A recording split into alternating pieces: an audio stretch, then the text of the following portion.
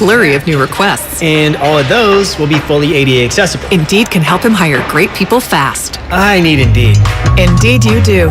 You can schedule and conduct virtual interviews all from your employer dashboard. Visit Indeed.com/credit and get $75 towards your first sponsored job. Terms and conditions apply. When you can't stop, there's Vicks VapoRub. Vicks VapoRub sends powerful medicated Vicks vapors right to the source of your... so you can experience cough relief and breathe easier. Generations of families have trusted Vicks VapoRub to help relieve the worst cold symptoms. So next time you have a cough, reach for the Vicks VapoRub. Vicks VapoRub. Cough relieving is believing. Another nice day in Walnut Creek. Highs near 68 and sunny. Weather brought to you by one thing. Improve your gas mileage by properly inflating tires and taking your car in for a tune-up. Join Odyssey. And together, each of us doing one thing makes a greener tomorrow. It's time to wake up with a nice cup of morning roast. Featuring Fillmore's finest, Monte Hill. The pride of the Excelsior, Joe Butcher Boy Shasky. You're listening to 95.7 The Game, the morning roast. It's nothing like Duke setting the tone for a Wednesday morning. And oh, baby, welcome back to the roast. Fired up for this one. Fired up for this one, folks. Good morning, everybody out there getting off their graveyard shifts. Cops, students, teachers, ushers, garbage men, maintenance workers, warehouse workers, you name it, everybody. Good morning out there. Spadoni, Lubman, and of course you, Joe Shasky III. We got a big day today. Big day. Warriors and Suns down in the Valley, taking on Phoenix to see if the Warriors can make it 2 in a row. Big game for them. They could improve to 7-8, get one game closer to 500 before the New York Knickerbockers on Friday. And then we got Niners and Cardinals. And we're just talking before the show, Shasky, because we're going to talk to Eddie Johnson about the Phoenix Suns and what he thinks of the Golden State Warriors at 7:20. We loved Eddie on the morning roast, of course, longtime NBA veteran, Sirius XM radio, the color analyst of the Phoenix Suns. But this Niners game, man, it's been hitting me slowly but surely. Turn the page on the Chargers. They get that dub. I know a lot of people are satisfied with the way they won, but they got the dub. Next Monday in Mexico City is a huge football game out west, man. This is big time. And Baldy kind of set that tone yesterday, man. What's up, man? Looking all right? Get that mic on. Yeah, no, I'm great.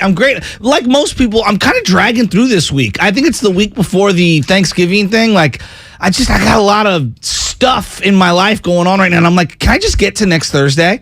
Can we just face plant into Turkey Day? Did you guys order your turkeys? No, we're not doing turkeys for Thanksgiving this year. We're going crabs. Well, you are a big turkey, so that doesn't surprise me. Yeah, we're going crabs, baby. We're going straight crabs. Oh. We're going potato salad. We're going mac and cheese. Oh. We're doing garlic noodles. We're doing it a little different. Garlic noodles? Yeah, we're doing it in homemade garlic noodles. My sister, Brittany, out there, Brittany makes great. She's a chef. Really? She's a chef, so she's trying to come up and... I love garlic noodles. Yeah, dude. Have you been to Chubby Noodle down here in North Beach? Oh, yeah, no doubt. But my sister makes great garlic noodles. I'm going to have to try those. Yeah, no doubt. I'll be the judge of that. Yeah, absolutely. Spadoni, did you order your turkey?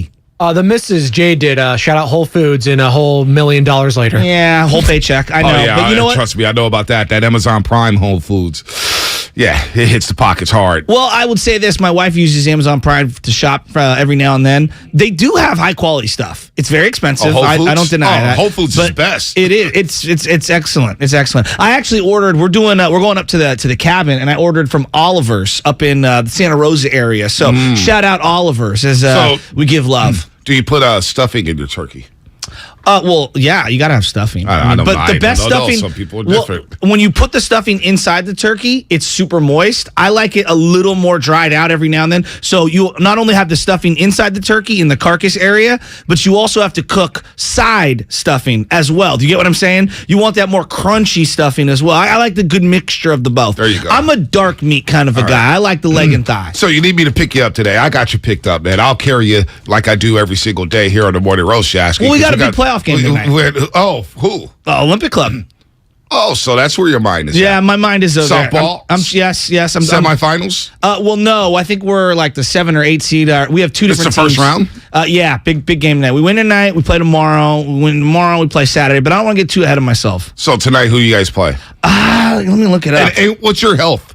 Because I'm feeling great. I've been on that. This is week 5.5, week 6 on my workout plan. And no, because I know you got tight hammies. Nah. I know you've had concussions. Nah. I know you had foot issues. Those are back in the day. I know you had back issues. I know the other day you got out your seat, you almost pulled a muscle in your back, neck spasms. So where's your health at? Are you day to day? Are you questionable? Or are you full go? Oh, I'm full energy bars, baby. Let's Full go. go? So tonight, Oak Club Red plays the Dingers. Who's on the Dingers? I have no idea. I don't know what night they play, so we'll find out. Oh, wow. If you're on the Dingers, call us up. Is JP Money playing? No, hell no. God bless him. So you got Ryan Crowley pitching? Maybe. I think he's going to be there, yeah. I don't like He Crowley. might play third. He might play. I don't know. He doesn't play third. I don't know where he's going to play. Yeah, he was at first the other day. He was looking good. I was on the other diamond. I may put him at first base. I don't think you want him pitching. I've in been a big playing game. first base. I'm like one of the old guys on this team. Oh wow! Yeah. Dude, I'm like really 20 limping years into this. older than most of the guys on this team. Dude, all of them could be my I'm with kids. you, SFA drummer. Shasky took a cortisone shot, popped some pills. He's ready to go. Facts. Listen. Ryan Crowley. I don't think you can have him pitch in a big game. Well, no, he's a good pitcher. Actually, he's very good defensively. Is he Absolutely. a big game pitcher? Absolutely. So he lives for these moments. No one talks more smack in sports than this man. Okay, but that's fine. Can he pitch? In like rec leagues, we have different leagues. He will be the guy screaming across the court. Bonte Hill can't dribble with his left hand. Get right up on him. He can't dribble with his left hand. That. He'll be yelling at you to your face. He's that guy. I like those type of players. players. And I love that about him. I like cooking those type of players. He will also tell you where to be on every possession. Shasky, move 2 steps to the left. It drives me nuts. But I kind of love that about him. If you use him today, can you use him tomorrow? Of course. It's softball, doggy. I mean, you guys are older. The arm, man, the elbow. May not have a lot of spin on the ball tomorrow as he will today. Look, at this offseason, your boy is going to be dedicated to full transformation of the body. Good. Midlife crisis going on here inside the Shasky Dome. No, well, you should see my house. We've got all these supplements and stuff, and I'm looking to lose a pound every single day, man. I'm like, I don't eat after 6 o'clock anymore, which is huge for me. Really? But also, the key is you can't snack. Well, and that's my problem. I mean, come on. But like after 6 o'clock, if I don't snack and don't eat and just drink water, I feel really good about myself. So you talk about body transformation. These suits are getting a little tight on you, boy, man. I'm worried every single day. Does this shirt fit? Can I tuck it in? Can I do this? Your boy's putting on some pounds. I have an open offer for you to come today. It's I think shoulders and biceps and whatnot. And on Thursday I'm going to do core. So you're more than welcome to come with me anytime. Yeah, a double dip today with the Phoenix Suns and the Golden State Warriors. So I'll probably be out on that. Plus we got show meeting. I think hopefully the show meeting is a little, hopefully we're not in there for more than 20 minutes. Yesterday, I'm trying to log off the Twitter, if you will, and it's actually been very good for my mental health. I noticed on Instagram, though, I follow Crystal Springs Golf Course, and Callaway, which is a golf company that makes equipment, and Steph Curry were shooting a video out there at Crystal Springs. Yesterday? Yeah, in San Mateo. I thought they flew out to Phoenix. I don't know. Well, maybe it was the day before, but Steph Curry all over the Crystal Springs social media account with Callaway. So he's doing something special with Callaway. He's been a Callaway staffer for quite some time. He's also doing something special on the floor. Stephen Curry. That is for damn sure. 19th, his 19th Western Conference Player of the Week award that he was awarded Monday. And look, he took a step back. He took a back seat, I should say, Monday to Jordan Poole, who had a season high 36 points. But today against Chris Paul, we always love these matchups against Chris Paul. Stephen Curry, Chris Paul on the same floor together, and it feels like we're getting down to the nitty-gritty of it when it comes to these matchups with Chris Paul. Who knows how long Chris Paul has to go? We know Steph Curry is 34, Chris Paul about to be 38 years old, slowing down a little bit, not having the flashiest year, but whenever you get those two guys on the court, you're going to get high-level basketball, and people are going to be locked in. So that backcourt of Devin Booker, Chris Paul against Klay Thompson and Stephen Curry, and we know the last time Klay Thompson went down there, he was running off the floor or walking off the floor and said, I got 4 of these. I got 4 of these after he was ejected for the first time in his career. Everybody brings up Chris Paul all the time as kind of like, because the position, obviously point guard. And I also think his national commercial appeal for a long, long time. He was one of the heads of whatever NBA marketing program was out there.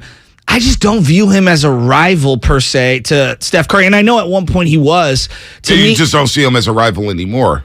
He's averaging 9.5 points per game this season. That's kind of wild. That's wild. I didn't know that. 9.5 points per game this year. He's questionable. He's shooting 36.8% from the floor and 27 from three. But we know the last time Chris Paul played the Warriors, he bombed 4 threes. I'm using this person. I believe Dan Marino is better at what he did than what Chris Paul is at what he does. Even though Chris Paul's fantastic, I mean, I think Marino's one of the great players of all time. But we don't put him in the same category as Joe Montana, do we?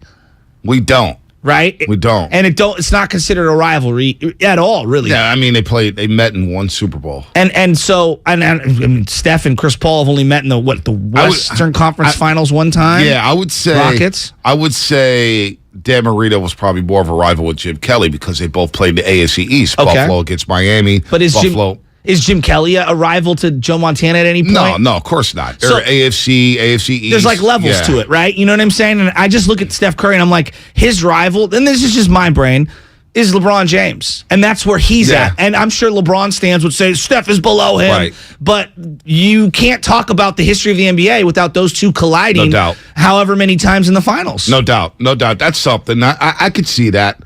If we would have got that matchup last year in the Western Conference Finals, maybe it heightens up the rivalry because then you would have had the Clippers playing the Warriors, and Chris Paul, of course, got away with a foul in one of those series, and they beat him in 7. And then, of course, he goes to the Rockets, and he gets hurt in the last 2 games. The woulda, coulda, shoulda, all that stuff. So that's a good point.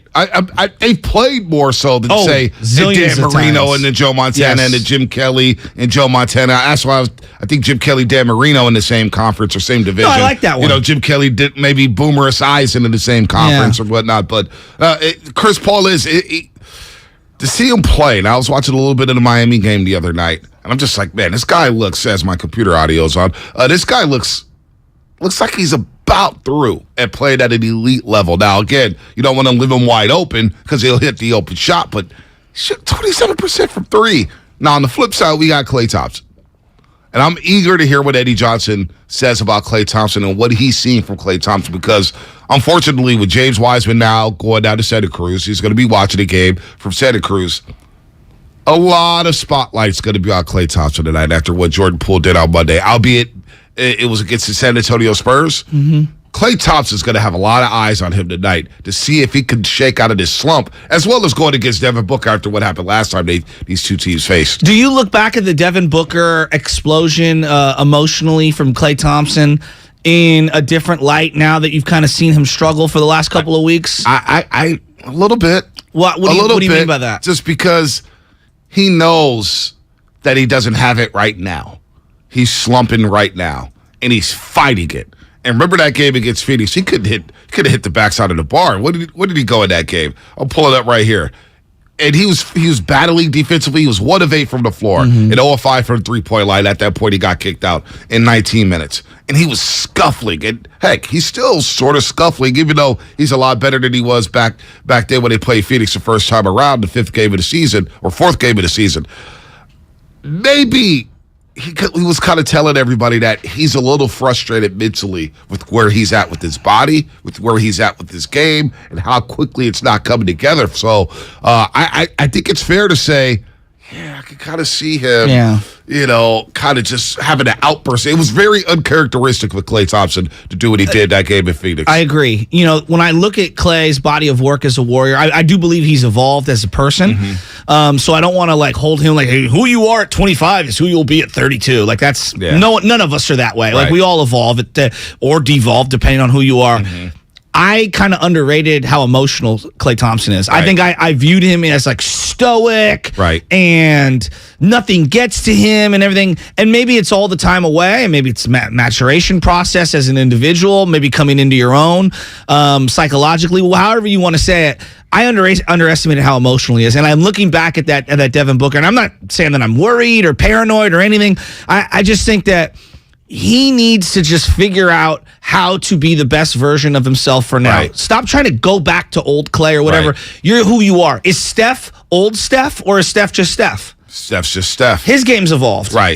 Think of how much his game's evolved over the years. I look back at some of the stuff from 2016, 2015. He just looks physically different. He plays different, right? And so, now there are some similarities, no doubt about it. So I look at someone like Klay Thompson, and I say, stop looking back. Let's look forward. Like, that's what my suggestion to him would be. Not that he's asking for Joe Shasky's advice, but I'd be like, dude, worry about the now, worry about what you can do moving forward, and make the best of the situation, and stop worrying about your hierarchy or your place in the game. Yeah, I mean, that's been very odd to hear him clap back at Charles Barkley. And, you know, I've heard from some people that he was really hot on that Charles Barkley stuff. And some people, it's like, Klay, don't worry about it. And it's like, oh, no, he shouldn't be saying this and saying that. So it's kind of gotten to him a little bit. Mentally, he's got to get right. Mentally, just play the game. Just play the game and play fast. And then the other storyline here is about James Wiseman. Tim Kawakami in The Athletic wrote a damn good article on James Wiseman. And look, we've discussed this a couple weeks ago, that if the Warriors were hovering around 500 nearing the trade deadline, they may have to make moves. Well, they may have to make moves earlier than the trade deadline. They may have to make moves in January. And I know where you sit here when it comes to trading a youngster for an expiring contract because you want the future to be bright. But you know what? It's the same kind of theory we apply to the 49ers. It's like, we got to win now. Got to win now. So damn those picks. Go get a playmaker in Christian McCaffrey. And I get it. He's not an expiring contract. You got control of him. But the same thing with the Giants. You know, when they're in a race and we're sitting there when they win 107 games, it's like, you better go get Chris Bryant. And we want more. Screw the damn prospects. And they went out to go get Chris Bryant to try to win now. The Warriors are in that position. You never know when the window's going to open back up. And when you have an all-time great like Stephen Curry, there is added pressure, of course, to build around him and make sure you maximize that championship core. So when I watched the Sacramento Kings last night and they're rolling against Brooklyn, they drop 153, and I'm like, damn, the Kings are a fun watch. Like I told you, man, they're starting to believe in what Mike Brown is preaching them. And I look at James Wiseman going down to Santa Cruz, and, you know, there may be a situation to where he's just not a good fit here.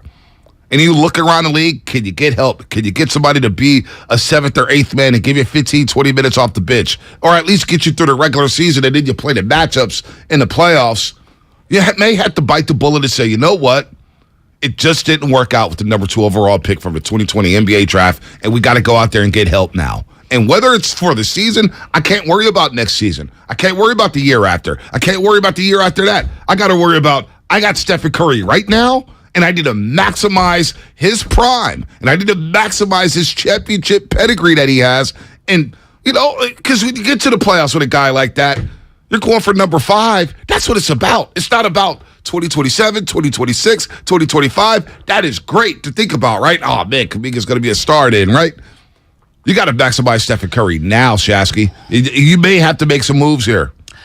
I view this in a very unemotional way, and it's very simple to me. There's a supply and demand, and then there's assets and how to maximize your assets. I look at James Wiseman right now as, yes, it's sunken cost to some degree, right? You've invested a 2nd overall pick in him. He's giving you basically nothing. I mean, if we're just being honest, basically nothing. Let's survey the land. How many true difference makers as an 8-9 guy that you're referencing off the bench are available at a $9 million price tag? Now, everyone's going to point to Gary Payton Jr. makes slightly less than James Wiseman. I don't even know if Portland's given up on him right now. The other factor that I've been thinking a lot about when it comes to Gary Payton Jr., and everybody throws this out there. They go, well, boy, they could really use a perimeter defender. Well, right now, you know, last year they had an opportunity to play Gary Payton Jr. a lot more than they would have because Klay didn't come back until January. So there was a lot of inventory where he got opportunities to play. Klay didn't play back-to-backs. When I look at what they've got going now, it's a little more loaded backcourt because of the situation. Can you still find playing time for him? Absolutely.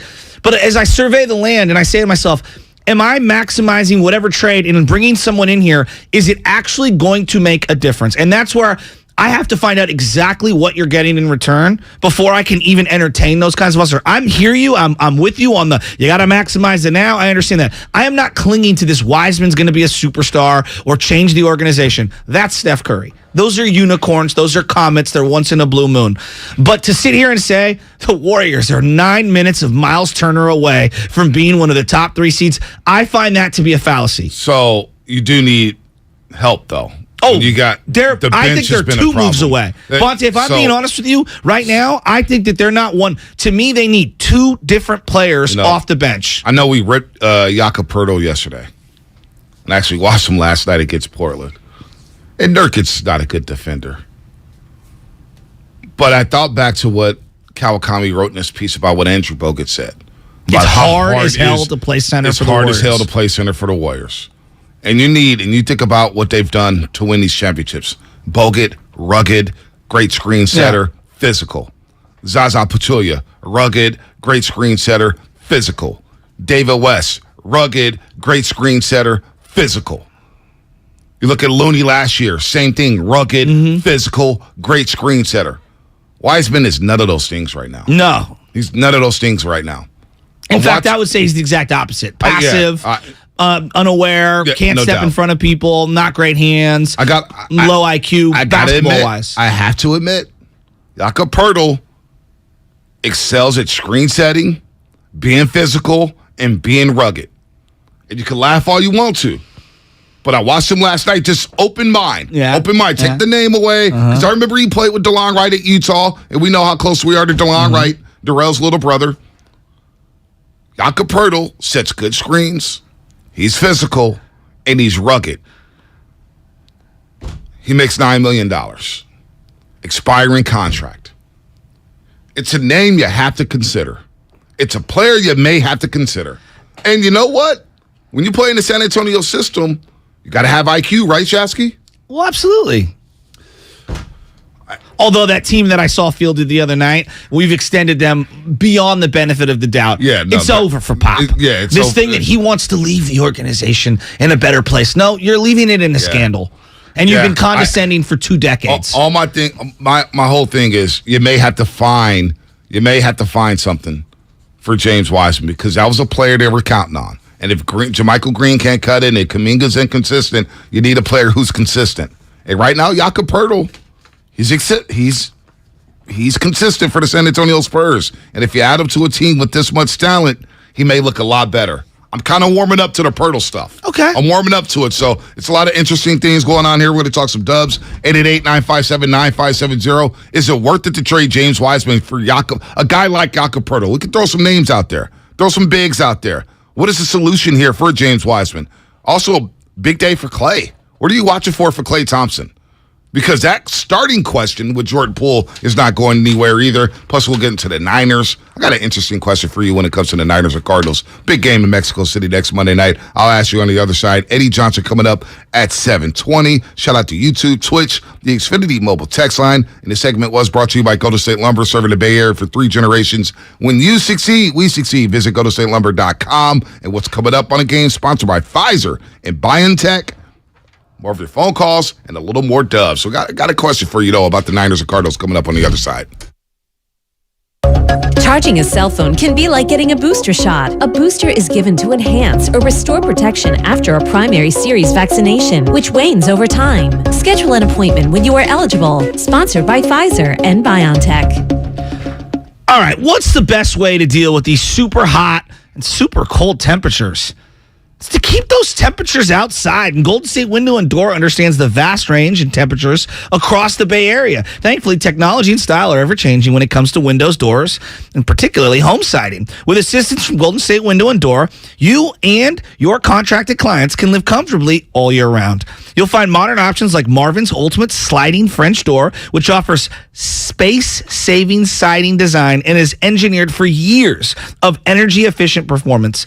Anderson's A-Series Windows offers a wide range of popular designs that are the highest performing weather-type products Anderson has ever offered. Get inspired by the many possibilities when you visit GoldenStateLumber.com and click on virtual tours. Then talk with your builder or your designer and see what might be a good fit for your home. Serving the Bay Area for 3 generations. Golden State. When you succeed, we succeed. Were you abused by a priest or clergy member? You're not alone, and we can help you hold the church accountable, regardless of your age, and even if your abuser is no longer working or even living. Thousands of victims have filed claims and been awarded significant compensation, but the deadline is quickly approaching, so call Stop Clergy Abuse right now. Your call is free, private, and confidential. Even if you don't remember the abuser's name, we may be able to help, but time is limited, so call now.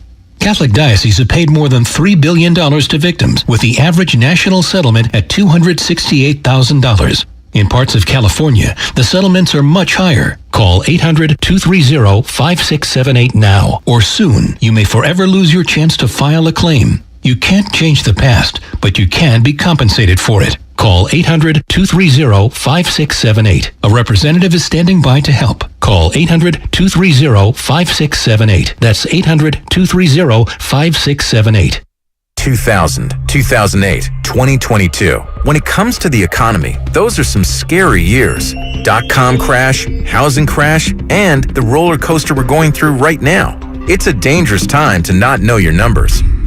But over 31,000 businesses have the confidence and clarity they need because they rely on NetSuite by Oracle, the #1 cloud financial system. NetSuite gives you visibility and control of financials, inventory, HR, planning, and budgeting. Manage risk, get reliable forecasts, improve margins. Everything you need all in one place. So, how do you prepare for uncertain times? The answer, NetSuite. NetSuite helps you identify rising costs, automate your business processes, and easily see where to save money. That's why 93% of customers say they improved their visibility and control when they upgraded to NetSuite. What are you waiting for? NetSuite is offering a one-of-a-kind flexible financing program. Head to netsuite.com/radar. netsuite.com/radar. Kirby is your driveway mechanic. They bring the shop to you with brake replacements, oil changes, washes, and so much more. Get $50 off your first oil change with code OIL50 at Kirby.com. That's CURBEE.com and use code OIL50.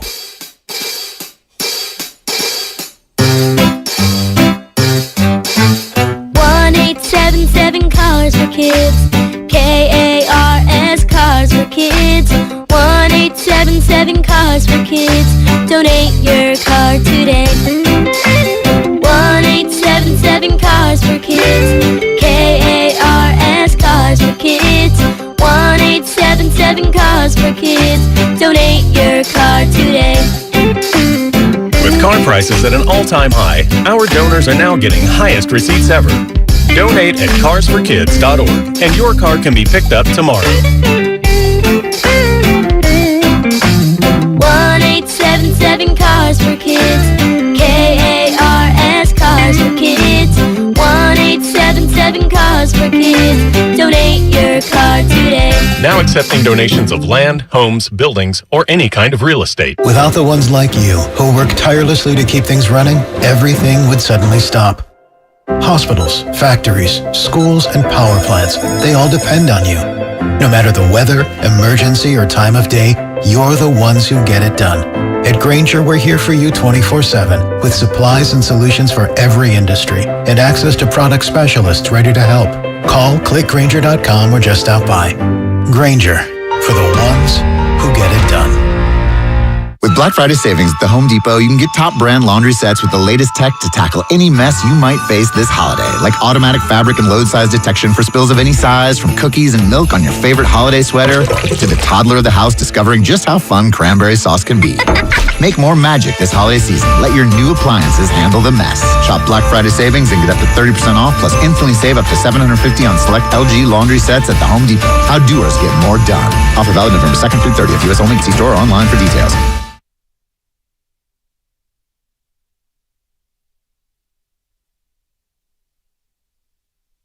And we've got words here at center court. Steph Curry's involved. And, of course, Chris Paul's in the middle of that. You would expect that. Now Klay, come back out. He threw out Curry. Ed Malloy just threw out Curry. No. I believe so. He pointed. He threw out somebody. It's either Klay or Curry. Klay Thompson. Klay Thompson's been ejected from the game. Klay is pointing to his ring finger, and he says, "I got 4," as he walks off. Well, this is just turning into a madhouse here. This is Klay Thompson, and you are listening to the Morning Roast on 95.7 The Game. I was back on October 25th, a Tuesday night in Phoenix, when the Suns rolled the Warriors 134-105. They had a big third quarter. I was scoring the Warriors 33-20. And, of course, Klay Thompson walking off the floor saying, "I got 4 of these." Devin Booker showed love, saying, "Hey, look, when I got drafted, I wanted to be like Klay Thompson. Klay Thompson was my idol." Well, right now, Klay Thompson, he's searching for that same Klay Thompson that Devin Booker fell in love with. 14.5 points per game, not shooting the ball well at all, 35% from the floor and 33% from three. It's a big night for Klay going up against Devin Booker and the Phoenix Suns. Phoenix, of course, doesn't have Cam Johnson. He's out. Chris Paul's questionable. Jay Crowder, we know, is sitting at home waiting on a new deal. Maybe he's a guy the Warriors are intrigued with. Maybe he's a guy you can make a move for. We'll see about that. But Klay Thompson back in Phoenix, and after a day off against San Antonio, boy, the spotlight's going to be on him tonight. The spotlight is going to be on him. And I'm hoping Klay just have an efficient night. And let's just calm down the jackals, as Guru loves to say. Because if he struggles tonight, boy, that drum for when Jordan Poole comes into the game, it's going to be beating fast. And a lot of people are going to be saying, oh, Jordan Poole's starting. I don't think the topic goes away, even if like he's gonna have a good game at some point, right? We all agree. Like at some point, this is who Klay's been. He's in terms of like the streakiness. He's always been a very streaky player. He started off slow. I understand that. It's hard for me to take anything that he did pre-injuries and correlate it to what's going to happen now because there's just so much unknown and so much time has passed. How come it feels like when we discuss Klay Thompson, we just dismissed last season? What do you mean? It feels like we always. He's not going to be the guy before the injury. Well, we know that. What was he last year? So let me ask you what he was last year. Last year, I thought he was inconsistent at times with his shot. Okay. But he's a guy who ended up shooting 43% from the floor and 38 from three in 32 regular season games. Yeah, but and guess what? In the playoffs, he shot the same percentage he shot in the regular season and the same exact percentage he shot in the postseason. Wasn't that good enough? Yeah, it worked out last year, absolutely. But there were times where I think a lot of people were like, they need a more efficient version of him. Even though those numbers speak for themselves, it felt like it was hit and miss. And maybe that could have been the case throughout the totality of his career. How would you grade him last year? Just forget coming back from injury, all that, just as a player on the Warriors. I would have gave him a B. A B. Okay. Think about it. You come back after missing 2 No. years. See, remove the coming back from what? Because that's grading on a curve. Who was he on the court last year? Just if you remove all of the thoughts of what he, because we know what he's been through. In that case, I give him an A. You know what I'm saying? Last year he was a streaky shooter who played good enough defense. Played good enough defense on Jaylen Brown, good enough defense on Jason Tatum at times in the finals, and he was good enough to help you win the championship. He was probably your 4th best player in the championship team. So maybe 3rd. So, like, again, going back to old Klay, new Klay, he would give you A performances at times, and I would say B to B minus at times because of the streakiness. Before injury. But the defense was always there, obviously. Right. And then, obviously, the Wolverine act where he was available every game. He was the guy that would play in blowouts. People forget that. He'd be the guy out there late in games because they didn't have a backup shooting guard. So I look at him now and I say, at times he was a B plus, and then at times he was a C minus D. I'm looking. It was a mixed bag. Yeah, well, I'm looking at his game log. So let's just look at his last 6 games of the regular season a season ago. This is regular season. Regular season, last 6 games. Okay. 37-7 against Atlanta. That's a great game. 25-5-3 against Washington. Another good game. 13-4 against Phoenix. 5-21. He struggled. Poral. Utah. 36 points, 5 rebounds on a Saturday night. Lakers, 33 points, 4 rebounds, 4 assists, 6 threes.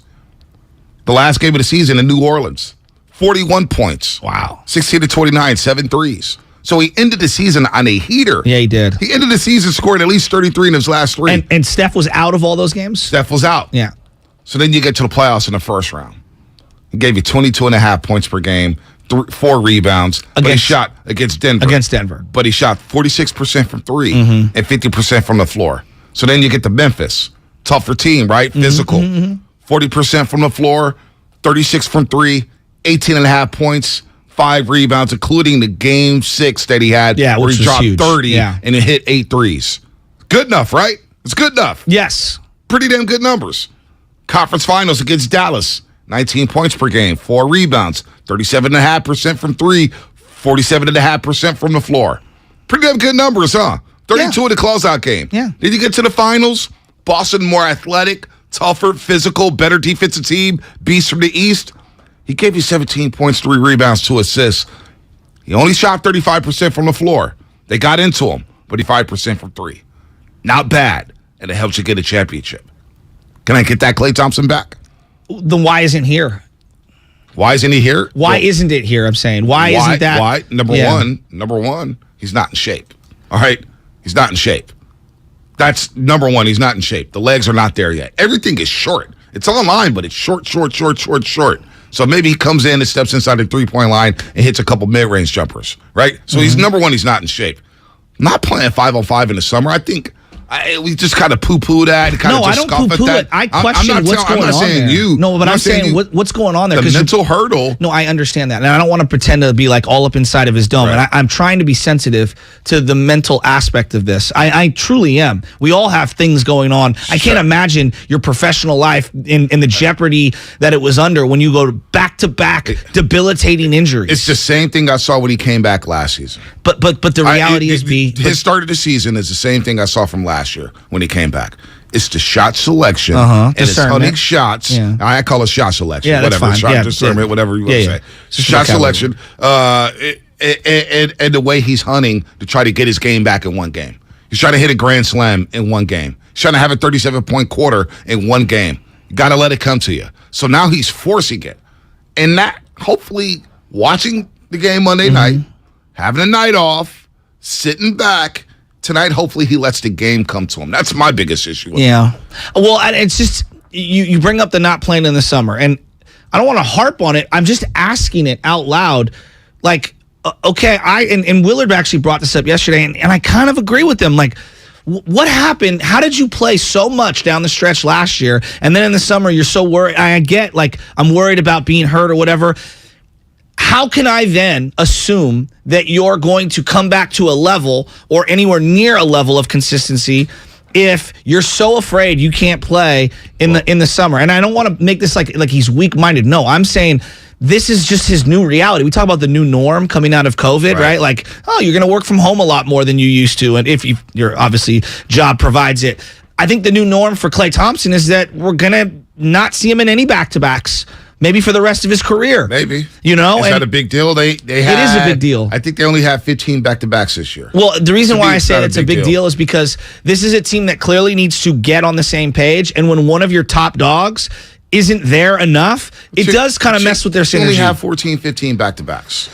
I mean, they need these games. And in the playoffs, you're not going to have any back-to-backs. And the playoffs are going to have days off, whether it's a day or 2 days off. I think the mental hurt, I think we're not giving them enough credit for that. It's the first summer you don't have to rehab since 2018. Since 2018. Think about it. 2019, you had to rehab. 2020, you had to rehab. Then you're rehabbing up until you play last January. I don't blame him. He's like, you know what? Last time I played 5-on-5 in the summer, I tore my Achilles. I was getting ready to come back and I tore my Achilles. Yeah, but I don't want to chance that playing with a bunch of strangers. I hear everything that you're saying, but that gives me even more greater concern that he can stay, on the up and up. Like we view him as like this stagnant property. It's clearly depreciating, and that's not a knock. That's the evolution of the game. Everyone who gets to a certain age after this many injuries is going to see some tick down. So, but why should I remain to be optimistic when the data is pointing in a direction of depreciation? The data shows you that last year in the regular season and the playoffs, Klay was good enough to help you win the championship. Can I get that Klay Thompson back? I think they need more from him, though. I would argue the last year's team didn't need as much from Klay. This year's team, because of the reliance on youngsters and the bench not being as good, actually needs more from him. He just needs to hit shots. Well, that's hit shots, no doubt. And once he starts hitting shots, it's going to look a lot better. He's going to look a lot better. All right, what's coming up on the game? Brought to you by Fremont Bank, full service banking, no compromises. King of the Hill at 7 o'clock. King of the Hill at 7 o'clock. And then I got a question for you when it comes to the 49ers and Cardinals coming up on the other side. That's what's happening right here on the Morning Roast on 95.7 The Game. Boy. Someday, you might be with friends in the Bay Area, telling the story of how you navigated these complex times. The market was all over the place, so you reached out to a Merrill advisor, and with their help, charged ahead. And unlike your fishing stories, you won't have to go overboard. Find an advisor at ml.com/bullish. Merrill, a Bank of America company. What would you like the power to do? Investing involves risk. Merrill Lynch, Pierce, Fenner & Smith Incorporated, registered broker-dealer, registered investment advisor, member SIPC, a wholly owned subsidiary of Bank of America Corp. Bay Area.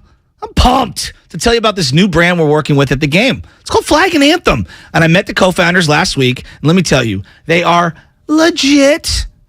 They make the best flannel shirts, jeans, jackets, hoodies you'll find anywhere at prices that don't break my bank. Because believe me, I don't have a very big bank. I'm not Scrooge McDuck. Their clothes are comfortable, versatile, and are perfect for the ever-changing microclimate weather here in San Francisco and in the Bay Area. Plus, they work with our Bay Area boy, Christian McCaffrey. When he's off the field, Flag and Anthem. That's his go-to gear. Hey, did you see him sideline at the Warrior game? He was rocking Flag and Anthem. So head over to flagandanthem.com and use the code GAME for 25% off. Flag and Anthem, real clothes for real life. If you own a business, this has been a bumpy ride. From pandemic to inflation, I'm sure you could use a break. If your business has 5 or more employees and survived COVID, you might be eligible to receive a payroll tax refund of up to $26,000 per employee. The challenge is getting your hands on it. Hi, I'm Howard Mackler, and that's why I founded GetRefunds.com to cut through the red tape and get you the money. The team of tax attorneys we have put together are highly trained in this little-known payroll tax refund program. We do all the work, charge not a dime up front, and simply share a percentage of the cash that we get for you. Businesses of all types can qualify, including those that took PPP, nonprofits, and even those that had increases in sales. We have helped return over $1 billion to businesses, and we can help you too. Just go to getrefunds.com/sports, click on Qualify Me, and answer a few questions. This payroll tax refund is only available for a limited period of time. Don't lose out on up to $26,000 per employee. Go to getrefunds.com/sports. That's getrefunds.com/sports. Black Friday is starting early at Fasteners Inc. Tool Outlet, and there is no better place to shop for all your power tools. Grab free batteries with tons of Makita products and many more of the year's hottest deals, November 21st through the 28th. Save $100 on Makita 18-volt rear handle circular saw kit and take home 2 extra batteries on us. Again, our Black Friday sale will be November 21st through the 28th. Check us out at 2897 Monterey Highway or online at fastenersinc.net. Attention! Did you or a loved one live at or near Marine Base Camp Lejeune in North Carolina between 1953 and 1987? If so, listen closely for this important legal announcement. From 1953 to 1987, Marines and their family members at Camp Lejeune drank water that was contaminated with hazardous toxins. The toxins found in the water at Camp Lejeune may cause health issues, especially later in life. Types of health issues associated with water at Camp Lejeune are numerous. If you or a loved one lived near Camp Lejeune between 1953 and 1987, you may be entitled to substantial financial compensation without going to court. Even if you were turned down in the past, a new law can allow you to file a claim today. If you or a loved one spent time near Camp Lejeune, call the Negligence Network to find out if you're eligible for financial compensation. There's no fee unless we win your case. Call 1-800-700-4333. That's 1-800-700-4333. 1-800-700-4333. Hey, Bay Area, ready to cheer on the Mexican national team alongside Estrella Jalisco Beer? Because other teams might have an Estrella on their crest, but none of them have the heart like ours behind it. Win or lose, Estrella Jalisco and Mexican starting forward Alex Vega are bringing fans together to cheer on our team. Let's go for the Estrella on our crest with an Estrella Jalisco beer in our hands. Estrella Jalisco. Vive tu selección. Vive tu Estrella. Enjoy responsibly. Estrella Jalisco, St. Louis, Missouri. If you run a small business, you need the most from every investment. That's why Comcast Business gives you more. Like more innovation with our new gig speed Wi-Fi, plus unlimited data. More speed from the largest, fastest, reliable network for small businesses. And more savings, up to 60% a year with Comcast Business Mobile. All from the company that powers more businesses than any other provider. When you need more, you need Comcast Business, powering possibilities. Get started with fast speeds and advanced security for just $49.99 a month for 12 months with no annual contract. Plus, ask how to get up to a $750 prepaid card with a qualifying bundle. Offer ends 12/5/2022. Restrictions apply. EcoBill and AutoPay required. New 50 megabits per second internet and Security Edge customers only. Equipment, taxes, and fees extra and subject to change. Mobile Savings compares pricing of top 3 carriers. Hey everybody, it's Boomer Esiason here. When a part of your offense isn't firing on all cylinders, it shows. And sometimes the only solution is to replace that part with something new. It's true on a championship team, and it's also true with cars. That's why I love eBay Motors. They have all the right parts at the right prices. 122 million of them, by the way. And that way you can get the parts that you need to make your car a winner. ebaymotors.com. Let's ride. Provember is back at Lowe's. Save up to an additional $750 off now on select major appliances from Hisense and get free delivery on items $396 or more. Plus, get an industry-leading 2-year warranty and great low prices on items like a Hisense refrigerator and air fry electric range, exclusively at Lowe's. Find the right appliance for your jobs and properties today. It always pays to be a pro at Lowe's. Exclusions apply. See Lowe's.com for details. Offer ends 11/30. Charging a cell phone can be like getting a booster shot. A booster is given to enhance or restore protection after a primary series vaccination, which wanes over time. Schedule an appointment when you are eligible. Sponsored by Pfizer and BioNTech.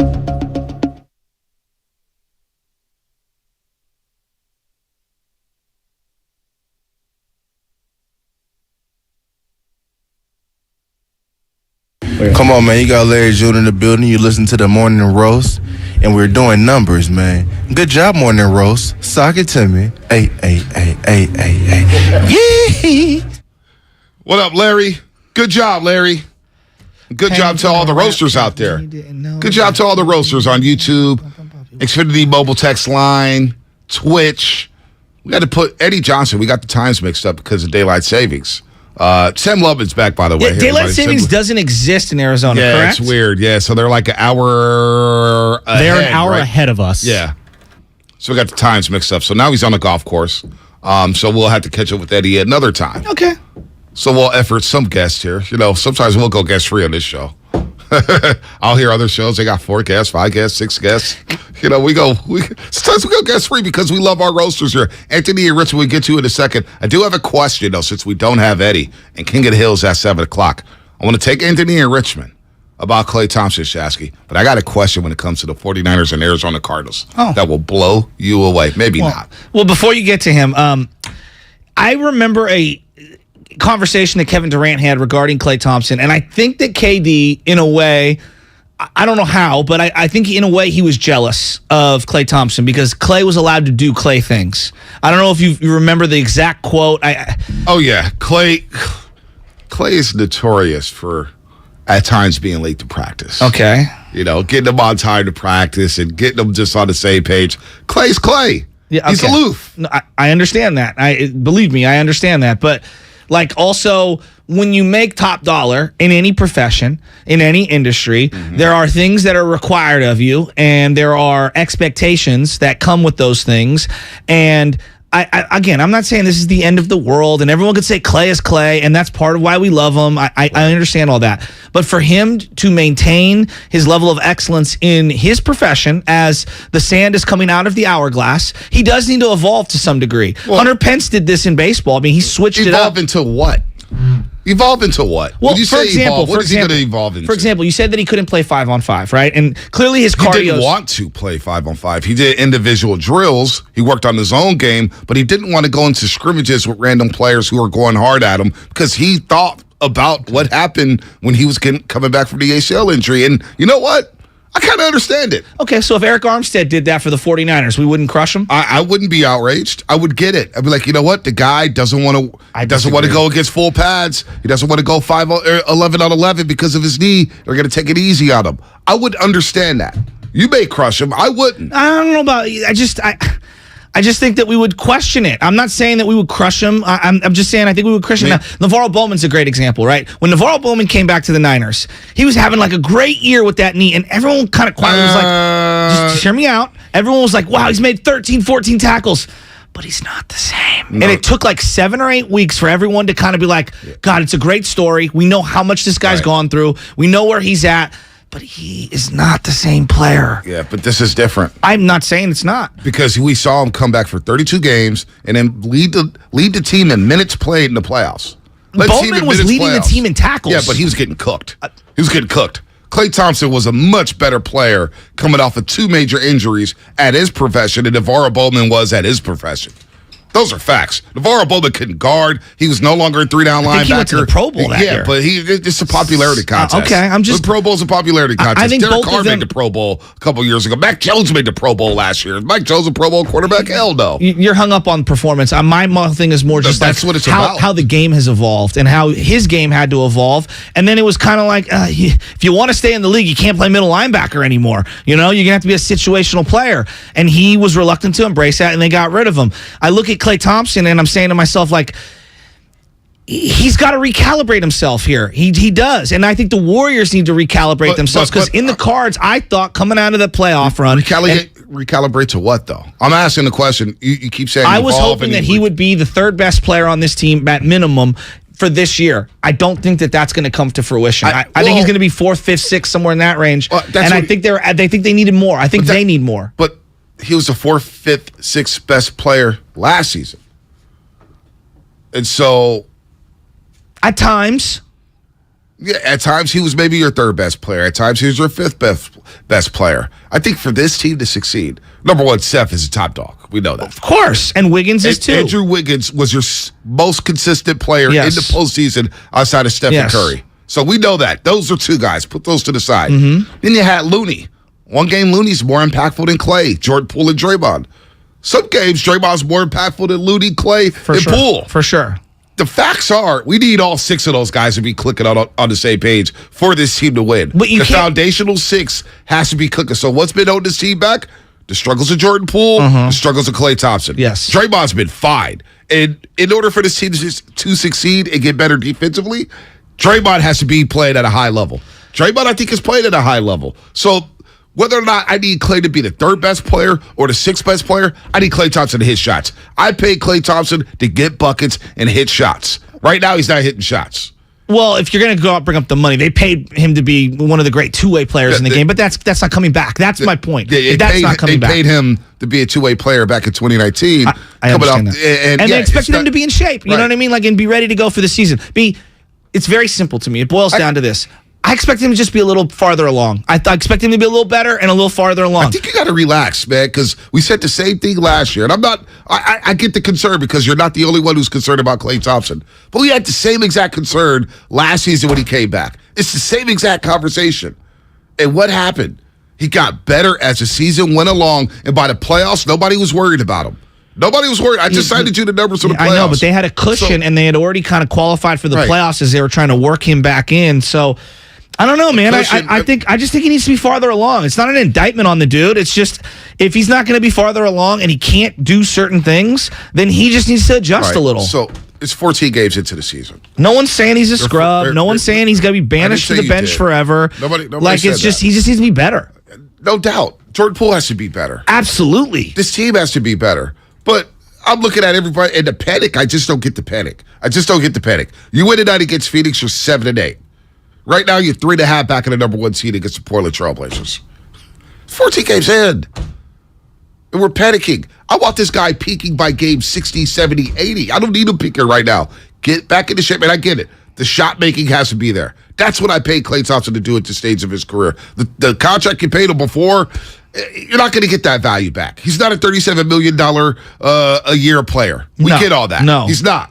And he's not going to be that guy anymore. But can he be a sharpshooter who scares the living daylights out of opposing defenses? I think he can be. We saw it last year coming back after a 2-year hiatus to a different league. The NBA is different now. This pains me to say this, and I don't want to be held to this, but he more resembles, a slightly more mobile, better defending Kyle Korver than he does his old self. Oh, my God. Be like that. You got to be realistic here. Oh, my God. Kyle Korver.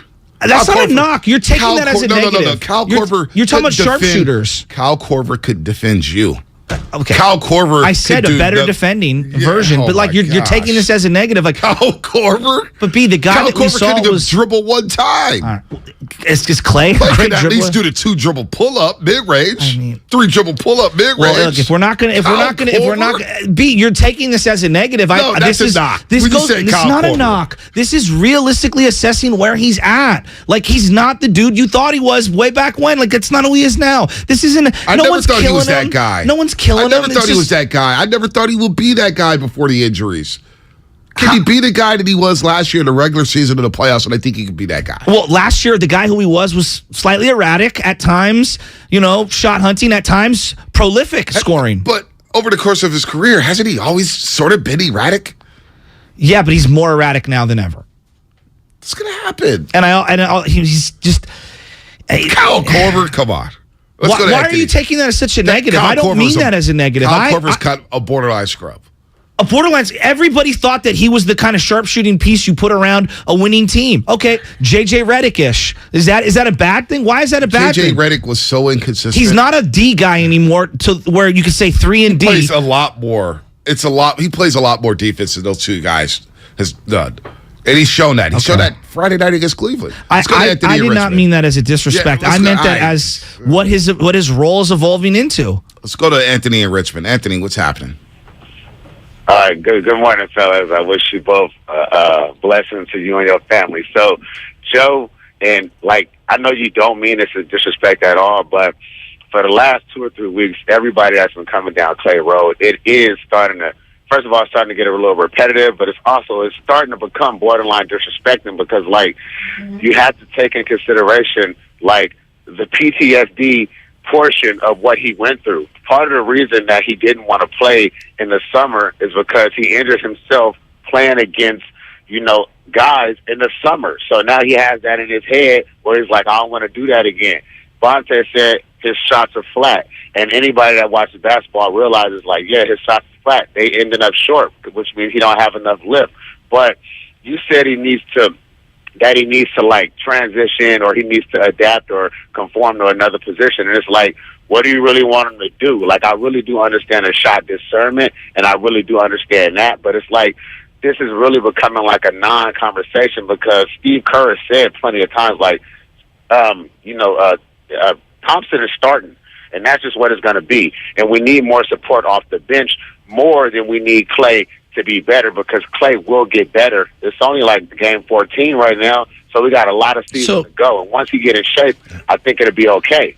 I really do. Well, Anthony, what I find frustrating for me sitting here, and I watch the team and love the team like you do, and I know you care about this team. What I find frustrating is that these two thoughts cannot be congruent simultaneously. We cannot crush the bench at every turn and a bunch of 21-year-olds because they're not ready, and then give miles and miles of runway for Klay Thompson and not just say, hey, he's got to be better. Meet me in the middle here. We can't crush all these bench players and then sit here and say, well, Klay's got PTSD from, and I know that is true. That is very true. But also they need him to be better. We can meet in the middle. But we all admit that. We all admit that Klay has to be better. We said that every single day. So then why is it piling on? No, because you're out here saying, well, he's a slightly better version of Kyle Korver. I'm like, what? I said his game more resembles what Kyle Korver's skill set was. Look at the skill set. Sharpshooting three-pointer, minimal lateral movement, even though he can move better than him. Kyle Korver couldn't put the ball down for one dribble. I mean, Klay Thompson at least gives you the 2-dribble pull-up into the mid-range, 3-dribble pull-up into the mid-range. Yeah, but you're going for like. I said better version.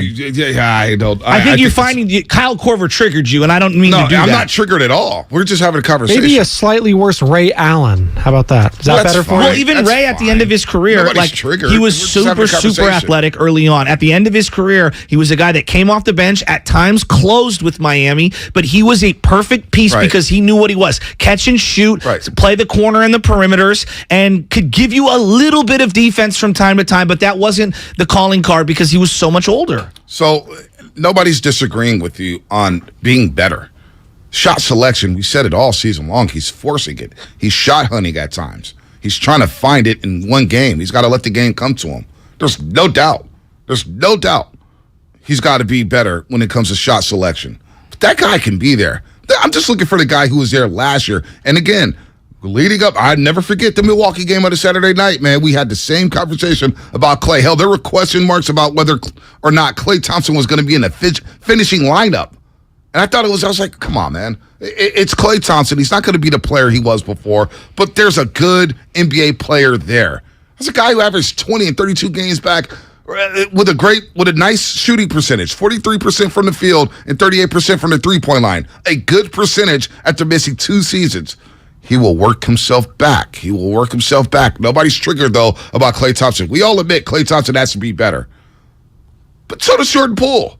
So does the defense. So does this entire team. And you know what? The bench, they have to be better. There's no doubt. That's the problem right now is that you only have about 6 guys who are consistent. Of course. That's why as we talk about Wiseman, we talk about other things that are going on with this team. They're not one backup center away. To me, they're multiple pieces away. I think that they need 2 role players in a trade. If we're going to talk realistic, I don't think DiVincenzo's good enough as a backup point guard, but I also survey the land, and I don't think there are any available backup point guards that can come and help this team right now.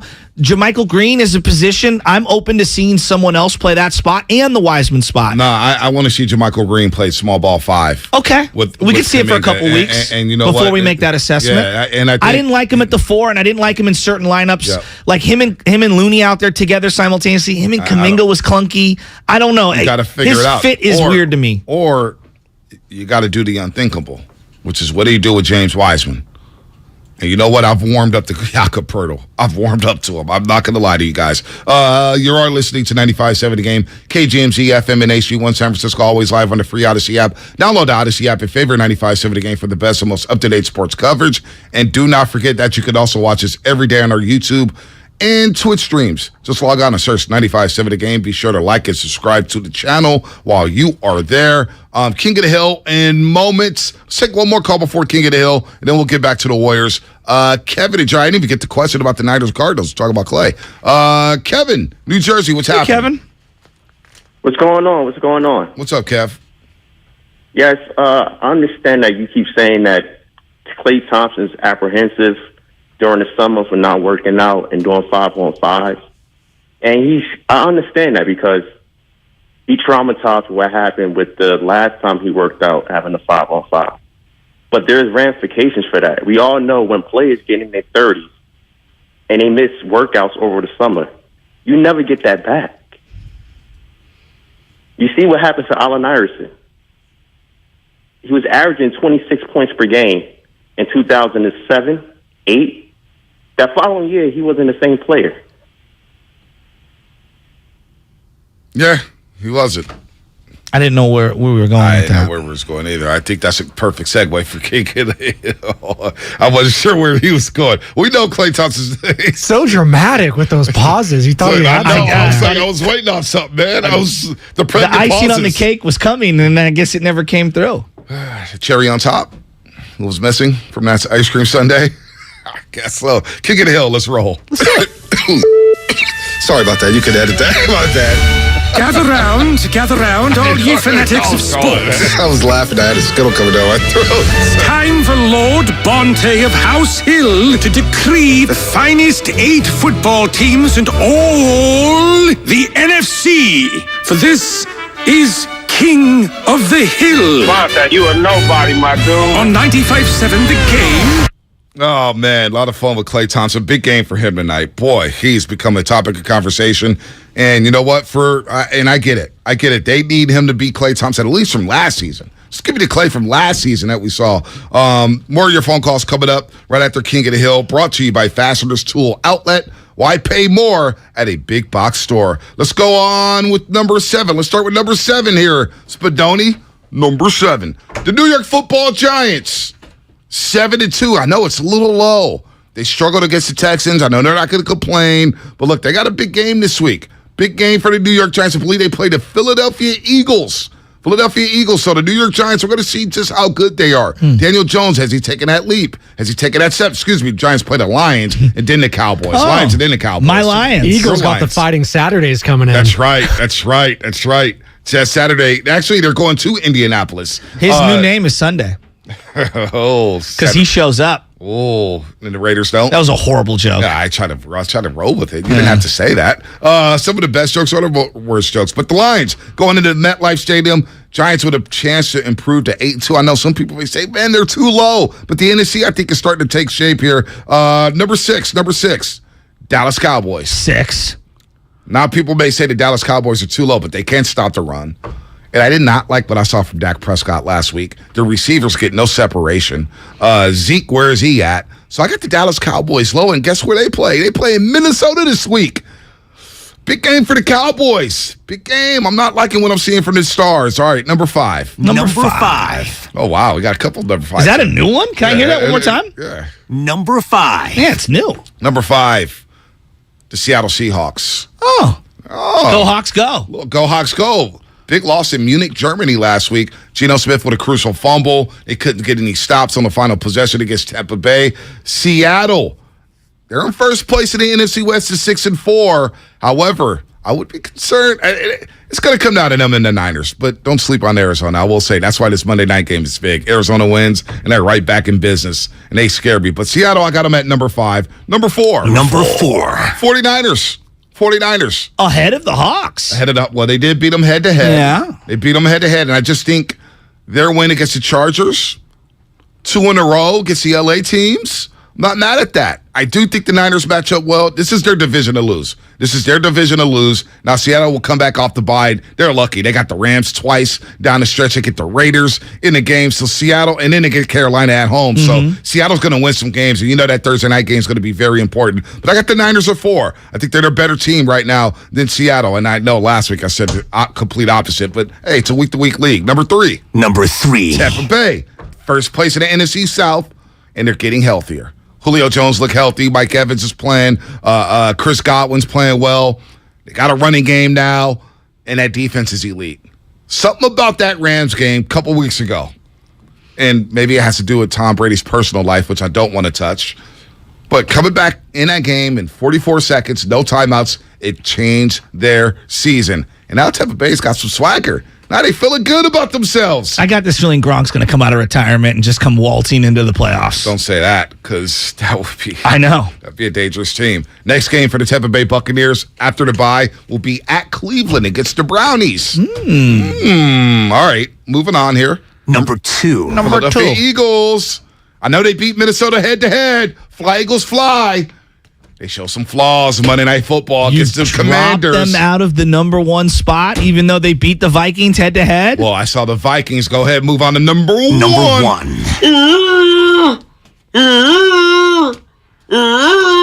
How about we just do the skull clap?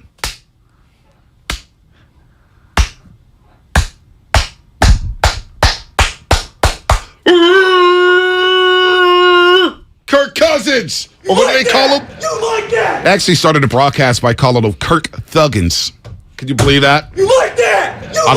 I do like what I saw from Orchard Park, Justin Jefferson, Adam Thielen, Dalvin Cook. You know I love Dalvin Cook. 81-yard touchdown. I got a soft spot for Dalvin Cook. Patrick Peterson walking into the Hall of Fame. Vikings number 1, so the king of the hill. 7, New York Giants. 6, Dallas Cowboys. Seattle Seahawks 5, Niners 4, Bucks 3, Eagles 2, Vikings 1. That's your king of the hill rankings, folks. You like that? Coach Hall, you're coming up. 888-957-9570. I've got a question for Shasky on the other side after we take Coach Hall's call about Klay Thompson. A lot of Klay Thompson calls today. That's coming up on the Morning Roast, brought to you by Fremont Bank. Full service banking, no compromises. Stimulant use disorder is a disease, not a choice. But getting help is. Make a change by choosing treatment for your meth or cocaine addiction. Find proven treatment options at choosechangeca.org. Kirby, they're your driveway mechanic, and they bring the shop to you. And our friends over at Kirby just won the Motor Top 20 Award for innovation. Brakes and tire replacements, oil changes, and so much more. And they just added a Kirby's eco-friendly wash. It barely uses any water, and it makes your car look brand new. They use all biodegradable products that provide the ultimate shine and protection to both the exterior and the interior of your car, all in the ease of your driveway. The ultimate convenience, easy booking, transparent pricing, on-time arrival, service in your driveway. No waiting rooms, no coordinating rides. Direct access to your mechanic. Friendly and reliable service. No middlemen and no upsells. Get $50 off your first oil change with the code OIL50. That's OIL50. Or use the code JOEWASH to get a free sealant treatment with the purchase of Kirby's eco-friendly wash. Check out Kirby.com. That's CURBEE.com. My husband and I live next door to a haunted graveyard. It's a little creepy, but we manage. Just like we manage without home internet. Do I wish my mobile hotspot was faster? Yes, but I make it work. Kinda. Just like we make it work sleeping next to a 17th century burial ground. Honey, can you move your hand? That's not my hand. It's mine. Not having home internet? It's not that bad. Grab my hand. Wait, okay. No, not up the stairs. We tried that last time. Run around. You can literally run through him. It is that bad. Don't settle for just mobile. Get Xfinity Home Internet for just $24.99 a month for 2 years with no annual contract and a free streaming box included. Go to Xfinity.com, call 1-800-XFINITY, or visit your local Xfinity store today. Restrictions apply. Not available in all areas. Requires paperless billing and auto pay with stored bank account. After 24 months, regular rates apply. Offer ends 12/21/22. Everything, our farm, our stand, our pop-up shop. It really all started when we discovered the benefits of local, raw honey for our family. And then we decided to turn it into a business. We were looking for something to help us get up and running.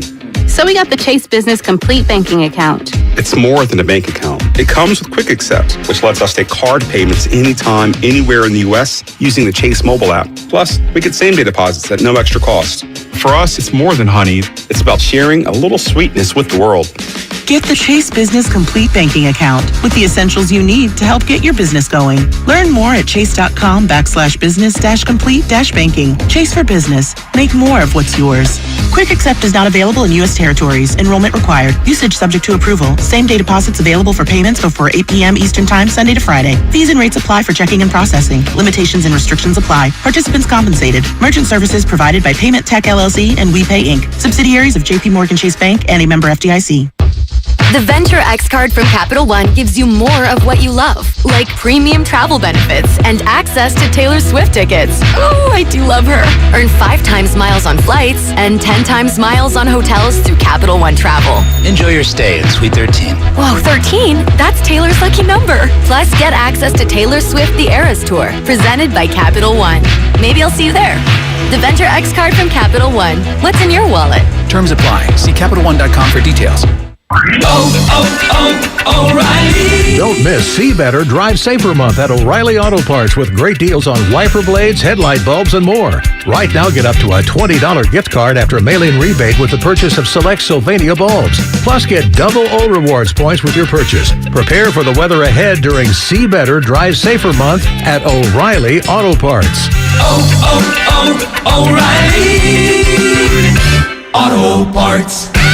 If you own a business, this has been a bumpy ride. From pandemic to inflation, I'm sure you could use a break. If your business has 5 or more employees and survived COVID, you might be eligible to receive a payroll tax refund of up to $26,000 per employee. The challenge is getting your hands on it. Hi, I'm Howard Mackler, and that's why I founded GetRefunds.com to cut through the red tape and get you the money. The team of tax attorneys we have put together are highly trained in this little-known payroll tax refund program. We do all the work, charge not a dime up front, and simply share a percentage of the cash that we get for you. Businesses of all types can qualify, including those that took PPP, nonprofits, and even those that had increases in sales. We have helped return over $1 billion to businesses, and we can help you too. Just go to getrefunds.com/sports, click on Qualify Me, and answer a few questions. This payroll tax refund is only available for a limited period of time. Don't lose out on up to $26,000 per employee. Go to getrefunds.com/sports. That's getrefunds.com/sports. AT&T Fiber presents a straightforward moment inspired by straightforward pricing. And now we just cube the pancetta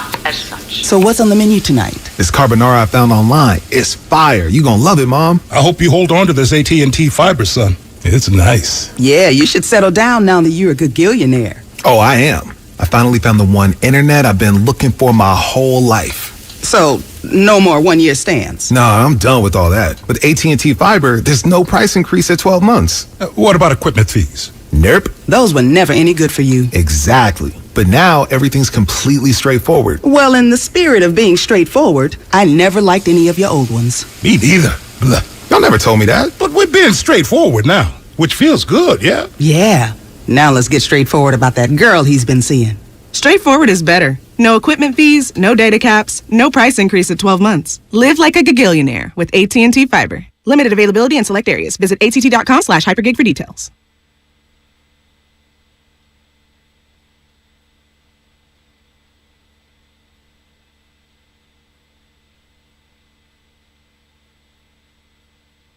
Now back to the Morning Roast with Bonte Hill and Joe Shasky. Take it away, Bonte. My guy Stephen B down in Phoenix ready to cook up Chris Paul. Let's go. Big game down in the Valley of the Sun. Warriors and Suns, of course. Suns lost to Miami. They've lost 2 in a row. They lost to Orlando and Miami down in Florida. They're back at home. They lost 3 or 4 in their last 4-game road trip, so they're not doing too hot as well. Warriors. I want to take Coach Hall. Then I want to get into the Niners. So we've been pausing the Niners. As I say, bye to Baby Chaz. I forgot I had him on FaceTime here, Shasky. What's going on? It's a lot going on here on a Wednesday. Let's get to Coach Hall, and then I got a question for you. Question for you about the Niners and Cardinals. Let's go to Coach Hall down in San Diego. What's up, baby? Hey, good morning, fellas. Appreciate you taking my call. I'm key to the game tonight for me, man. I'm hoping Steph gets loose. You know, he's yet to score over 30. I want to say the last few trips. Like, it always seems he has trouble in Phoenix. So I think if he gets loose, you know, maybe it'll open it up more. Also, on the Klay Thompson thing, I think he'll be fine. But I think one of the most underrated parts of his game is his ability to post up. And I think when you look at, like, Kobe, Carmelo, Jordan, even when they lost their athleticism, they got on the block, they post up, they shot over people. And that's been the most consistent shot for Klay this year. That little fadeaway? The post turnaround. Yeah, he got that in the bag. You know, just sticks with that, let the game come to him, work inside out. I think he'll be fine. And lastly, on one of the trades, what do you guys think about bringing back JaVale McGee? I mean, 9 minutes, he's super efficient, he knows the system, couple championships, high energy. You know, that's kind of all we need. What do you guys think about that? Well, he's in Phoenix or Dallas right now, so I don't think Dallas is gonna move off of him too soon. They do need to make a couple moves here. There's no doubt the Warriors may have to tinker with this bench. Let's see what happens tonight with Kuminga and JaMychal Green, and we see what happens with DiVincenzo, and we see what happens with Jordan Poole coming up with that second unit, and Moses Moody as well. But Jay Crowder, Jakob Poeltl, you know, JaVale McGee, I'm not sure how much he's going to give you, maybe some size and length, but even when he was with the Warriors, he only gave you 9 minutes, and sometimes they were impactful, sometimes they weren't. Yeah, I wanted to see he's making like $6 million a year, so I don't know what trade would work out for those situations, but look. Also, the Warriors looking for their first road win tonight. That's kind of crazy. That's crazy, you threw some stats in the thread yesterday that I think you should say on air. That I'm a little kind of worried when I see those stats. I know that this is a unique situation. So history's not on their side. No. Has any team won an NBA championship after losing their first 7 road games? I was asking somebody from the Warriors, our boy Daryl Arata. And the worst road start by an eventual NBA championship winner was by Portland back in 76-77 when the Blazers started 0-6 on the road. Bill Walton. What's the farthest a team with an 0-7 road record to start the season ever went on the playoffs? 89-90 Suns reached the Western Conference Finals after starting 0-7 on the road that season. No team has reached the NBA Finals after such a start. And no other team since the merger has reached the conference finals after such a start on the road, 0-7. So what's the best regular season record they finished with after starting 0-7 to 89-90 Suns when they finished 54-28? So I'm looking at all this stuff here. The worst start for the Warriors was when they started 0-9 that year with Run CMC, 89-90.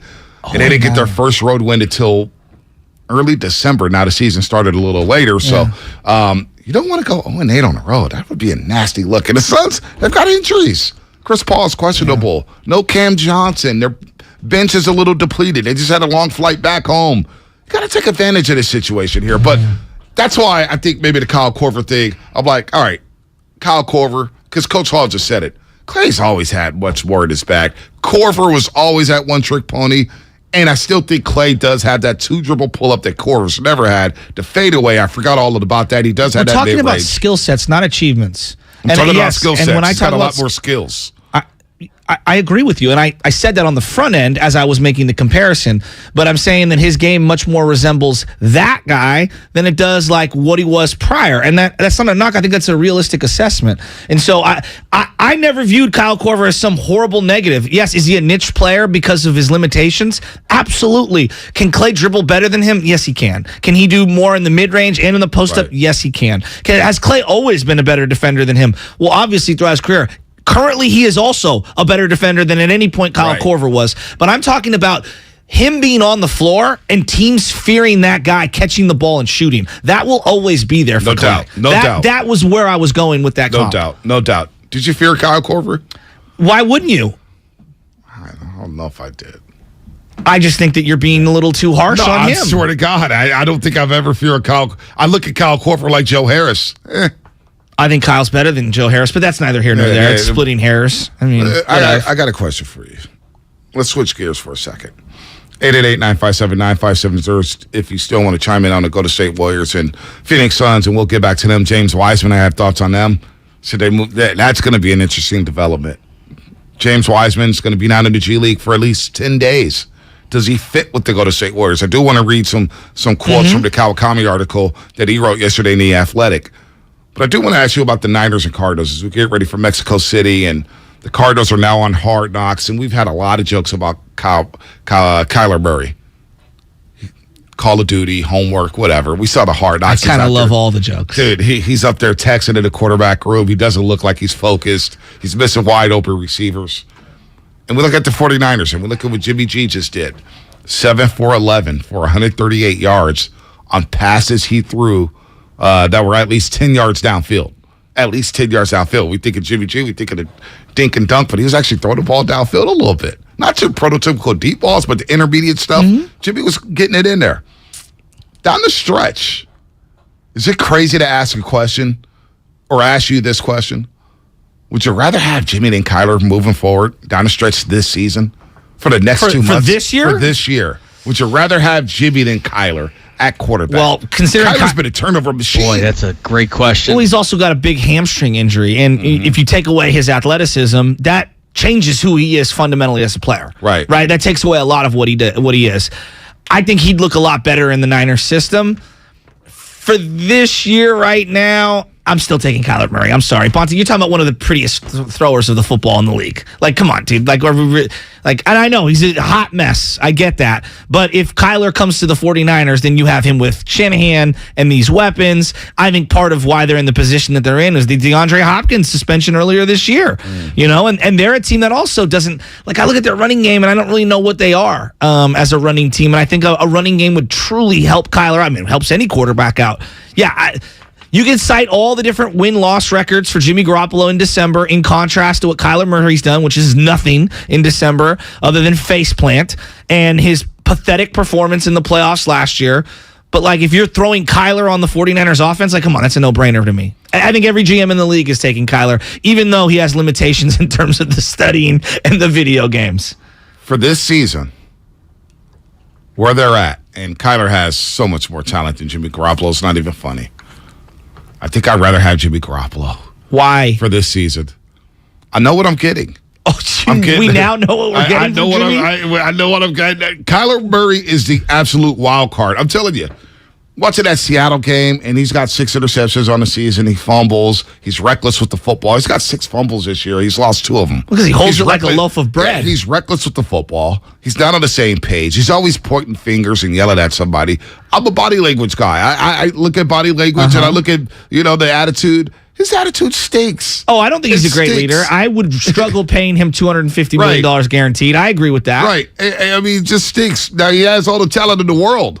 But I got no faith in him getting it done in crunch time right now. At all. I'm just looking at kind of just man, something bad is going to happen with this guy. He tries to do too much. Jimmy's I'm going to take what the defense gives me. I'm going to let my playmakers work. And for this team with the 49ers... I can't believe you're saying this. I think I'd rather have Jimmy for the rest Wait, you think or you will? I know. I kind of want to hold you to this opinion. I know. You're kidding. I know. I'd rather have Jimmy for the rest of this season.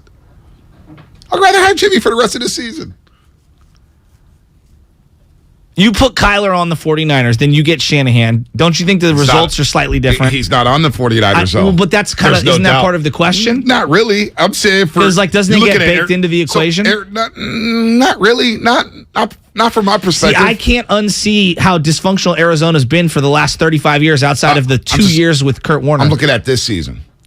Arizona's 4-6. The Niners are 5-5. Right?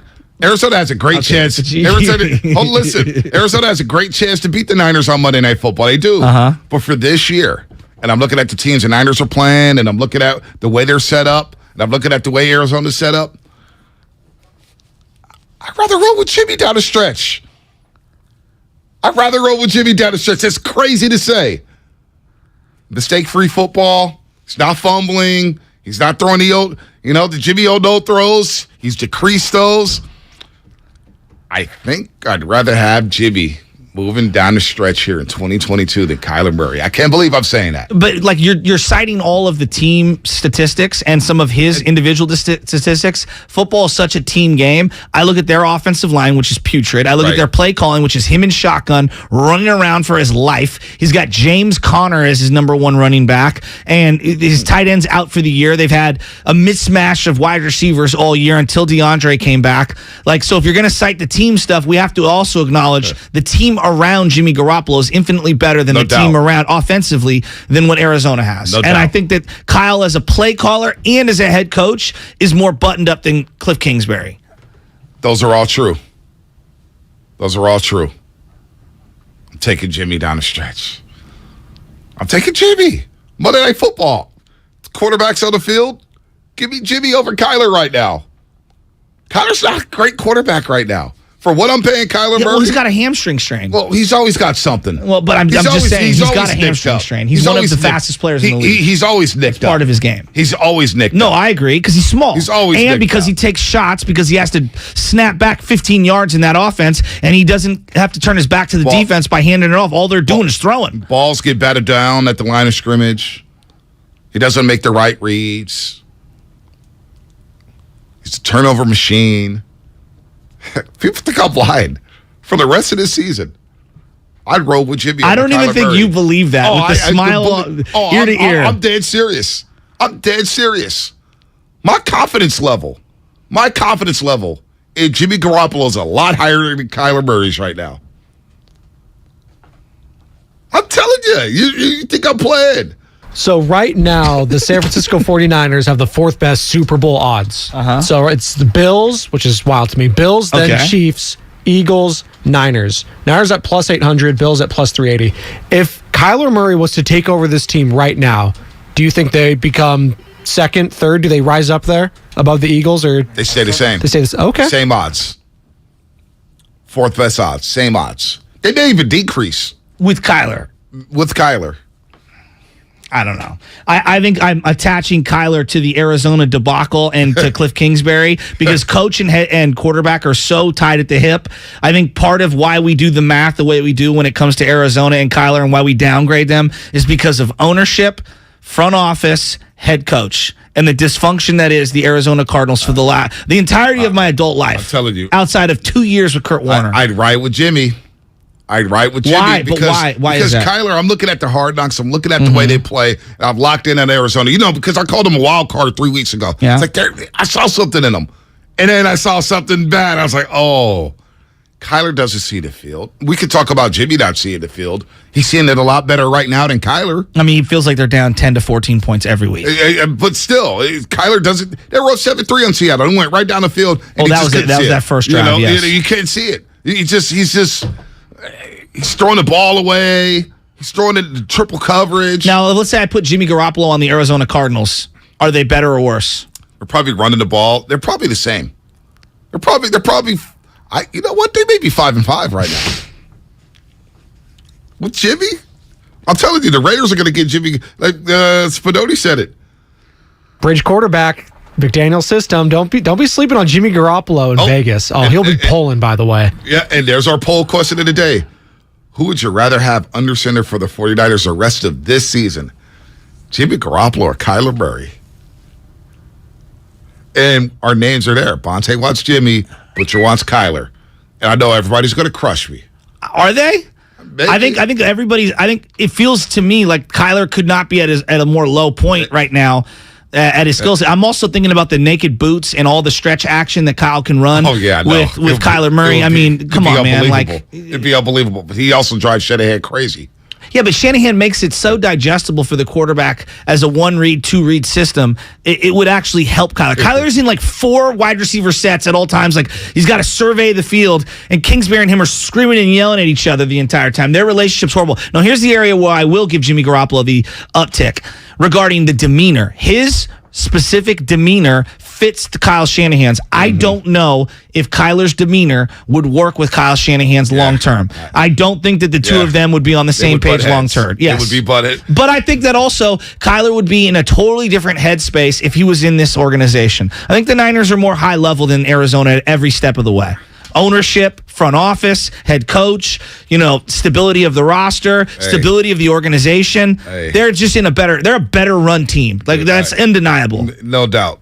Steve Keim, did you watch the first episode of Hard Knocks with Arizona? Steve Keim should have lost his job when he drafted. Did you watch the Hard Knocks? No, I didn't watch. I just saw some highlights. Watch it. I don't need to see in-season dysfunction of Arizona to know that they're garbage. I have 40 years of evidence. But the highlights. Forget the 40 years of evidence. Look at the now. Steve Keim and Bidwell in the booth. You got to watch it, man. It's really fascinating. Buda Baker. I was watching All Quiet on the Western Front, a German movie about World War I and a German boy joining the infantry and being in the trenches. It was outstanding. It's on Netflix. So you should check that out. Nah, I was watching Atlanta. Catching up on Atlanta. Oh, is it good? Oh, you never watched an episode? No. Oh, Donald Glover? No, I was going to say, it was a bad loss against the Panthers. Austin today. Austin, what's happening? Hey, on the way to work. Hey, Monte, man, about time you side with Jimmy. Let's go. Or you know what it is. Let's go. I'm right with 10, Austin. Give me 10. Hey, Jimmy G, hey, last year, wasn't he leading in top 10 or something like in categories or something like that? And he on his way doing it this year, too. Man, these big quarterbacks with these big arms, it's like playing Madden with these big quarterbacks. You put it on rookie, they can throw it all the way downfield. But no doubt. All Madden, it nerfs their rating, so they can't throw these short passes and connect with their receivers. That's what it is. Austin. There is not one GM in the NFL who's taking Jimmy Garoppolo over Kyler Murray. Maybe. Who? Maybe now. Hey, Josh McDaniels. Mike Tannenbaum. Dave Ziegler and McDaniels. Mike Tannenbaum. What's up, Austin? I got Go ahead. one more thing, though. I got one more thing. Hey, this Warrior game with Klay Thompson and Jordan Poole, they both struggling. Jordan Poole somewhat came out, but I like to see both of them on the bench and pin Anthony Lamb in the game as a starter. That, you know how that'll give him so much confidence. Austin, gotta give him so much confidence. Him and Moody. Austin, you were doing so well. Austin, you're my guy, but I got to disagree with you on that one. All right, I love me some lamb chops. Yeah, I love Anthony Lamb. Lap 29, well. You spun out. Take a lap, buddy. I can't believe you're really taking Kyler Murray over Jimmy Garoppolo. Hey, man. Listen, David and Brentwood, am I high? Am I on drugs right now? I'm taking Jimmy for this season. Come on now. This season. Give me Jimmy. Hey, good morning, guys. What's up, David? Okay, Kyler Murray has a lot of talent as far as running around and throwing the ball, but he likes to do his own thing. Okay, when he's out there, it seems like he forgets he's being coached. He wants to pretty much take over the game, and he doesn't play within what he can actually do based on the defense that he's playing against. Jimmy G, what I like about him this year is he's going back to the original Jimmy G, the one that we got for the first 5 games. There you go. Throwing the ball, throwing the ball with accuracy, and that throw to Ray McLeod, that's the one throw that reminded me of the original Jimmy. For some reason, it seems like in the past 2 seasons, he regressed, and I think partly it has to do with Kyle's coaching, but I think Kyle is David, real quick. You see the vision. You see what I see. We got YOLO Jimmy again, David. How exciting is it? YOLO Jimmy? What are you talking? They threw 0 touchdown passes the other day. How's that YOLO Jimmy? 4 third-down conversions in the fourth quarter. Into the end zone. Hey, and it was 4 third-down conversions. Hey, David, you're on to something. Thanks for the call. Could you imagine Kyler with Ayuk, George Kittle, Christian McCaffrey, Elijah Mitchell, and Deebo Samuel? Could you imagine that? I can imagine Deebo Samuel. I can imagine Deebo Samuel slamming his helmet saying, I'm wide open, just throw it down the seam like DeAndre Hopkins did. Well, he probably would. I can imagine. But then on the very next play, Kyler would actually rip it 40 yards down the field and throw it to him. He would. All I keep thinking about is that draft coming out, and you and I did so many shows about that draft, and I had 3 people in my top 5. I remember it distinctively. Tommy Call and I argued. You and I argued. I go, these are the 3 people I would take with the number 2 overall pick. Kyler, Nick Bosa, and DK Metcalf. And people were like, the 3-cone! DK's 3-cone! Yeah, they were going crazy. I'll still die on that DK Hill. But Kyler, I asked people, say, hey, would you trade up the one to go get Kyler? Could you imagine this offense with Kyler? I trust me, I love Kyler coming out of Oklahoma. I still do. So then why are you so reluctant to wrap your arms around? Season. Is it the leadership? Because clearly there's the intangibles. It's leadership. It's value of the football. It's caring. It's the study habits. It's everything. Holding on to the football. The guy, Jimmy Garoppolo, who has a 1-to-1 ratio of games played and turnovers, that he holds on to the ball better than Kyler. He has been lately. The last couple of weeks. This season, Jimmy knows how to hold on to the football in the playoffs, baby. Can you imagine Kyler Murray on the sidelines with Shanahan if he threw like a pick six? Jimmy takes it. Jimmy, to his credit, he just takes it, sits down. Kyler would be blaming every single person on that field, and he would fight Kyle Shanahan. Thank you. And think about everything Jimmy's been through with Kyle Shanahan. Think about the disrespect he's heard from the morning roasts, from some of the roasters, from everybody out there, from media members to everybody. Jimmy G is taking it on the chin. That guy went on the baby field and threw passes, didn't even have a damn team. It was like, can I just come to the facility and work out? They made him come to the facility. He threw on a little tiny baby field to get his arms straightened up and took it like a man. Then said, you know what? I'm going to give back millions to you guys. We'll restructure the deal. I'll be the backup. I'll wear the uniform. I'll hold the clipboard. Jimmy. How many first-round draft picks would the Niners have to attach to Jimmy Garoppolo to swap the two players out? I don't care. I'm asking you. You can't put picks on Hart. You can't value Hart, dog. Tyler Heineke into Washington. You can say the same thing about the Commanders. He's 10-9. Hey, you can say everything about the Commanders. You can't measure Hart. Jimmy's got Hart. I don't know about Kyler. Let's go to Richie Rich in Livermore. Then we'll get to David, Coach, and Antonio. What's happening? This is a great one. I love this. You can't. Jimmy. Cue up the Steiny. Jimmy. What's up, Richie Rich? My guys, what's up, baby? Good morning, my boy. Good morning. Chaz, what you thinking, my man? You can't downgrade Jimmy, guy. When Jimmy's mistake-free Jimmy, and he ain't got that happy feet, the boy's a winner. The numbers show it. You got to go with Jimmy, man. You can't not go with him. Kyler Murray makes too many mistakes. And it's money time! Forward with no mistakes. And that's Jimmy, baby. Jimmy all the way, fellas. I'm taking my call. What's up, TC and Sack? Let's go to David in Santa Rosa. Shaz, you can't believe this. Give me Jimmy. I'm rocking with 10 with Jimmy's waltzing in the U.S. Bank Stadium in Minnesota and going to beat the Vikings. When he's walking into Jerry's world and winning football games, baby. Give me Jimmy in the playoff. I need a level-headed quarterback. I don't need a dude who's pointing fingers and throwing the ball away and doing all this stuff like Kyler Murray. And, you may make the flashy throw, but can you be consistent? Jimmy was consistent against the Chargers. You can't deny it. I got to admit, this is your greatest sell job ever. I don't even know if you believe it. You should have wore a giant hat because it's big cap this morning. You should have seen when I sold Bammer Weed back in the day. Boy, I had to do some selling. RBL pause. David in Santa Rosa, what's happening? Hey, David. What's up, guys? What's up, David? Hey, I'm so excited to go and see them live on Mexico City. Oh, nice. Monday. I'm leaving on Friday, taking my kids. First time in the Estadio Azteca for a Mexican. It means a lot. Hey, how long is that flight to Mexico City?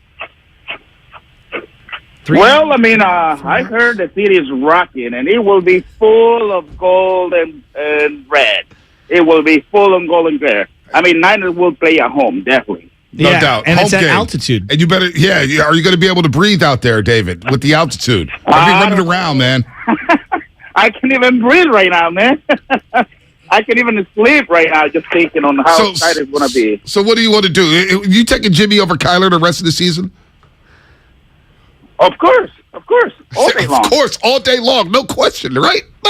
You're not even thinking twice about it. Yeah, definitely. No. I'll take him all day long. All day long. Thanks for the call. Safe travels in Mexico City. All day long. What about Coach in Los Santos Hills, Shafty? Is he taking Jimmy over Kyler for the rest of this season? Coach, who you taking? Okay, man. This is such an easy take. I don't know, Butcher Boy, I don't know what you're thinking. He laid out the terms of the deal.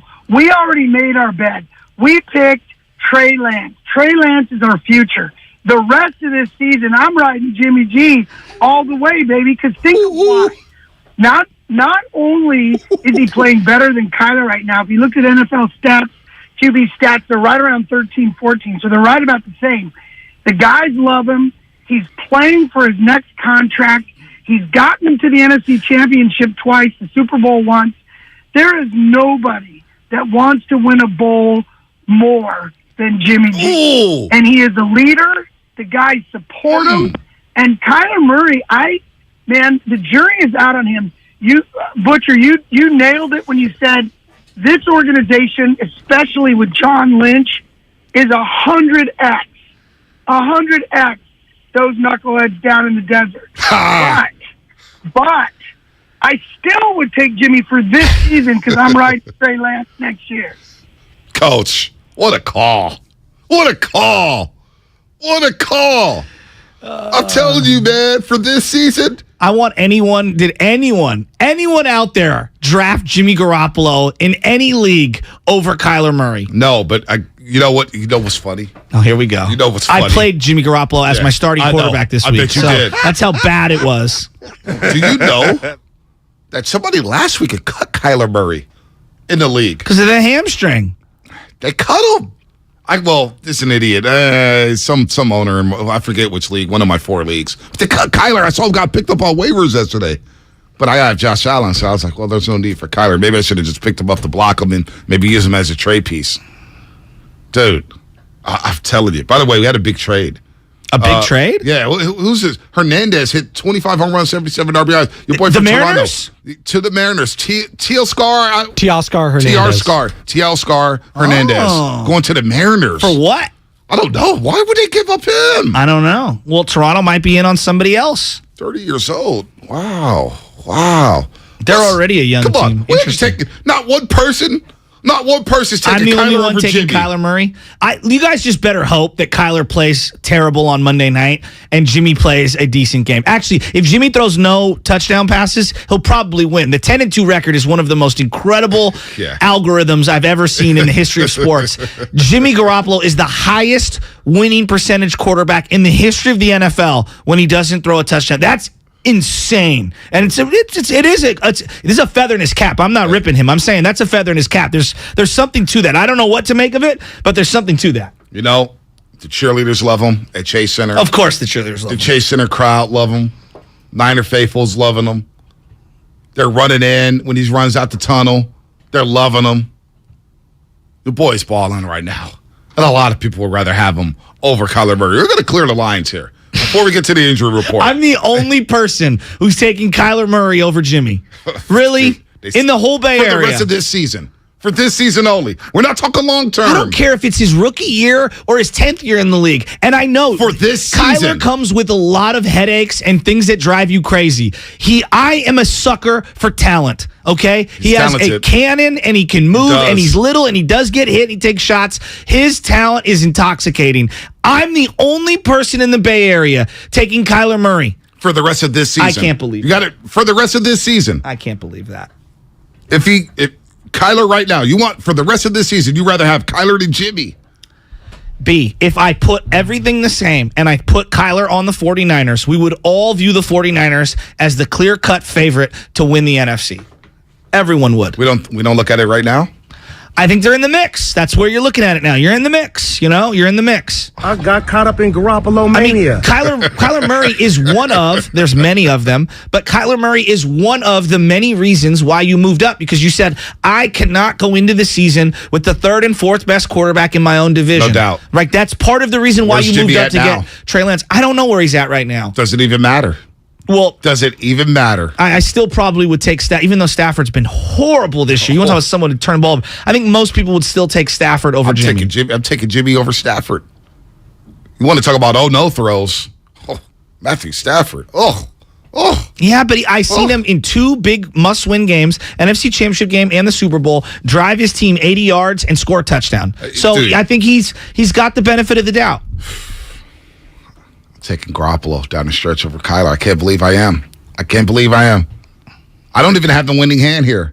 Oh, you don't? Every single person's called in saying that you're right. Hey, maybe I should go work at a dealership, huh? Now, if it's a quarterback sneak, I'm taking Jimmy Garoppolo. I should go work in real estate now. I've got this waterfront property in Nevada that I can sell you. It's about a 5-hour commute, but it's all good. It's all good. The gas is cheaper. You're taking Geno Smith or Jimmy right now, Bonta? Oh, give me Jimmy. Yeah, I'm taking Jimmy over Geno. I am. But Geno, that's a serious. Geno's don't scoff at Geno Smith. No, I like Geno Smith. Antonio, what's happening? I like Geno Smith a lot. Antonio, what's happening? Guys? Who you taking, Antonio? You going with Jimmy or Kyler down the stretch? Jimmy. That's what I'm taking, man. Kyler Murray, man, he's been so overrated, overhyped. Has he even won a playoff game, man? Wow. No. I think he has. No. Hey, look it. If this was a punt, pass, and kick contest, give me Kyler. If it's a Pro Bowl throwing contest, give me Kyler. Performance on the field, I'm picking Garoppolo. Because that's what it's about. It's about wins. It's not about how far you can throw, how fast you can run. None of that. Can I ask you a question? What does Jimmy Garoppolo do on the football field better than Kyler Murray? No, maybe not one thing. He's a better teammate, I guess, I would say. There you go. I will give you that. Leadership. You're right. I'll give you that. And that matters. Ayuk, Debo, Kittle, CMC, Juice, they believe in Jimmy. They believe in him. They will run through a wall. Hell, George Kittle has gotten his leg blown off a couple times catching the Jimmy Garoppolo pass. I don't want to hear about this team running through a wall for him. When the season was on the line last year, they couldn't even get a first down. All right? So, the performance has to matter at some point. I know we want to attribute all these teammate attributes. And, my God, everybody loves him. Oh, everybody loves him. Nobody likes Russ right now, right? Nobody likes Russ right now, right? I know Russ is not as bad as what he's showcased this year, right? I know he's not as bad, and nobody likes him. Nobody likes Aaron Rodgers. He's one of the all-time greats. Now, I get it. You got to be a good teammate on some level, all right? On some level. We overrate the teammate. We have to be on the same page. Chemistry matters. Chemistry matters. For sure. Jimmy is charismatic. No one's saying with that team. They love him in that huddle. He commands that huddle. That matters. Kyler? Oh, it's the way he says hut. It does. You heard who said it earlier this year? He has one of the best cadence. Cadence says, who said that? Yeah, was it Kyle Jake Brindle? Juszczyk. Was it Juszczyk? I know he had referenced Jake Lombardi. Lombardi. Nobody's taking Kyler. Come on. We're talking about cadence. I expect you to have a good cadence if you're a quarterback in the NFL. He's up there with the Mahomes and the Brady's. I mean, gotta tell you. I'm telling you, man. DeAndre Hopkins can't wait to lead the Valley. Oh, we got Kyler on the line. Oh, please. San Francisco. Kyler. Is this Kyler Murray? Thank you. Kyler Murray. Hey, Kyler. PS5 who you headset taking down. over yourself? Are you taking you or are you taking Jimmy down the stretch? Bonte, what's wrong with you, bro? What is wrong with you today, bro? Why are you encouraging this, bro? Why do you have the Jimmy sexuals calling in right now talking about cadence, bro? Come on, bro. You're taking Kyler Murray. This is Tyler. Tyler. This is Tyler. Tyler Miller. Hey, Tyler. Hey, Tyler. Tyler. We know when it comes to the playoffs, number 10 is going to be there for us. He's going to make the clutch throws, the third down throws, Mark Tyler. the tape right now. I don't even know if there is tape. Digitalize this thing with an asterisk because come Tuesday morning. And put it as a drop, Shafty. Thank you. Bonte, what are you doing, bro? I didn't see Jimmy play Herbert and Mahomes this year, and there's nothing even close to what Jimmy could be like as far as Kyler Murray. Like there's no Bonte, those third down conversions, fourth quarter, third down conversions. Hey, Tyler, you got to give him some credit. 7 for 11 on passes at least 10 yards down the field. Bonte, I'll give him this credit. I was at the Warriors game the other day. I was able to see Jimmy from afar. He looks like a very nice guy. But outside of that, I need you to be a quarterback first, brother. We need to win playoff games, and Kyler Murray would be the one to do it. Oh, you are smoking that mid. Right. Let me ask you this, Bonte. 80 yards to go, no timeouts, 50 seconds. Who do you want running it? I see. Kyler has no sense of urgency. You see his team runs a 2-minute drill, the Cardinals? They have no sense of urgency. The guys are lining up late. They're not lining up right. The Niners took a timeout. The Niners were trying to milk the clock and had to waste a timeout on second down and goal to ice the game away. Then came out of that and full started. Yama and Conker. But the cadence. Hey, I'm telling you, I'm not. You guys could say I got the losing hand here. Give me Jimmy. There's not one person is Mexico City and Mexico. You got one Kyler call. You better hope that happens. And I in like Mexico Jimmy, City. but come Look on. at you. The truth comes out. Hey, Yama and Conker. No one's come taking on, Yama. You know damn well you're taking Jimmy over Kyler down the stretch here in 2022. Nah, Bonte, I'm going with Kyler, man. Oh man, why Kyler? Hey, no. We just got to be real because thank you. If you ask every GM who you gonna pick, Kyler, or, Garoppolo, come on, let's be real. They're going to pick, Kyler. Hey, I hear you. They're going to take him. He's got the talent. He's got the talent, but you can't measure heart. I'm sure everybody's going to take Carson Wentz over Tyler Heineke and go look at those Commanders. They're now 5-5, and they're playing well. And Scary Terry's got them motivated in that locker room. If I want a 7-minute drive to net me a field goal, Jimmy's my guy. That's from the 707. That's a good Bought one. to Dick to Arnold from the 925. Hey, man, y'all laughing now. Wait till Jimmy's in that NFC Championship game. We all going to be pulling out the Jimmy G jerseys. Trust me, James, Tamir, Dave, we'll get to you on the other side. Jimmy, but come on. Hey, come on. 888-957-9570. Come down the stretch. Who you taking down the stretch? I'd rather have Jimmy Garoppolo at quarterback. Call me crazy. Call me high. Maybe I am off some drugs. I'm high off life right now. Warriors Suns. Got the Niners. Big game in Mexico City. A playoff game out west. It's a monster game. Who you taking? I'm taking Jimmy over Kyler. Let's hit it, Spadoni. It's time for the injury report. That really hurt. Brought to you by Boxer & Gerson, Northern California's premier workers' compensation law firm, helping injured workers get their lives back for over 40 years. When the Warriors take the court tonight in Phoenix. What is their stadium? Oh, it's the Footprint Center now. It's the Footprint Center in Phoenix. Used to be America West, used to be U.S. Bank, used to be Talking Stick. Now it's Footprint Center. But when they take the court at the Footprint Center in Phoenix, the Suns could be without point guard Chris Paul. CP3 is considered questionable as he continues to deal with the heel injury that has kept him sidelined for the Suns' last 3 games.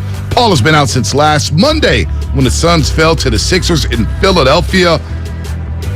They already don't have Cam Johnson. They don't have Jay Crowder. Warriors got to take advantage of this one and improve to 7-8 and get their first road win of the season. They need to win on the road. The injury report brought to you by Boxer Gerson, Northern California's premier workers' compensation law firm, helping injured workers get their lives back for over 40 years. What's coming up on the game? Sponsored by Fremont Bank, full service banking, no compromises, more of your phone calls. Who you taking down the stretch, Jimmy or Kyler? Give me Jimmy. Spadoni. Get the drop. Smokes weed every day. If you run a small business, you need the most from every investment. That's why Comcast Business gives you more. Like more innovation with our new gig speed Wi-Fi, plus unlimited data. More speed from the largest, fastest, reliable network for small businesses. And more savings, up to 60% a year with Comcast Business Mobile. All from the company that powers more businesses than any other provider. When you need more, you need Comcast Business, powering possibilities. Get started with fast speeds and advanced security for just $49.99 a month for 12 months with no annual contract. Plus, ask how to get up to a $750 prepaid card with a qualifying bundle. Offer ends 12/5/2022. Restrictions apply. EcoBill and AutoPay required. New 50 megabits per second internet and Security Edge customers only. Equipment, taxes, and fees extra and subject to change. Mobile Savings compares pricing of top 3 carriers.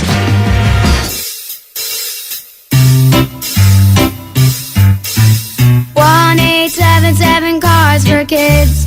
KARS Cards for Kids. 1-877 Cards for Kids. Donate your card today. 1-877 Cars for Kids. KARS Cars for Kids. 1-877 Cars for Kids. Donate your car today. With car prices at an all-time high, our donors are now getting highest receipts ever. Donate at carsforkids.org and your car can be picked up tomorrow.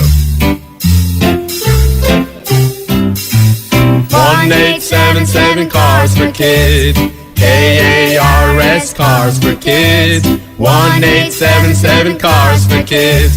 Donate your car today. Now accepting donations of land, homes, buildings, or any kind of real estate. With energy bills as high as they are, proper weatherproofing is essential. If you're working with a client to upgrade or build a new home, be sure to visit Golden State. They partner with respected brands such as Owens Corning, James Hardy, and Boral Siding. They're a great option for a comfortable home with lower energy bills. Start at goldenstatelumber.com. Building better in the Bay Area since 1954. Golden State. When you succeed, we succeed. O'Reilly. When you need auto parts, O'ReillyAuto.com is just a few clicks away. We offer convenient options for you to get your parts quickly. Order online and pick up for free at your local O'Reilly Auto Parts store. We'll even bring it out curbside. Or you can have your parts delivered right to your door with free shipping on most orders over $35. Visit O'ReillyAuto.com. O'Reilly Auto Parts. No one knows where this market will go. Things could change tomorrow, next week, or next month. At Merrill, we've been here before, and history shows this is the time to stay focused on your future. Because through every market, the bull will always have your back. Find an advisor in the Bay Area at ml.com/bullish. Merrill, a Bank of America company. What would you like the power to do? Investing involves risk. Merrill Lynch, Pierce, Fenner & Smith Incorporated, registered broker-dealer, registered investment advisor. Member SIPC, a wholly owned subsidiary of Bank of America Corp.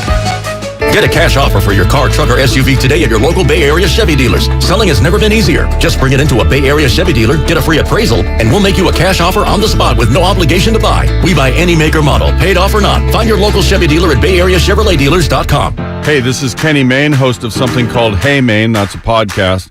We're working busily on season 2, but let's not forget about season 1. Remember Roy Wood Jr.? Wow, opening for Ron White. I've arrived. He's such a nice man. Maybe he wants a ride. Maybe he wants me to drop him off at the American Airlines terminal. Roy, I have a private jet. My pilot hangs with me like my homeboy. If you missed that episode of Hey Mayne, check it out on the Odyssey app or wherever you get your podcasts. Finding the right Medicare plan? Oof, no easy feat. Kind of like those dances my granddaughter loves making me do. But then I found Walgreens FindRx coverage. Lets you compare plans online, over the phone, or in person. Made Medicare shopping so easy. Plus, I found plans with low-cost copays. I can get down with that. Medicare annual enrollment ends December 7th. Find a plan that's right for you at walgreens.com/Medicare. Hey guys, this is Kenan Thompson. I have a problem with you. Yes, you. None of y'all told me that AutoTrader has millions of new and used cars that I can shop from home. I thought we were friends. I put smiles on your face, but I'm not smiling. No one told me that with AutoTrader, a dealer can deliver cars to my home or that I could shop by price on AutoTrader. No one. Consider this friendship that you just learned we had officially over. Finally, it's easy. AutoTrader. Anywhere fans go to cheer on their team, there are behind-the-scenes MVPs, ensuring everything is game day ready. We see you, Joe, fixing seats so every fan can enjoy every game. And Allie, who keeps her stadium running smoothly from the moment the first game starts to the last play of the season.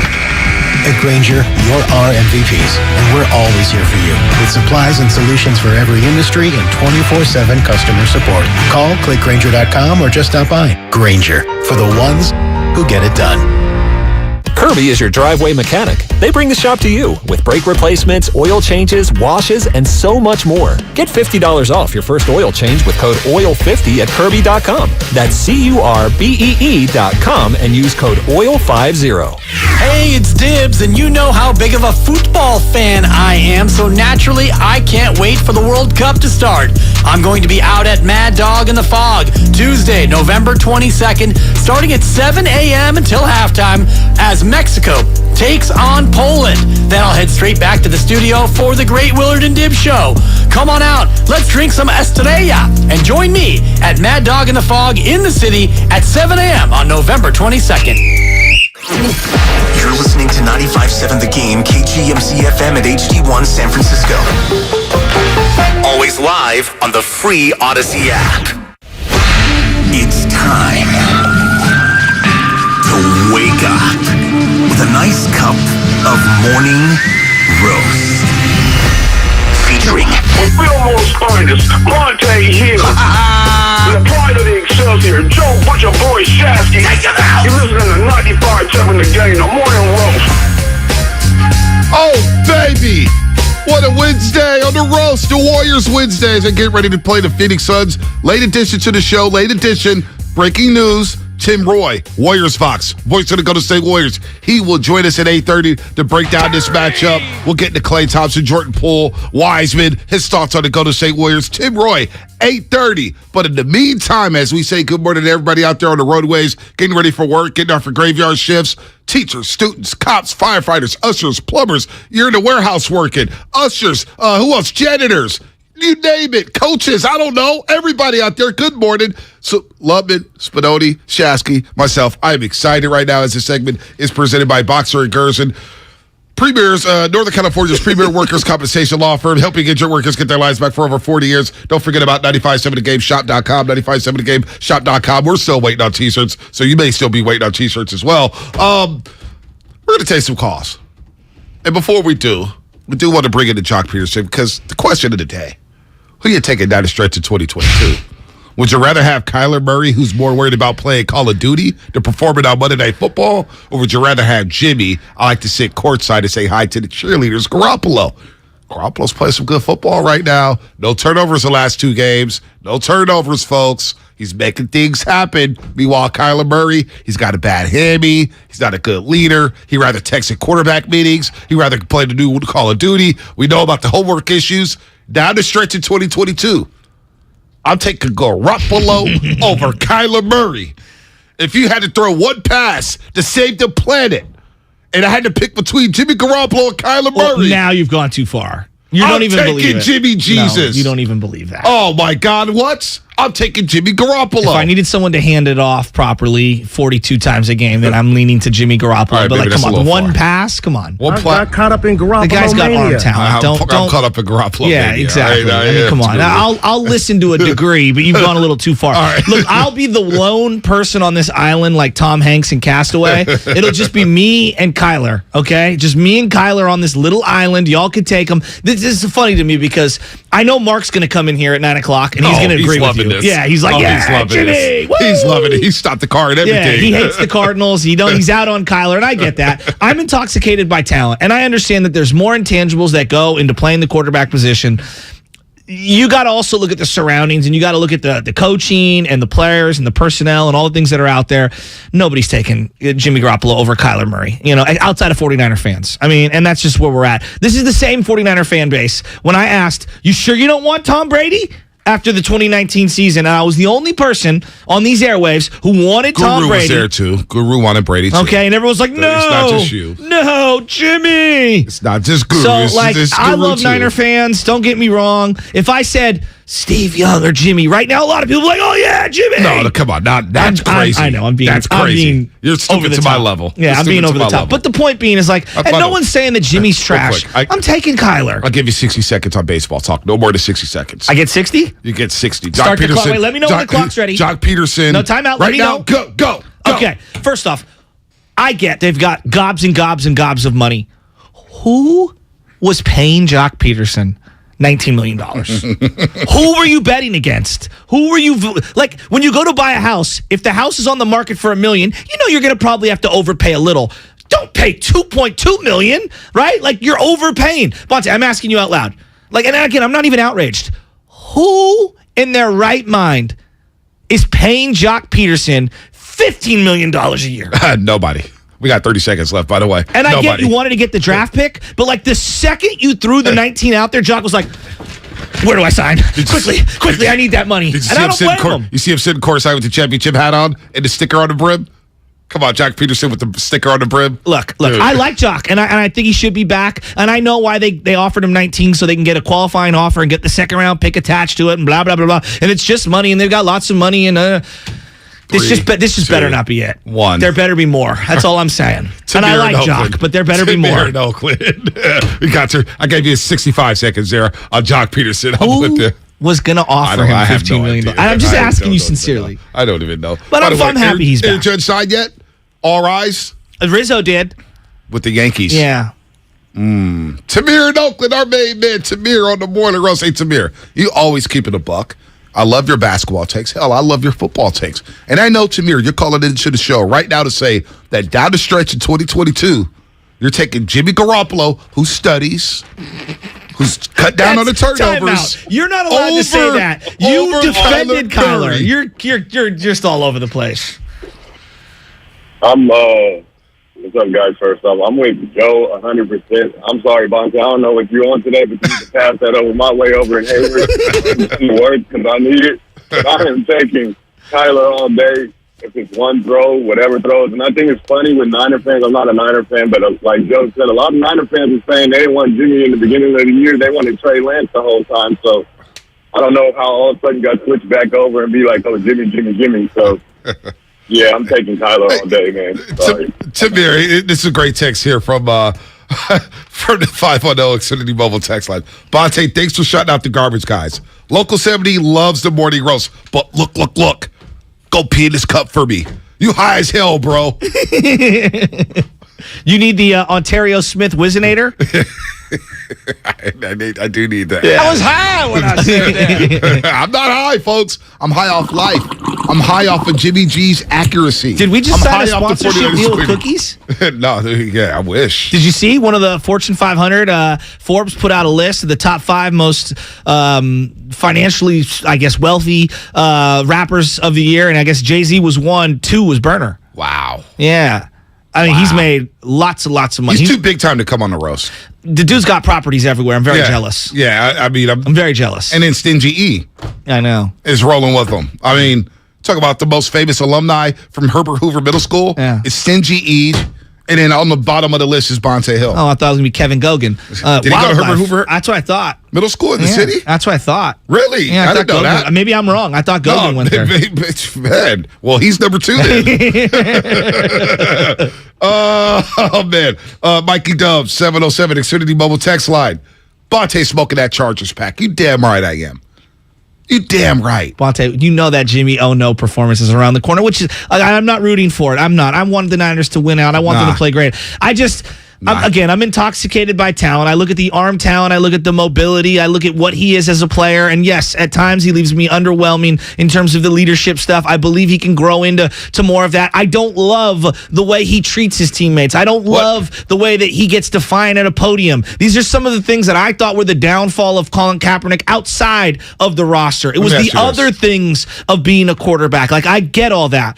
And believe me, but these are two polar opposites. Jimmy does all the intangible stuff that you're looking for, and it feels like Kyler does none of them. What big game has Kyler Murray ever won? I mean, the Green Bay game where he threw the 40-yard, 50-yard bomb to beat them at the end of the game. Buffalo? That was a Buffalo game, I thought that was Green Bay. Overcoming a 20-point deficit at halftime against the Raiders was truly elite. The fact that he was down 20-0 to the Raiders says everything I need to know about Kyler Murray. Well, it's Jimmy also Garoppolo coaching. would never allow the 49ers to be down 20-0 to the Las Vegas Raiders.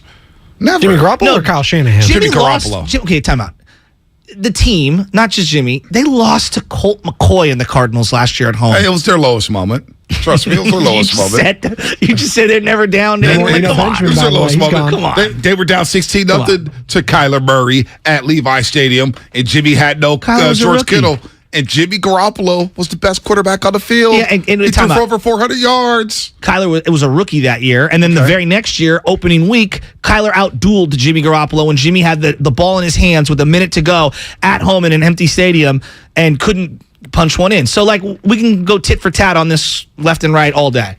That's true. But, you know, he had DeAndre Hopkins. Jimmy had Kendrick Bourne and Dante Pettis and Trent Taylor. He's the one that got George Kittle knocked out of that game. I mean, you know what? Jimmy Garoppolo. Buda Baker, he made a good hit.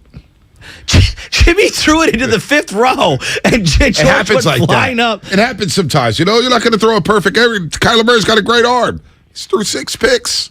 How many no throws has he had? Oh, lots. I'm telling you.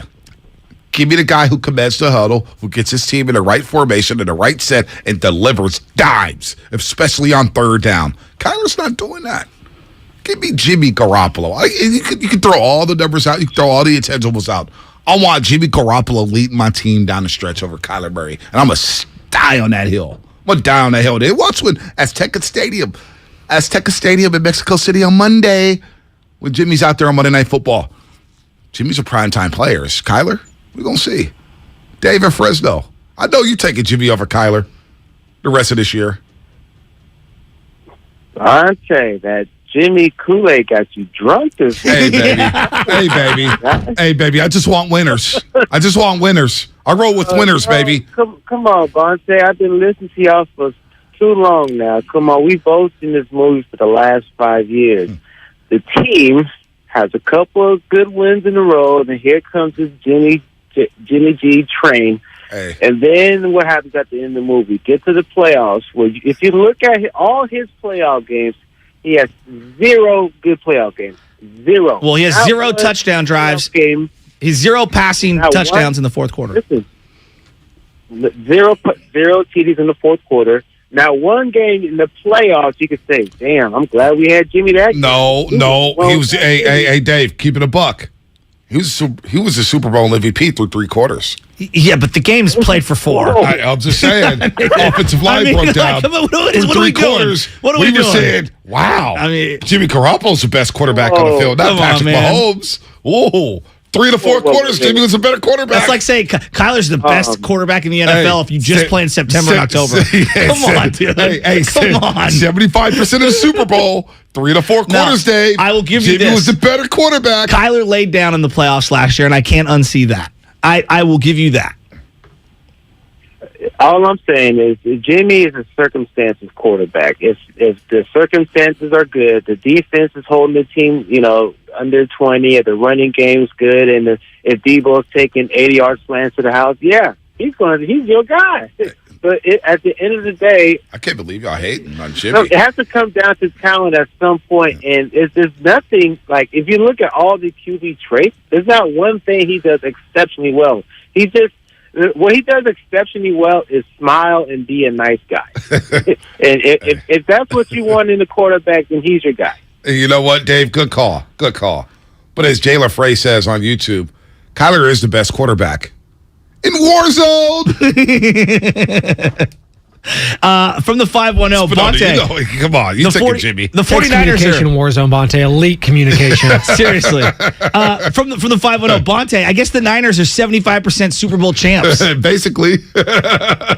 3/4 of the way through, they were Super Bowl champs. Hey, just cut off the football on the top of the Lombardi trophy. Just give us a little stem. Well, the Niners went to 2 Super Bowls because if they go through 3/4, they had a 10-point lead against the Rams in the second half. That's true. Last year, NFC Championship game. Last year, that's right. They were they're representing the NFC. 3/4. 3/4. Y'all need a day off. This is why our fan base is getting clowned. Why? I kind of feel it. Why? No, why? Why are we getting clowned? Niners are 5-4. They've won 2 in a row. Yeah. They've got Christian McCaffrey. They've got a proven quarterback who's won a lot more big games than Kyler Murray. Here's why. And he's made plays with his arm in big games. So moving forward for this season, see what I'm seeing from Kyler, who tapped out in the playoff game. Jimmy's never tapped out. He just keeps battling. You know why? He's got heart. You hear that? That's heart. Kyler don't have that. Give me the guy with heart. Okay. The reason why I think a lot of people around the league look at the Niner fans, and I think we do this with every fan base in every sport, is that we overrate our own. And I get that. And I actually kind of love that about 49er fans because we prop our dudes up, and I get that. But yet, we talk about similar players. Like right now, if I just polled Niner fans, do you believe in the Minnesota Vikings and Kirk Cousins? They probably don't. Why? Kirk Cousins. Exactly. Well, if I polled the rest of the NFL and I said, do you believe in the 49ers? No, fans. And they'd say, I do. But I don't know if I trust Jimmy Garoppolo. Oh, you sure about that? Because your boy Colin Cowherd, Kirk Herbstreit, all these narratives nationally, they're saying, I just don't get why the Niners want to give up on the guy who helped them go to the NFC Championship game. Well, Kirk Herbstreit should stay in college. So that's neither here nor there. So now everybody, they're looking at the Niners.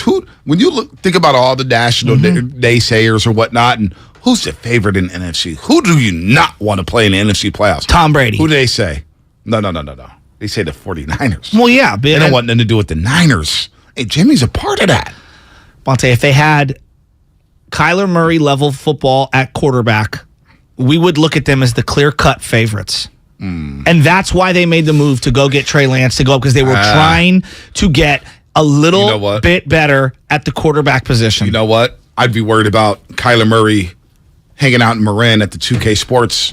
Tiburon? Yeah, Tiburon at the 2K Sports headquarters. It's too many video games out here. Silicon Valley is too many distractions for Kyler. Can I cape up for the video game thing? I would much rather you go home and play safe video games than be out clubbing.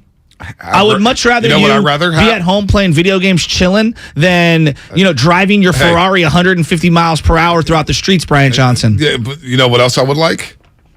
I would like for Kyler Murray to study the playbook instead of playing video games. I mean, that's neither here nor there. Come on, the iPad usage is not there. Cliff runs 3 plays. All right, that's Kyler's calling the plays now. Can Jimmy do that in Shanny's offense? I don't know. I think so. He did against Seattle week 2, remember? Felt like 2017 all over again. David and Brentwood. Boy, this Jimmy G looks familiar. Looks like the guy they traded for from New England. It's YOLO Jimmy. He made the play that Ray McCloud. Never seen Jimmy do that. It's been a long time since Dante Pettis' back foot against Minnesota the season opener against 2018.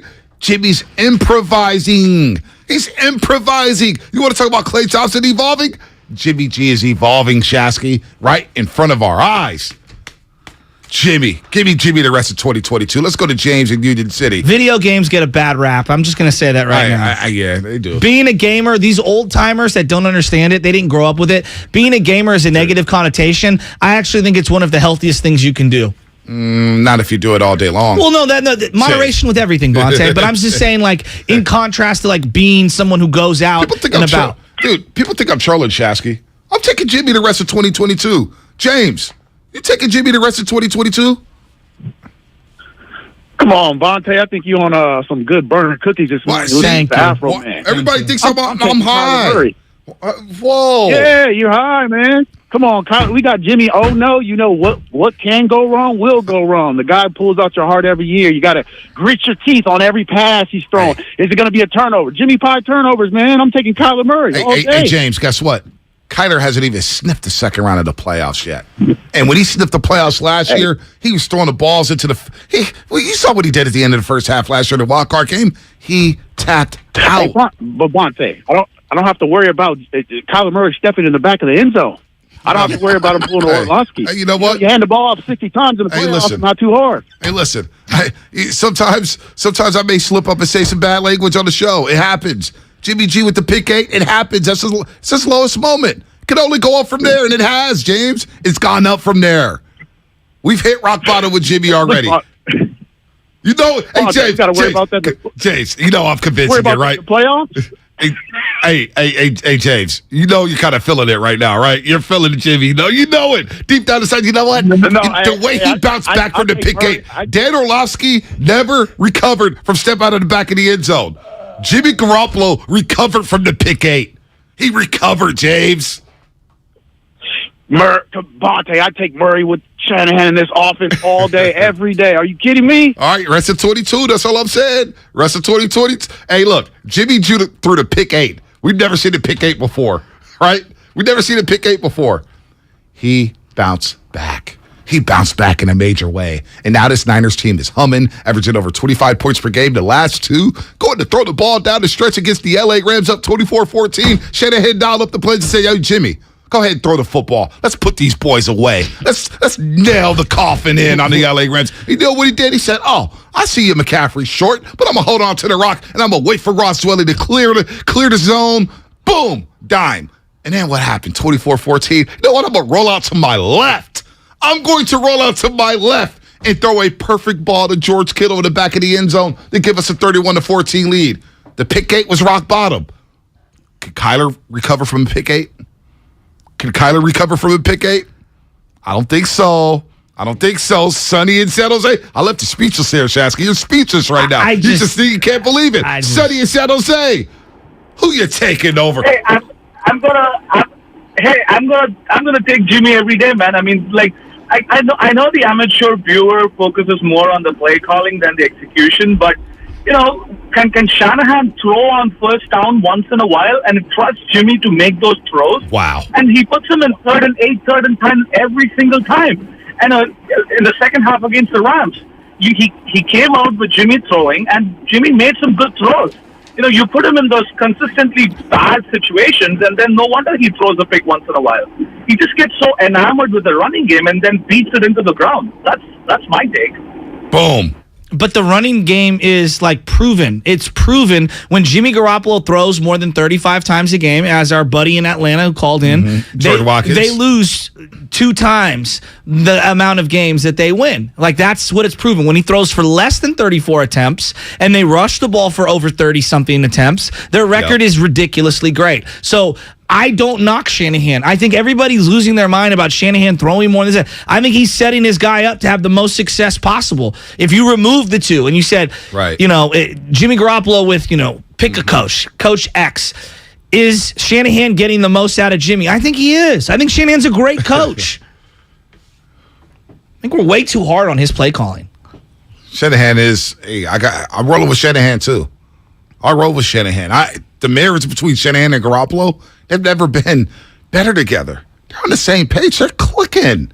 Shanahan's dialing it up. I'm very impressed with Kyle Shanahan. Not succumbing to the pressure of going for it on that first possession where everybody said, go for it. He said, no. I'm going to get points. Let's just get points. There's going to be a dogfight. Let's just get points. And he got the points. He trusted his defense. Good on Shanahan. He gets an A for the Chargers game. And Jimmy Garoppolo, he gets an A+ for that performance. Fourth quarter, 4 third-down conversions. 2 to Jawan Jennings, 1 to Big Ayuk. I wish you were my teacher growing up. A+. Oh yeah, dude. As a teacher, one day when they figure out to fire me and say that I'm no good for 95-70 game, and I want to be a professor. I'm trying to get into that. I want to teach.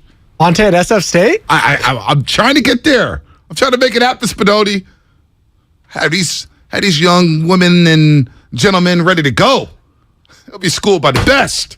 They'll be ready to go in this media game. Tell them what's real and what's not. And you know what's real right now? It's that Jimmy is the better option down the stretch in 2022, Shasky. This is from the man who coined the Jimmy O-No throw. Hey, you know what? It's the Jimmy O-No throw. It is. I told you guys at 20. Hey, look, there's going to be 3 to 5 throws a game. We're going to say, Jimmy can't do that. It's going to happen. It's going to happen. From the 510, the Xfinity Mobile text line, Bonte Shasky debating which is better, the Chevy Cavalier or Chevy Impala. I'll sleep on the Cavalier. I had one. The Cavalier's not bad.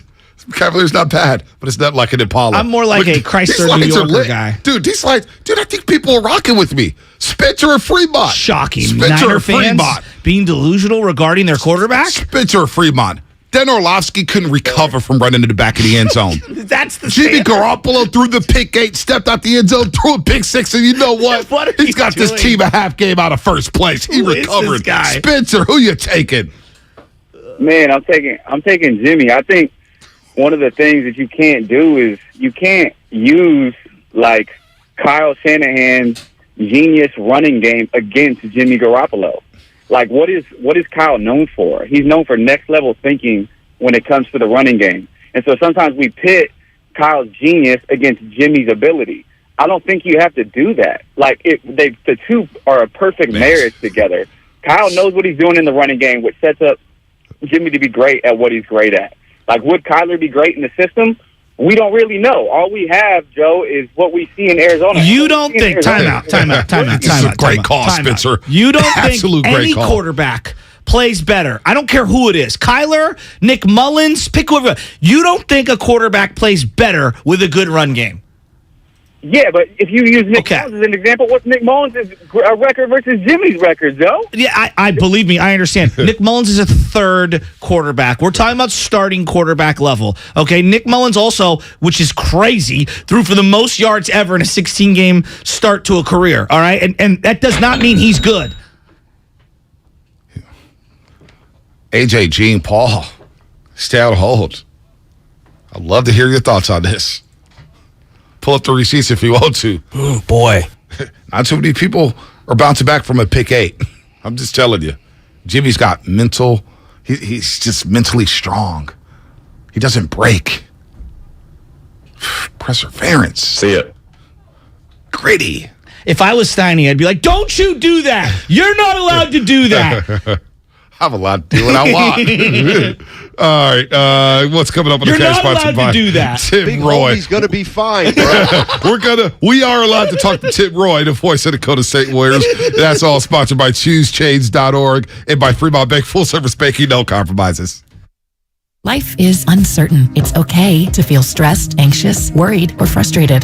CalHope can help. Access CalHope's free and secure mental health resources. Call 833-317-4673 or live chat at calhope.org. Hey, Hey, it's Dibs, and you know how big of a football fan I am, so naturally, I can't wait for the World Cup to start.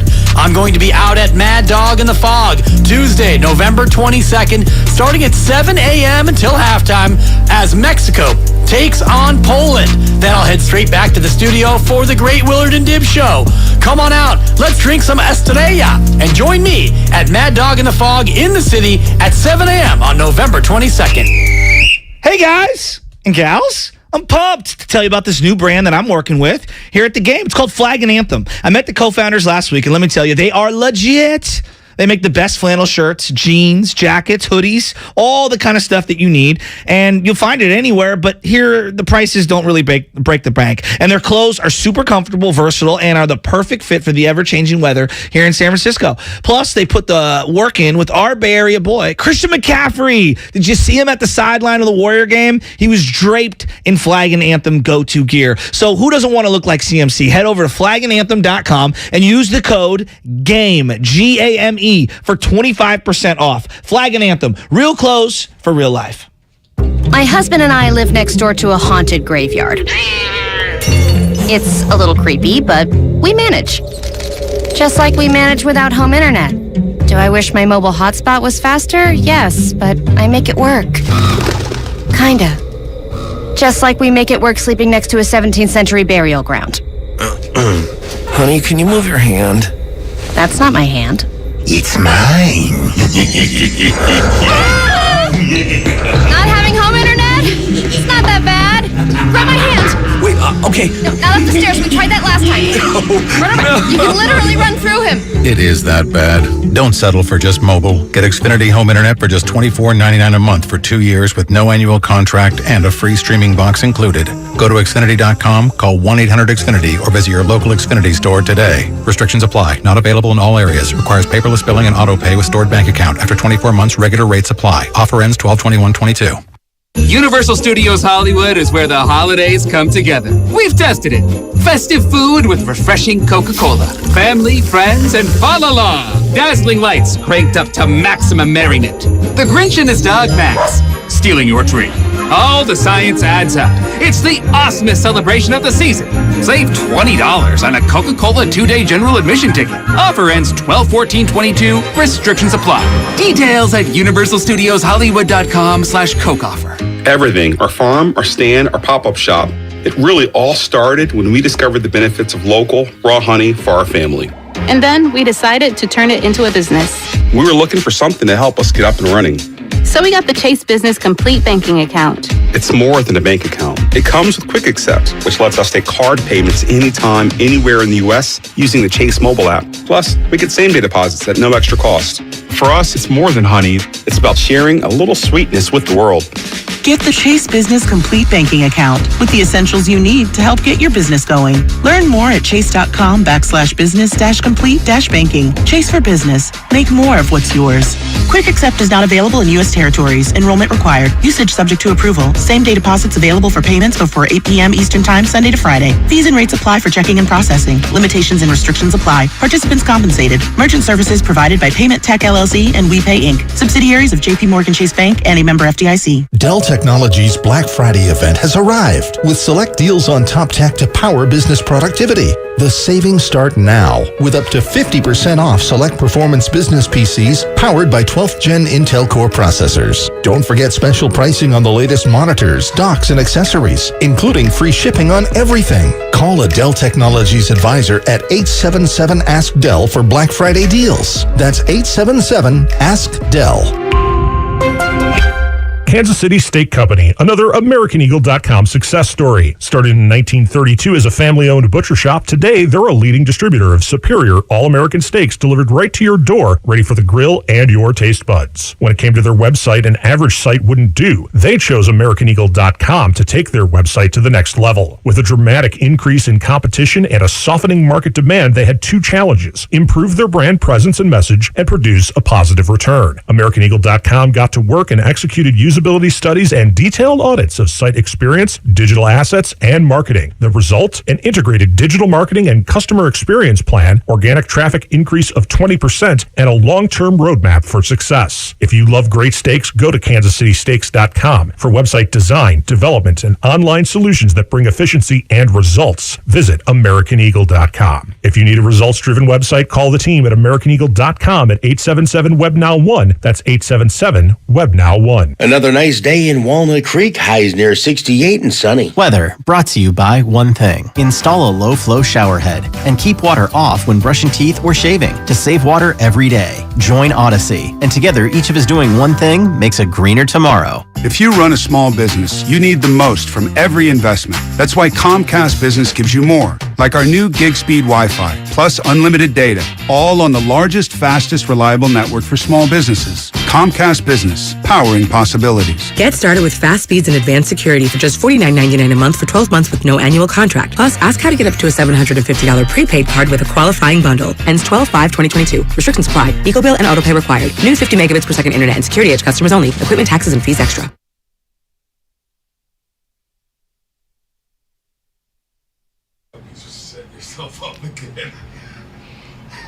Now, back to the morning roast with Bonte and Shasky. Hey, B, you know I love you. I love you a lot. And you know it's a funny topic and a good topic when I get this text from Mark Willard. Stay on this. I love this convo. Oh, boy. And you know he's all here for the Kyler slander. Oh, man. I know he is. Oh, man. Well, speaking of Kyler Murray in Arizona, right now in Arizona, Phoenix to be exact, calling the game at the Footprint Center. They've had like 5 names, I believe. Now, America West was originally America West. I believe it was built back in 92 or 93, Barkley's first season with the Phoenix Suns. But Tim Roy, the voice of the Golden State Warriors, you can listen to it right here on 95.7 The Game tonight. Tip off at 7 p.m. Covers beginning at 6:30 right here on 95.7 The Game. Tim, it's been too long. Sorry the other night when the Warriors were getting ready to take on the Spurs. How you doing this morning, man? How's Phoenix?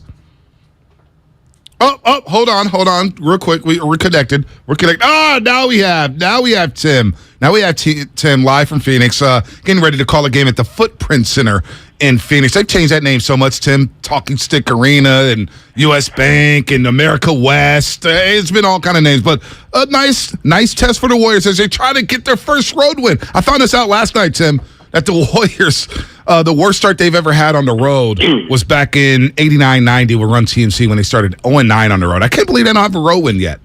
Yeah, I know. It's crazy, especially because they've been so good on the road. They weren't great on the road last year, but during most of this run, they've been very good. And as we know, they've won a road game in every playoff series they've been in. So it's a little bit of a mystery, but it's also reflective of what's going on with them right now. They're not defending.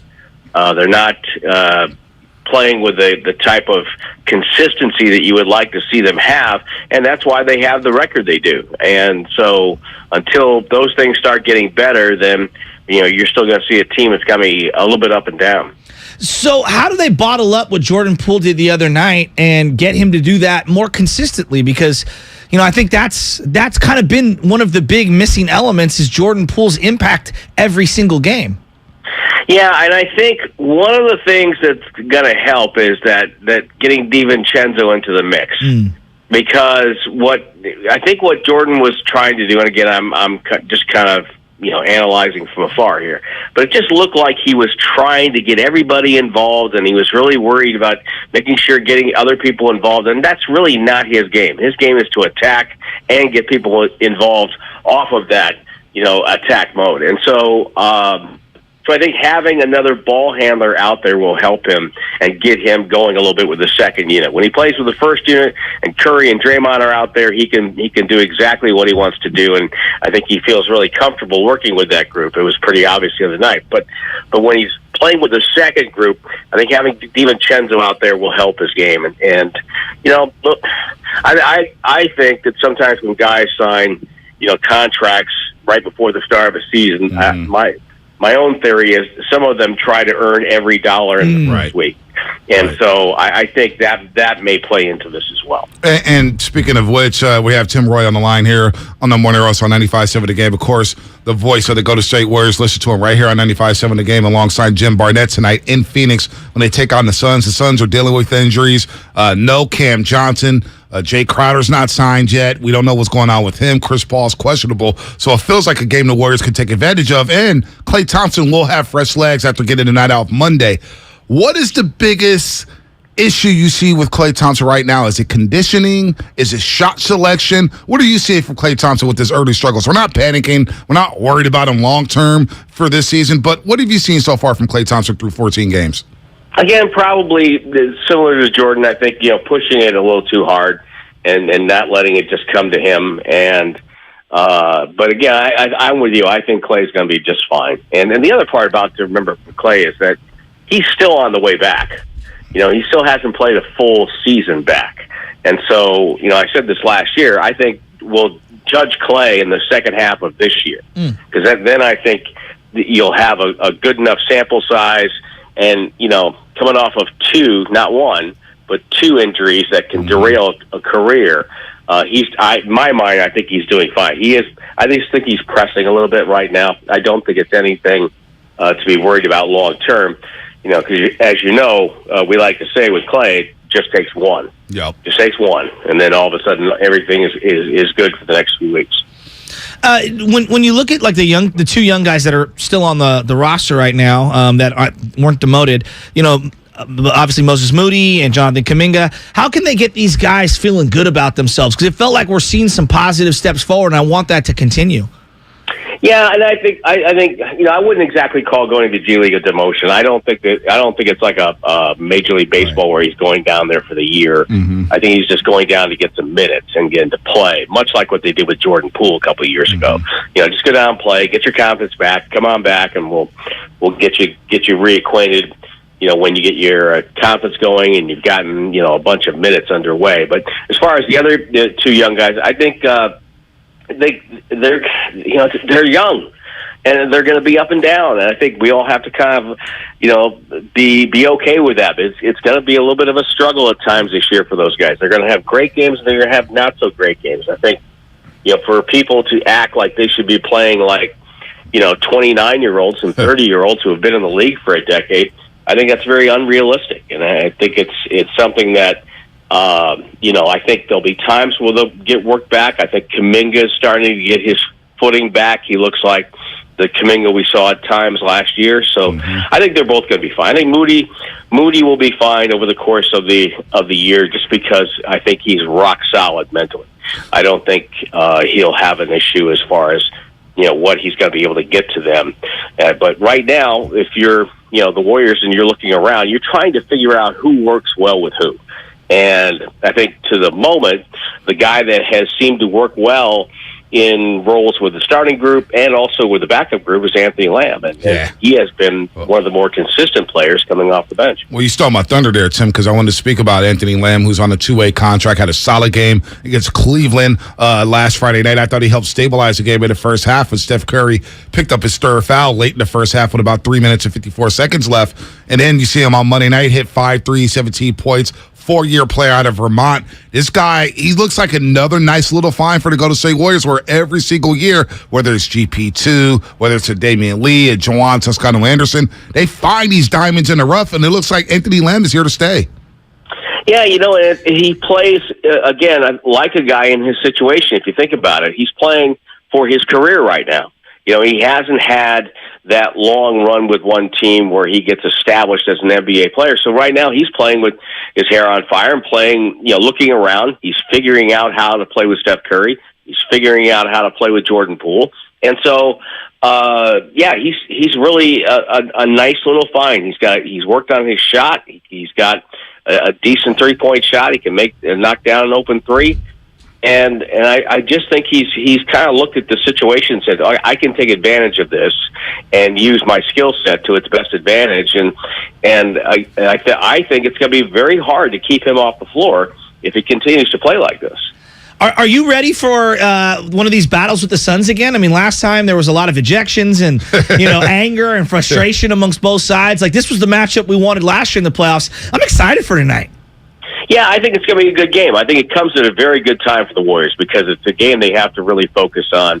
It's a game they have to really, be ready for. I think it's good for Klay to have this game right in front of him right now. So yeah, I'm looking forward to this. It's a good matchup. I think the Warriors overall match up pretty well with the Suns. DeAndre Ayton, though, is a handful and very very deadly inside the paint.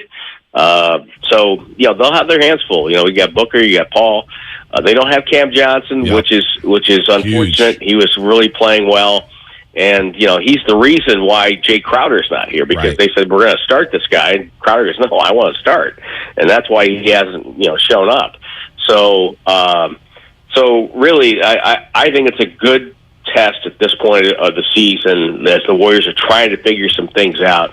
I think this will be a real fun game tonight. Wiggins has been consistent, been a two-way player, playing like an all-star again. Looney is a rock. Draymond, I think, has been playing some high-level basketball. But I do want to go back to James Wiseman for a second because I'm with you. It's not a demotion. Jordan Poole went to the G League. Kuminga Moody went back and forth last year to Santa Cruz. What are the things you would like to see James Wiseman work on before he comes back to the big league club? To me, I think one of the things that was where he gets caught sometimes is positioning, where he gets caught underneath the basket, so he's not really defending the rim. All the little things, the little tricks of the trade that you learn as an NBA big man.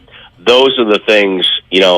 I think the confidence in his offensive game is there. He knows he can hit a shot, and he knows he can run the floor. And whenever he gets that bottled up, he's going to be so much fun to watch. But those little things, the little they're rotating at the right time, coming out and helping out a high screen and roll. All those little nuances, I think, are the things I'd like to see him come back a little bit because that's the hardest thing for big guys to learn. It's really, that's why it takes them a couple of years because they have so many different responsibilities. And again, he hasn't played a full season yet, and he only played 3 games in college. So you're literally looking at a high school kid, trying to learn the NBA, and that's I think he gets judged, I think, on an unfortunate standard because we're all in a win now society, but. Big guys, you just got to be patient. And again, he's so young, hasn't played so much. He's got so much to learn. That's why I hope he gets down in the G League, is learning a couple of things that are going to help him when he comes back up, to help him, keep himself on the floor and be an asset, to the rest of the bunch. All right, I'll ask you. I can't believe we're going to get through an interview with you without asking you about Stephen Curry, who's playing at an insane level right now, the Western Conference Player of the Week for the 19th time. He's been a joy to watch, no doubt about that. But you're a big football fan, and you've been calling Stanford games, and you're well equipped on what's going on in the NFL. Down the stretch, if I gave you 2 choices at quarterback, who you taking, Tim? Jimmy Garoppolo or Kyler Murray? Wow. Yes, we got one. Yes, we got a wow. I'm not a big Kyler Murray guy just because I don't know. I just don't, to me, it's a big red flag when they would even consider putting that clause into his contract. Yeah, the homework clause. That's a huge red flag. But, I love football. The Raiders are doing their best to give the Patriots their offensive coordinator back. It's been fun, and I've had a real blast doing Stanford this year. It's been a great fun, and looking forward to the big game this weekend. I don't recall, but were you in South Bend when they beat Notre Dame? No, I was scheduled for that game, but the other announcer that Stanford is using this year was already going to be there. His family was going to be there. And so we was talking about it, so it doesn't make any sense for me to pay to send me out there when he's already there. No doubt. So, and I have already done a game there, so a couple of games actually. So I had already been there. He had never been, so it made more sense, and I was really happy for him. Tim, you're the man. You made my day because I'm taking Jimmy down the stretch as well over Kyler Murray. Have a good call tonight, Warriors and Suns. Warriors got to get a roll with, man. Can't go to 0-8. It's going to make our post-game show. It's going to kill the vibe. Should be a good game tonight. Hopefully it's win number 1 on the road. No doubt. Tim, you're the man. The voice of the Golden State Warriors, Tim Roy, right here on 95.7 The Game on the Morning Roast. And as the 925 said, Tim Roy, who was that saying? 925. Oh, yeah, 925, Xfinity Mobile Text Line. Hey, Bonte, I was stuck in traffic on Highway 4 for most of the show. I'm heading into work saying, Jimmy. Can we remove emotion? Jimmy. For a second? No emotion attached. No, I know. So let me ask you a question. Okay. Before this year, what'd you think of Tua? Wow. I've been a big Tua fan. I know, but what did you say to me before the season started? What did I say? I don't remember. You did not believe in Tua. I was concerned about the injuries. Okay. I was concerned, but Tua's looking like the guy that I fell in love with at why Alabama. Is that? Because he's back. He's healthy. He's healthy. Wait, why is that? He's got weapons. It's just health. He's got weapons. What about coaching? Coaching is important. Okay, just very making important. Sure. How about Daniel Jones? Career loser. I like Daniel Jones this year with Day Ball. Does coaching matter? Coaching does matter. Okay, do we even think that Daniel Jones has all that much talent? I think he does. I think we underrated him. He's got a good arm. He's got good legs. He just had been Macadoo or Macaboo or whatever his name What is. about Alex Smith when he was with the 49ers? Alex Smith is Did he have bad coaching? I mean, he's Mr. Mediocre. Yeah, but did he have bad coaching? Yeah, he did. Okay, when he had good coaching, what did he look like? He looks okay. Okay. So He do you looked think Cliff okay. Kingsbury's good? He's beating the Niners. You've been begging for him to get fired on the internet for 3 weeks straight. No. I don't want him fired because the longer he's there, that means more success for the 49ers. Okay. So you think he stinks? Kingsbury has beaten the Niners every single year. Both are true, but do you think he's good? Do you think he's good? He's all right. Do you think he's better than Shanahan?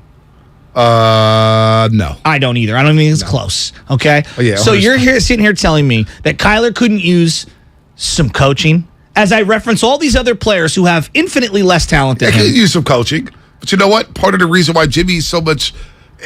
part of the reason why I would take Jimmy down a stretch over Kyler is because he is coachable. Kyler's not coachable. Well, yeah, I would counter and say that the coach ain't really a coach. Well, he's not the coach had Patrick Mahomes, one of the greatest players we've ever seen in college, and couldn't even get over 500. Yeah, well, Texas Tech never was 500. They never play defense down to Texas Tech. Someone's got to be Texas. Love it, Texas. They never play defense. But Bonte, how do you go from being the greatest quarterback we've ever seen to someone like couldn't win in college? Like that still was a top 13 pick, top 10 pick. Despite Cliff Kingsbury. So if I gave Kyler Murray the personnel that the 49ers have, plus the coaching, do you think he'd be better? I would hope so. I think so. I would hope so. Now, but you know what? That's not stuff? the question, though. That's all true, Shasky. Yeah. But I'm saying for this year, despite the coaching, despite everything. No, but that's part of the equation for me. Leader of men. Oh, yeah, by the way, we did have a chant with Tua Tagovailoa. Tagovailoa. 10 touchdown passes, in those last 3 games? No picks? He's good. Your boy in Clemson right now, DJ Ungulele. He's not getting coached up right. Okay. They lost their offensive coordinator. All I'm saying here is that we can all agree talent is undeniably in Kyler's direction. Now, you want to give Jimmy all the intangibles? Of course. But if I gave Kyler Murray some of that coaching, I think a lot of those intangibles would be cleaned up. But you also have to want to be coached. He hasn't even given Kingsbury a chance to be coached. Well, there's clearly a disconnect between the two of them, and I won't disagree on that. Kyler has a disconnect with his wide receivers. He has a disconnect with his offensive linemen. Well, him and Lincoln Riley worked out great. Who? Lincoln Riley and him worked out great. Yeah, college, it went out, but we don't know the Lincoln. Everybody works out with Lincoln Riley. Jalen Hurts did too. But he did leave Texas A&M. He wasn't happy at Texas A&M. He bailed on them. He was behind guys. He bailed on him. Behind guys. He played, but he bailed. Everyone's transferring in the transfer portal. The guy, Caleb Williams, right now, who's the best quarterback, one of the best quarterbacks in the country. I'm saying. He was with Lincoln Riley in Oklahoma, and he left. Everybody transfers now. That's not a knock. Troy Aikman transferred. Troy Aikman went from Oklahoma to UCLA. Was the number 1 pick. I know. He didn't want to run the option no more. It's not a bad thing, but he did. He has not been coachable. He hasn't. It's just the truth. Is Bruce Arians coaching up Tom Brady? He is. He did a great. He helped them win the Super Bowl. Bruce Arians is a damn good coach. Should be in the Hall of Fame. And Tom Brady told him, stop telling me to throw deep. If we check down a little more, we're going to win. Hey, Bruce Arians should be walking to the Canton, Ohio. Great quarterback coach. Ben Roethlisberger, Andrew Luck, Peyton Manning, and then Tom Brady. Bruce Arians, quarterback whisperer. I'm getting Dick LeBeau into the Hall of Fame before I'm getting him. Come on. Dude, you better get that Kango hat in Canton. Listen. If I want him to cut up my prime rib, dude, a la carte. Bruce Arians is a legend around these parts. Listen, Kyler doesn't even get along with Hopkins. Hopkins sabotaged their season by getting suspended for PEDs and missing 6 games of the year. He's come back balling. Yeah, because he's on the juice. Come back balling. They're all on the juice. They're all on the juice. Come on. 80% of these NFL players are on the juice, man. Who cares? Yeah, but they don't just get suspended for 6 games. You know what? We know how they doctor up if tests. A 49er, Listen, if a 49er who was as important to the organization as DeAndre Hopkins was suspended for 6 games, we would all be like, dude, come on, man. You're sabotaging the season. Now, would have just been disappointed. Listen, DeAndre Hopkins on the Hard Knocks, you saw it. Yo, man, what you looking at? Kyler doesn't even know what he's looking at half the time. One, he can't see over the line of scrimmage. Coaching. That's probably players got to make plays at some point. Players got to make plays, and he's got to take accountability. I don't, especially when you pay a guy $250 million. Dude, but I do believe that Kyler, with the right coach, as evidence from Brian Daboll working with Daniel Jones, as evidence to Tua Tagovailoa having Mike McDaniels into his life, coaching does matter, and I think that that's a big aspect of the Kyler Murray situation. Listen, man.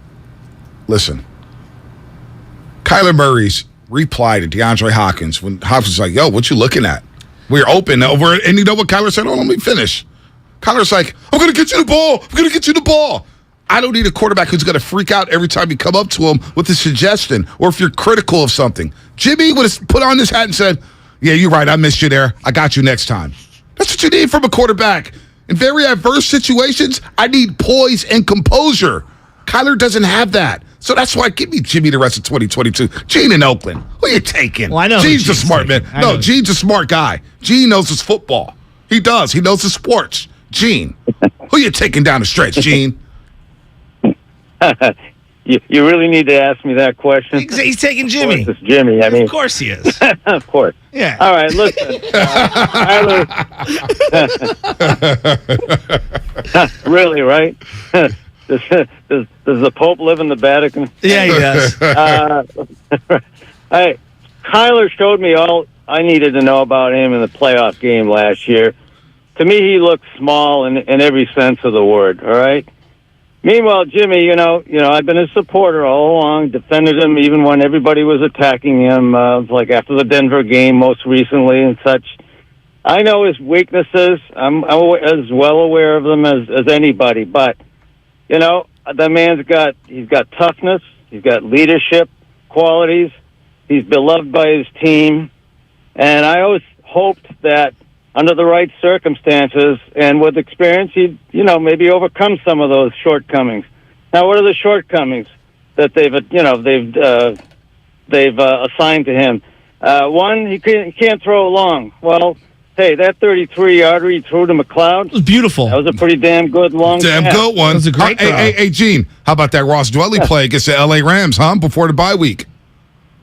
Tell me about it. Oh, tell me about it. To that, too. And the oh-no passes. Well, there haven't been any oh-no passes for a week now. Oh, listen. All right, you keep this guy, you keep Jimmy healthy. All right, you give him enough protection, give him weapons. All right. And this is what you're going to get. Yeah, right? run for 220 yards, and he'll be fine. Hey, Gene, you made your point. You're rolling with the winner. All right, not a guy who rather play video games instead of study the playbook. That's unfair. That mattered. No, it's the you truth, play though. video games with your daughter in your lap. No, not anymore, because she wants to grab the controller. That's such a lie. You know what I'm saying? I haven't played the bat in a long time. Here's the unconnected controller, baby Chaz. No, you're the computer. She's no dummy no more. She's like, no. The light's not on. What's going on? She's wise beyond her age, baby. Beyond her years. Are you going to make it to the end there? You did what I did during the Tim Roy interview. He was smoking weed during the break, man. He's smoking weed during the break. I was choking on all that Jimmy Garoppolo propaganda. 405ers podcast. Hey, Evan Giddings and Mark Grandy. I got a topic for you guys. It's the third straight division game for the Niners. Actually, it's not the third straight division game. What are they talking about? What are they smoking? What do they need to do to win against Arizona on Monday night? Listen to the 415ers podcast with hosts Evan Giddings and Mark Grady. Follow the 415ers on the free Odyssey app or wherever you get your podcasts. And shout out to YouTube, Twitch, and the Xfinity mobile text line. Download the Odyssey app. We got Mark Willard ready to go. Look how I know happy who he he's is. taking. Oh, he is jacked up, ready to go. Because we got a big game in Mexico City. Let's flex, baby! Jimmy G is taking it on the chin. That guy went on the baby field and threw passes, didn't even have a damn team. It was like, can I just come to the facility and work out? They made him come to the facility. He threw on a little tiny baby field to get his arms straightened up and took it like a man. Then said, you know what? I'm going to give back millions to you guys. We'll restructure the deal. I'll be the backup. I'll wear the uniform. I'll hold the clipboard. Jimmy.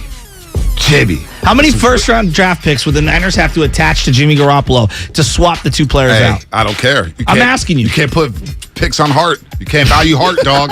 Tyler Heineke in Washington. Look, you can say the same thing about the Commanders. He's 10-9. Hey, you can say everything about the Commanders. You can't measure Hart. Jimmy's got heart. I don't know about Kyler. The Flex of the Show, presented by Xfinity Flex, the 4K streaming TV box with voice remote and Peacock Premium, free with Xfinity Internet. Jimmy. One thing we didn't get into today, Emmanuel Acco from Fox Sports did this video about Trent Williams tipping plays off. You can tell when it's a run, when it's a pass, but it doesn't matter because he's so damn good. Well, yeah. Did you see there was a, what's the guy Eduardo Perez on ESPN? Yeah. So he was doing it with Randy Johnson, and he goes, Randy Johnson, one of the greatest pitchers of all time. He'd have a closed glove when he was throwing a fastball, and then he'd open it up when it was a slider.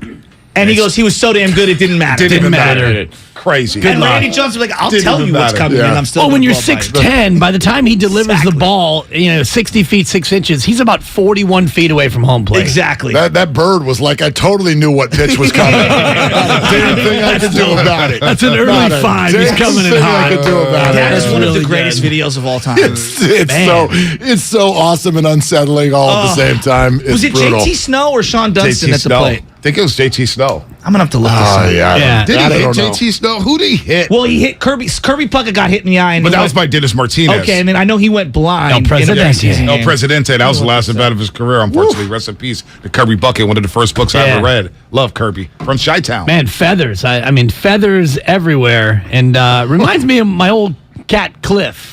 Cliff, he got a bird, and he got him downstairs, and he gave him the quick, 1, 2, 3, 4, and all of a sudden it was It was a plume. A hoofunga? Yeah, totally. It was a hoofunga. It was a plufunga. Yeah. Shout out Cliff. You haven't seen him in some time, but Rest in peace, Cliff. No, he's still with us, but he's with the missus. When you get divorced, and luckily, hopefully, neither one of you ever has to go through it. I know you're not married, Bonte, but for all intents and purposes, don't say that out loud. Well, and I know you slow down if you and say liked it louder, it, then you should have put a ring on it. But Hey, when we you don't need to go eventually there. get married, when Let's make that happen this year. when you when the full court This press. is not good radio. No, it's Still my actually great favorite radio. show ever. And Not good radio. I didn't even know that we were going to go here, but once you do get married, once the full court press, good luck. The 10 count. Oh no, he cannot escape forever. I don't know your lady, but I know enough of your lady to know that it's not up to you. It's just a matter of time. But So about Kyler Murray. No, I'm sorry, but Hold on. when you do eventually, if you do get divorced, you kind of have a divorce draft where my kids were both adults. Keon was about 17, so it's like, okay, he's going to stay at home. But with the first pick, the ex-wife selected Cliff the cat. It's like, damn, So it's like a peace treaty. Wow. Kinda. What did It's she like, leave for you? What was your first pick? And is it a snake draft? Do you then get 2 selections? Well, yeah. She got the first That's a pick. good question. 65, big screen TV? No, what I got was spousal support payments with the second pick. Smart. So, man. Anyway, I feel like I might have been the Minnesota GM at that time. You are Johnny listening Flynn. to 95.7 The Game, KGMZ FM and AC1, San Francisco, I gotta go to always the live on the free restroom. Odyssey app. Download the Odyssey app and favorite 95.7 The Game for the best and most up-to-date sports coverage. And don't forget that you can also watch us every day on the YouTube and Twitch streams. I can't get over the snake draft I'm comment. sorry. Just log on to search 95.7 The Game. Be sure to like and subscribe to the channel while you are there. Willard Dibs are in the building. Bonte. What's up? Okay, not widely known, but the batter during the Randy Johnson, Yeah, the bird. Calvin Murray, who played 5 Calvin Murray? seasons Oh. Yes. Rocket? who's also That's Calvin Murphy. the uncle of Kyler Murray.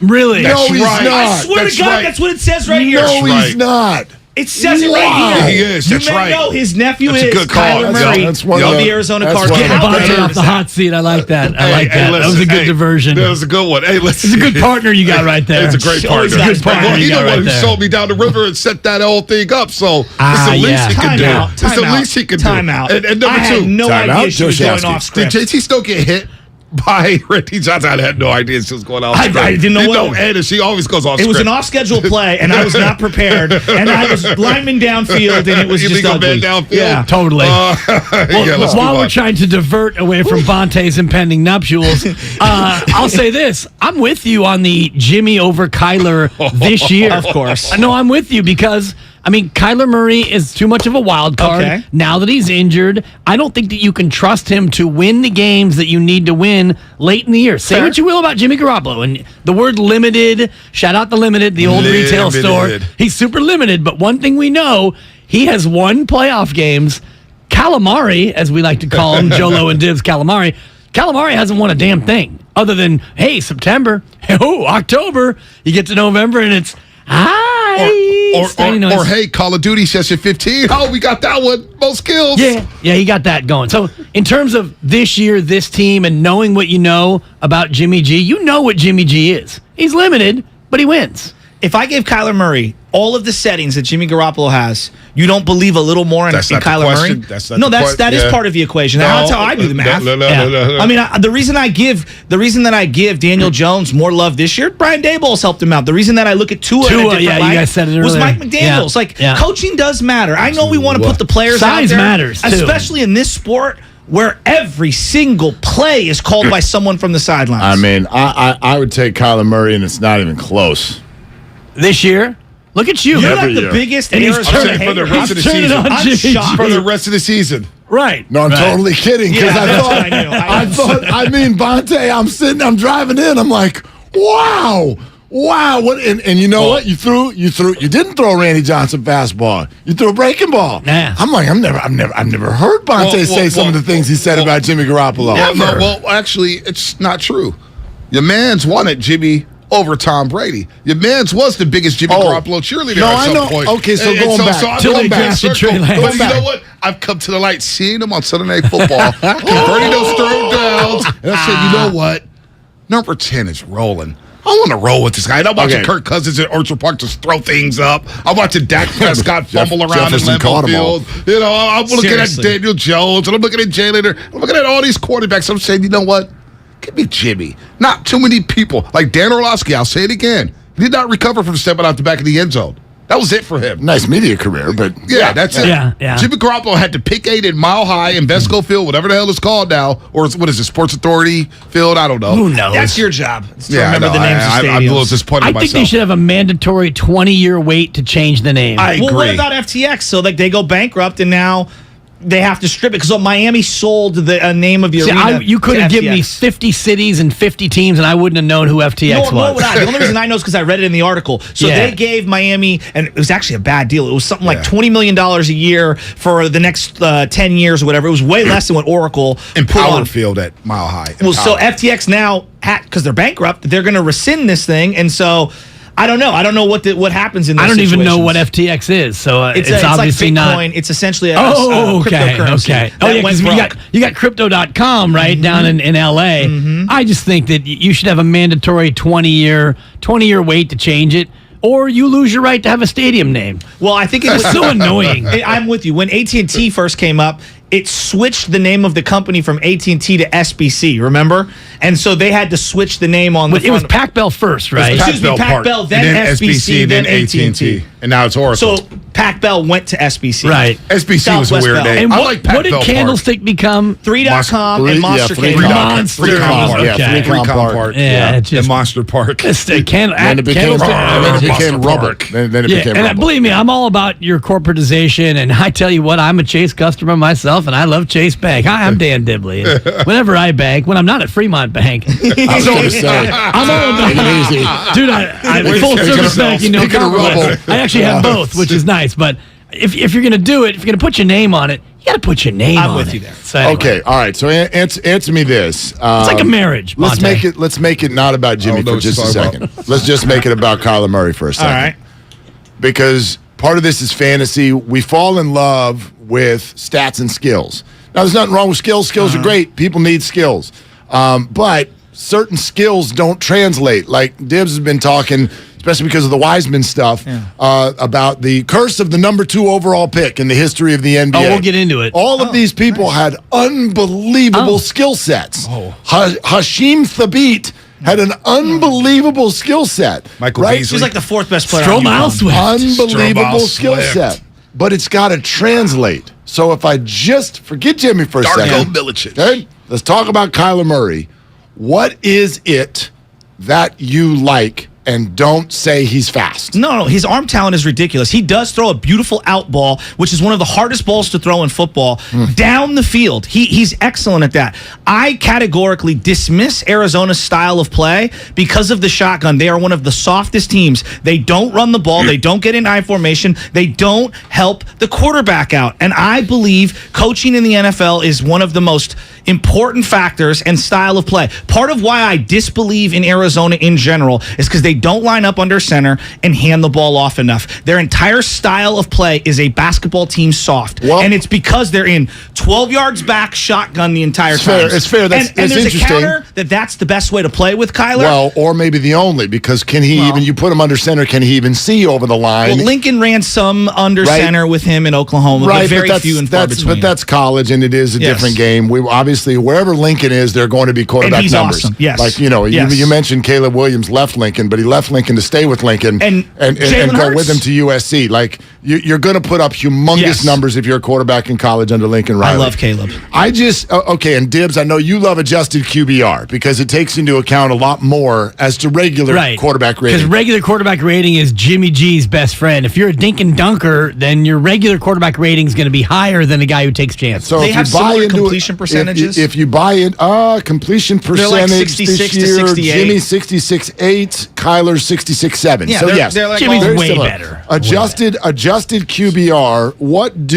Let me just look at these names. What did Jacoby Brissett, Daniel Jones, Marcus Mariota, Justin Fields, Jared stats Goff, are for losers. You gotta measure hard. Trevor Lawrence, Ryan Tannehill, Zach Wilson, Jimmy Garoppolo, Kirk Cousins, and Matthew Stafford all have in common. Well, Matthew Stafford's got more turnovers than anyone not named Josh Allen this year. They all have a better adjusted QBR than Kyler Murray this year. Man. Okay, now that I'm not even a QBR fan. You don't even know what that means. That I know cannot. what it means. I'm not a fan. Yeah. I'm just like Except plus for when I'm minus. winning the argument. No, it's like Exactly. plus minus. I didn't even use any stats to win the argument today. When I watch Kyler Murray play, I am still sitting here right now. What is this? Is this year? This is year 4. 4. Yeah.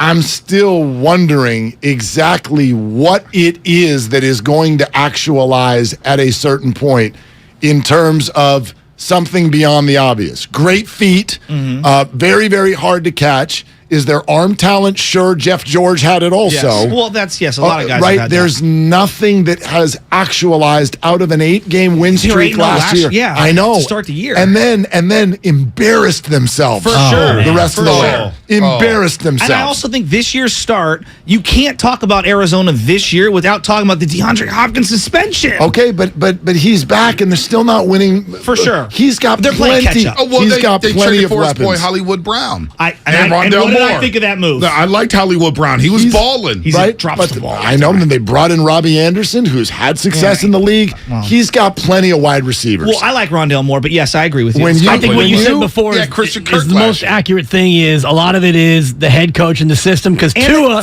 what did you guys say about Tua before? Tua was mediocre. He was a washout. Yes. I mean, he wasn't the guy, but now all of a sudden he is. So I'm with you in that if Kyler Murray, if Calamari was somewhere else, maybe he's a different quarterback. But he's not, No, and I so agree. this is what you deal with. And you're betting also, like, Arizona, for my entirety of my life, has been good, stable, for a 2-year run with Ken Wisenhunt and Kurt Warner. Don't sleep on Bruce Arians in Arizona. Okay, they were solid. Back-to-back playoff appearances. They were solid, okay, but, like, Carson Palmer, nobody believed in the way we do. You're not. I think the Bidwell look, suck. You're not wrong about the organization. Yeah. I don't think you're wrong about Cliff Kingsbury. Could Kyler Murray be a better player somewhere else if he were the Eagles quarterback rather than Jalen Hurts?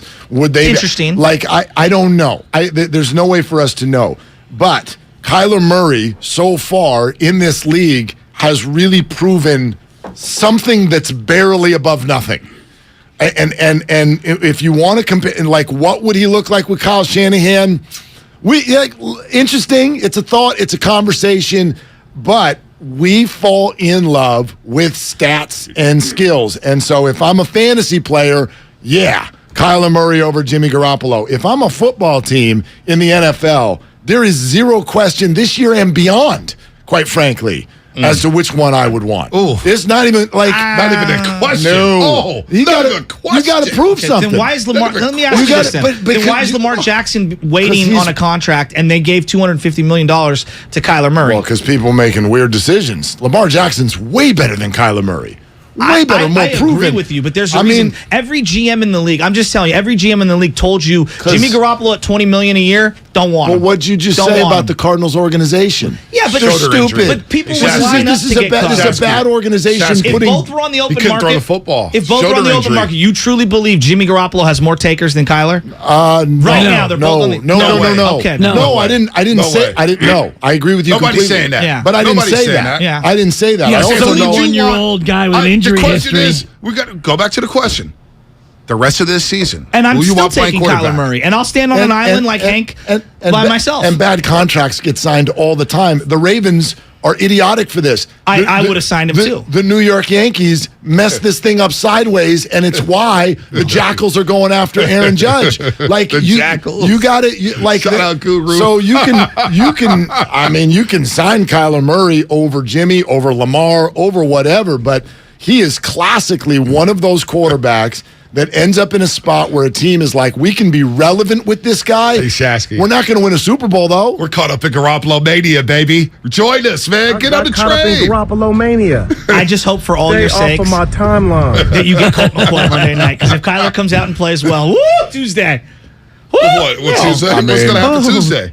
Niners going to win the game on Monday. I Big hope. game. I hope. Big game. I'm off next Tuesday. You guys in next week? jealous. You guys both in? You know our turkeys off. We're giving out our turkeys of the year on Wednesday, by the way. Oh, are we doing that? Oh, yeah. I've got a whole category. You're not in on it, but I'm in on it. This is something that, preparation. Man, there's no I in team or in morning roast. It's No, all, there it's is all one about I. I with this guy. That's why he likes Kyler Murray, because he's an I player. Jimmy's about the team. Jimmy and Kyler going to they are going to the international zone at SFO. They are heading out of the country. This is a neutral site, and one of them's an 8-point favorite. Well, whatever. It's up to 8 now, huh? Yeah. 8. Yeah, I don't do the betting, so I wouldn't know. I wanted to pull a Steiny today and do the. You can't do that. Why can't I do that? You're not allowed to do that. Don't you do yes, that? Why can't I do that? coined the phrase the Jimmy O no throw. Yeah, that's you fine. were championing Trey Lance. No. Don't you come in here and have Jimmy Garoppolo's. You're not allowed to do that. Hold on. No, I coined the Jimmy. Is that can I back you? I give you 2. I coined the Jimmy O no throw because I had to brace Niner fans. Hey, there's going to be a couple throws a game that we're all going to get queasy over. We're going to oh, can't do that, Jimmy. True. But you live through it because you know why? He bounces back like a champ. He bounced back from the pick game. Do you believe he bounces back. you're saying? Absolutely. Go look at the numbers in 2019 when he threw an interception. He bounced back and would just throw dimes. Wait, what year? Like 2019. And now in 20. What year is it now? Last year and this year. Last 2 weeks, beat the LA teams, throwing the ball in the second half. The most important drives in the third and fourth quarter. Think about the Rams game. Hold on. Think about this. 14-10 against the Rams. Rams are leading. SoFi's going crazy. Jimmy goes 7 for 7 on that drive, and they take the lead. And then when it's time to put them away, Jimmy throws a dime to Ross Dwelly. Did it. George Kittle. Boom. Touchdown. Game over. Last week, you're down against the Chargers. Everybody's like, oh, man, it's the Chargers. We're about to lose. What happens? Oh, they ran it 41 times is what happened. No. That's a stat, though. I don't want to hit you with a stat. Someone else threw it 28 times. No. What happened on that drive to take the lead? Jimmy. No. You jumped the gun there. 1 minute, man. Listen. Thank you, Dibs, for having my back. I mean, Jimmy Garoppolo converted the shot 3. clock, the talk clock was down to 3. I mean, No. You're slow playing me into a corner over here. Because you knew I was making a point. Let Vontae cook. Third down conversions to take the lead. Why? Because Jimmy threw it twice to Jawan Jennings and once to Brendan Ayuk. His arm helped take the lead. Wow. His arm. Do you get paid by the sentence? Is my question. Jawan Jennings. I'm over here. I'm over here on ice. You know what? And not just because I'm next to the AC. We got a show meeting. We can walk about this bad boy real quick. I'm not blocking the door. Willard gets 48 seconds. And then the NBA court can shoot. Go give me about 48 seconds. Go ahead, Mark Willard. I thought you were doing great. I thought you were doing over great. here. And you know, that's what you know happens what, when though? You know what?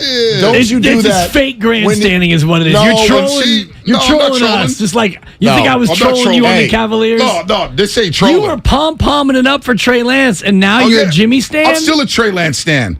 But for this team, I'm rocking with Jimmy. I rock with my own. I'm not turning my back on number 10. Niners are 5-4, getting ready to go play at Mexico, and they got a trophy in front of them. The Lombardi's right there. The NFC's wide open. I will roll with Jimmy over Kyler. That's the question. Why can't opinions evolve? Oh, they do. Okay. That's Guru information. No. Don't panic. Guru says I react to new information, and I'm sitting here pivoting, not panicking. I say that all the time. Like, look, the stock market is made off of decisions changing every single day. Like, I'm totally with that. So I have no problem with an opinion change. I actually think it's unfair to hold people to an opinion from multiple years ago. Like, evolution is the key to life. That's my quarterback. That's how Joe Bob says. It's my quarterback. Hey, this my is quarterback. This is fun. I just saw this come across. The projections by the secondary ticket market. 49er fans will make up 82% of the crowd. So how do they figure that in out? Mexico based City. On zip code?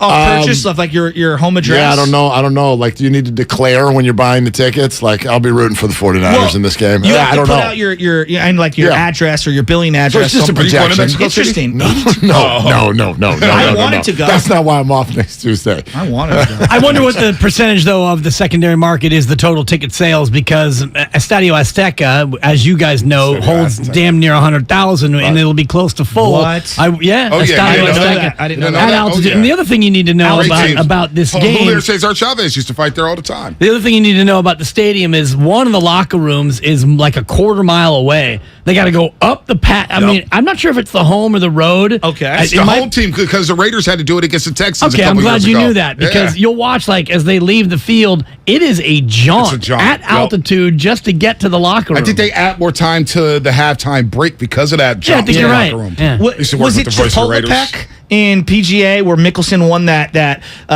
in Mexico City when they were doing the adjustments of the yardage? You guys don't know what I'm talking about. I don't. A couple years the ago. WGC in Mexico. Yes, it was a WGC in Mexico a couple years ago. Phil ended up winning it. Yeah. And the entire time was like, oh, he hit it 320. Adjusted for up here, though, it was 410 because of the altitude no and doubt. everything. No doubt. I'm out on Phil, but I'm out on Phil. Who isn't besides the Saudis? Yeah, Greg Norman's not out on Phil. Autograph seekers. Yeah, exactly. Yeah, that's true. Damn, it actually felt bad for him during his 30 for 30. Well, here's the Greg crazy Norman. thing.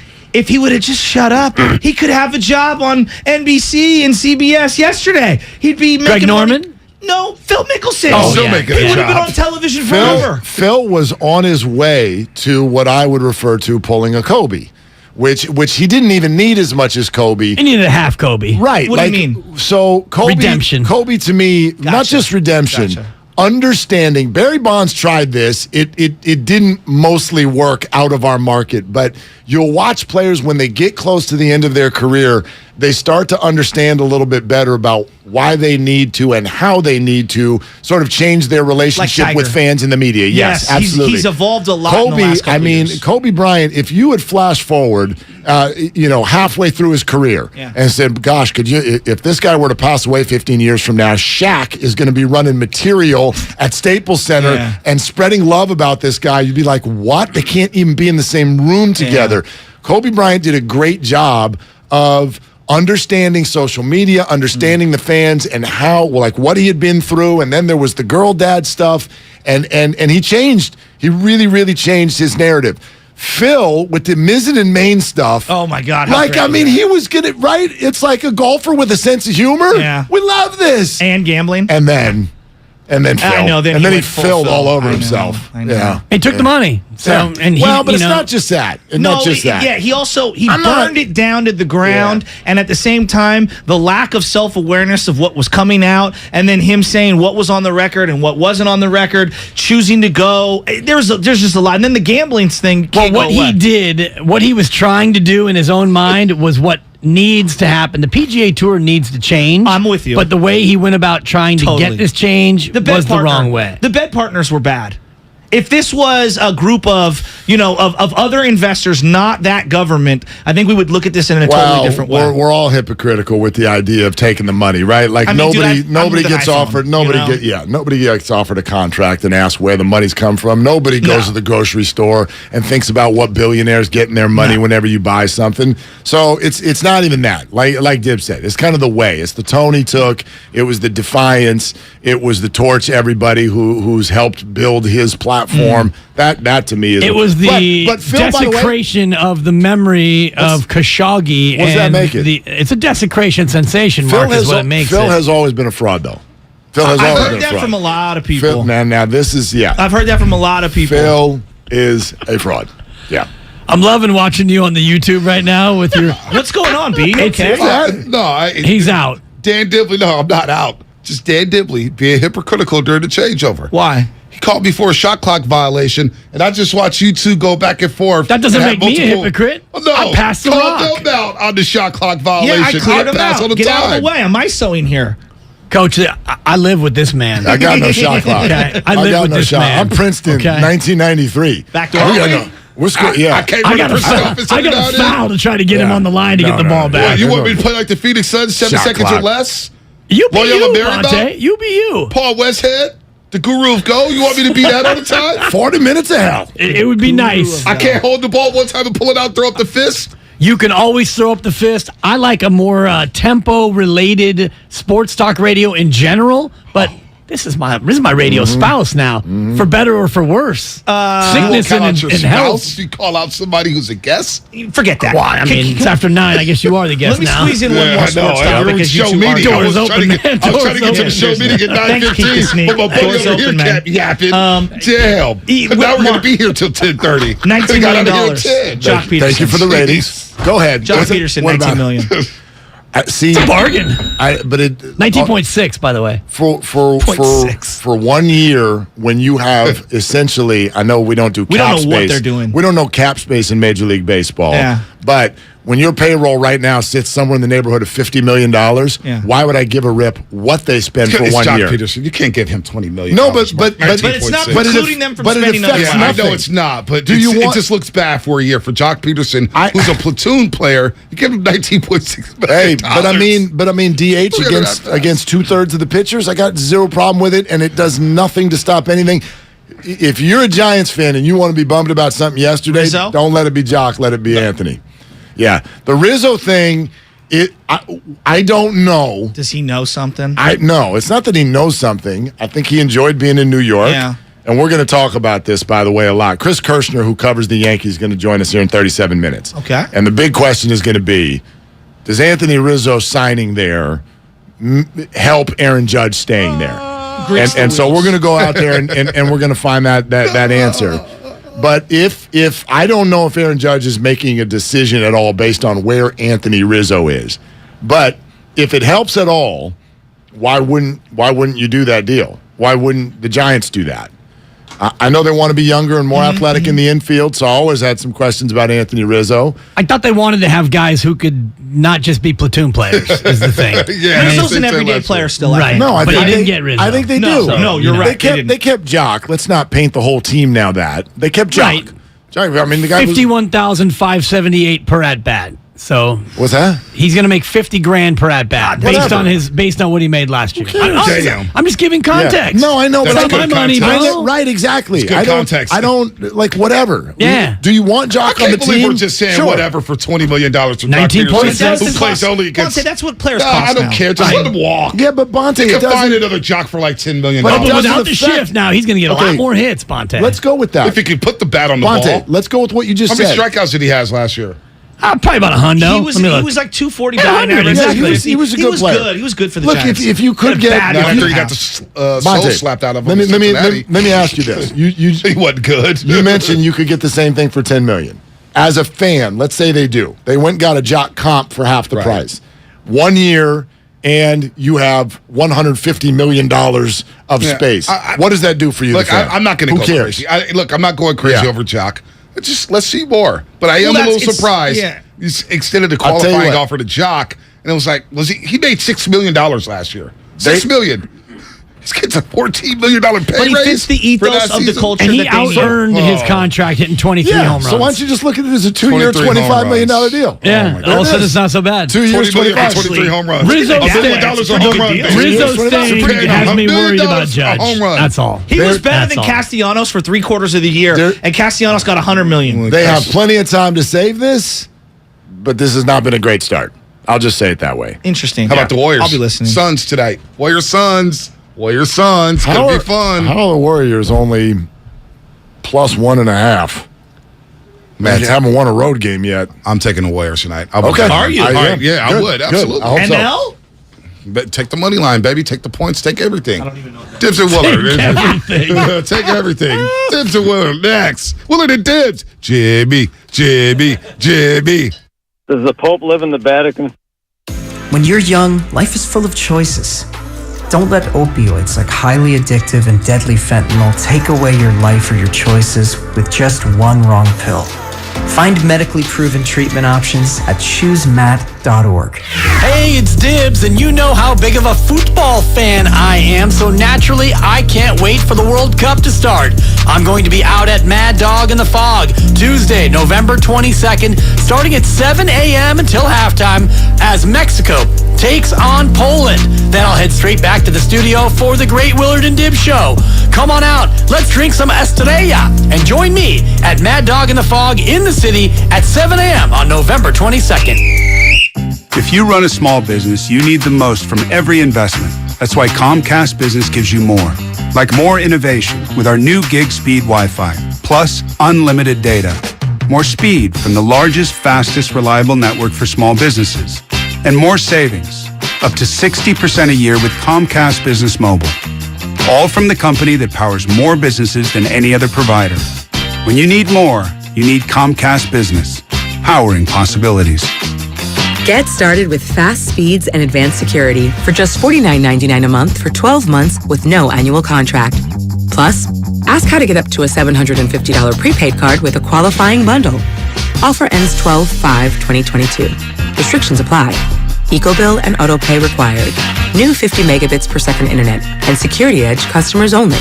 Equipment, taxes, and fees extra and subject to change. Mobile Savings compares pricing of top 3 carriers.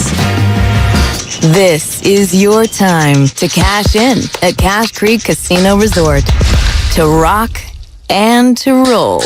Over the hills and bluffs. Go all out or go all in. With 4 stars and rising stars. Now we do more than ever, so you can do as much or as little as you want.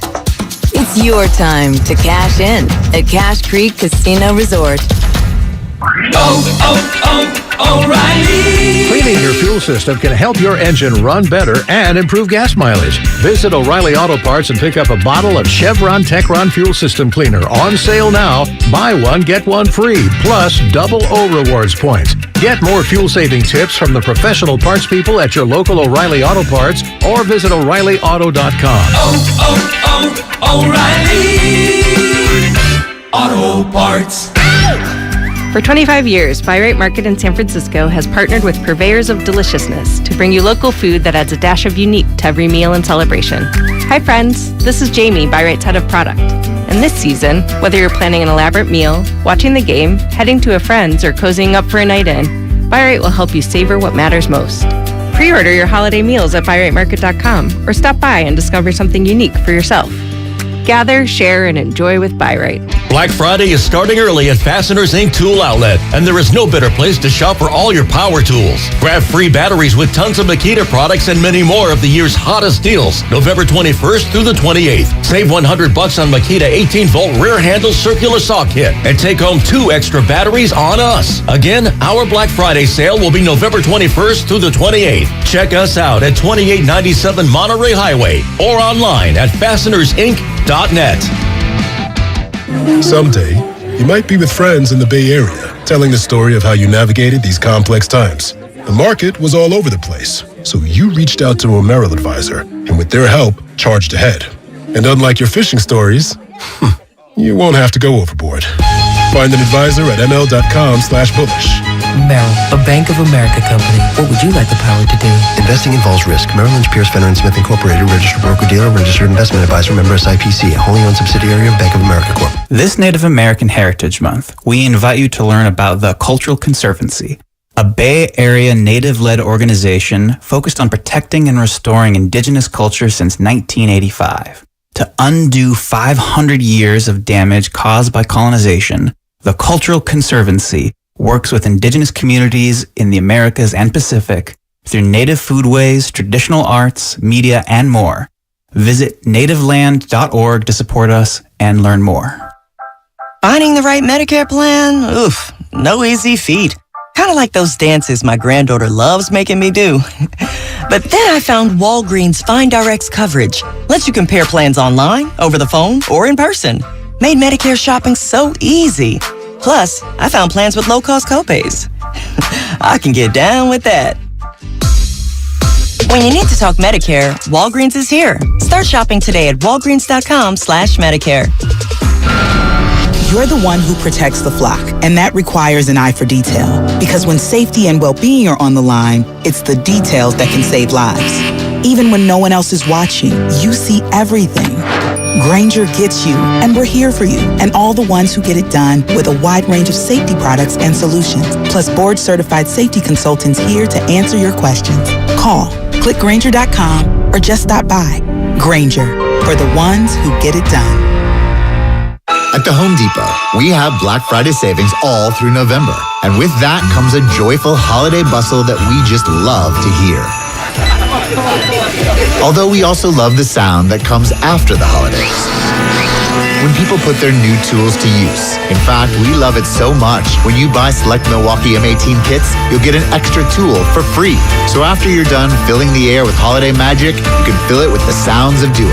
The Home Depot. How doers get more done. Hey, it's Boomer Esiason, and we all know the game isn't over till it's over. So next time you need parts for your car, don't call it quits. Go to eBay Motors. They have 122 million parts to take your car into overtime. Get the right parts at the right prices. ebaymotors.com. Let's ride.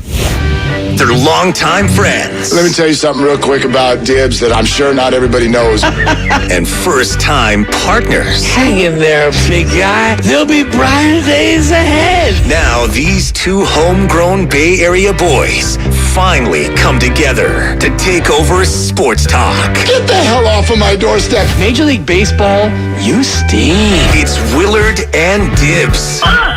On 95.7 The Game. Oh, them boys got me going this morning. Kyler and Jimmy talk, but we fold that up and put it over here in the corner of the table for just a second. It's not the best start.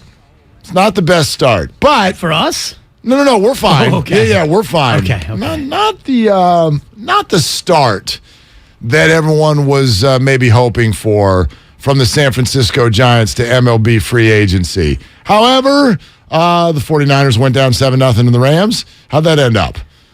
49ers went down 7-0 to the Chargers. Okay. How'd that end up? Right? So I'm not saying there isn't time to save this, but I get it. Right now, there are a couple things that got us yesterday. And we are going to talk to Chris Kirschner, who is inside with the Yankees.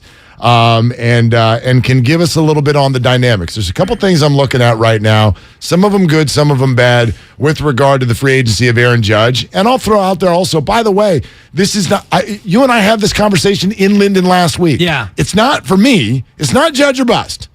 I know it is. You said it was for you. Oh, it is for me. Okay. And you can Jock Peterson me all you want. And yeah, $19.6 million. It doesn't affect how much it's going to cost me to go to a game and all the rest of it. So if you want to spend $19.6 on the guy who's only going to face righties and play half the year, that's fine. It's your business. It doesn't bother me. If you don't get Aaron Judge, that would bother me. Well, if you don't get Aaron Judge and you only get Jock, yeah, I'm super bothered. Right. Luckily, not that many big names have come off the board yet. Right. Like, I mean, they're not going to do that here in mid-November. But if you don't get Judge, but you walk out with Carlos Correa the next day or something like that, that's why I mean it's not Judge or bust. I do think it's big name or bust. I absolutely think that. But there were a couple things so far that have happened that understandably trigger Giants fans. And in fact, we've got a few of them on the YouTube chat, and good morning on YouTube and Twitch. Thank you for being with us. And you can absolutely call 888-957-9570, Xfinity mobile text line there if you want to fire something off to us there as well. But there's a few things that Farhan Zaidi has said so far publicly that are going to bother people just because of where we've been. And so while the Yankees are in one hand going, we just signed Anthony Rizzo, Aaron's best buddy, and we're talking publicly about Aaron Judge every day, the Giants are over here going, well, Jock Peterson was plan A, and you know whose name came out of Farhan Zaidi's mouth yesterday? Who? Tommy LaStella. Oh, boy. Exactly. Extension? No. Are we going to look for an extension? This guy. Rip up the deal? I hope what he's doing is climbing the staircase to some sort of a release or whatnot. But what they said was, look, Jock Peterson's going to be the left-handed DH. That's what Jock Peterson's going to do. Right. Now, that's important because what he's saying is he's not one of our outfielders. I'm hoping that means because we've got other plans. Well, they better. For corner outfield. So he's not going to be our outfielder, which means he's the DH, which means, as someone asked, well, what does that mean for Tommy LaStella, who never should have been a DH in the first place because he's not a good enough hitter? He's a slap hitter. Okay, so what does that mean for Tommy LaStella? Well, Farhan goes, well, he's going to have to be healthy enough to play multiple positions in order to play for us this year. Well, what happens if he can't? Well, they're not going to answer that yet. So hopefully his name coming up is simply a precursor to him not being a part of their plans this year. That would be my preference. But if you're Farhan after the year that you've just had, and that's what you come out saying, Jock Peterson, Tommy LaStella, and we have declined the option on Evan Longoria. And Carlos Rodon's walking. And, we're still talking. We're still talking to Carlos Rodon. He's gone. And let's see what else we got. Yeah, they signed, they made a trade with the Rays for someone that no one's ever heard of. Right. That's a Farhan move. When these are your first moves, it's understandable that people are going to go, here we go again. Right.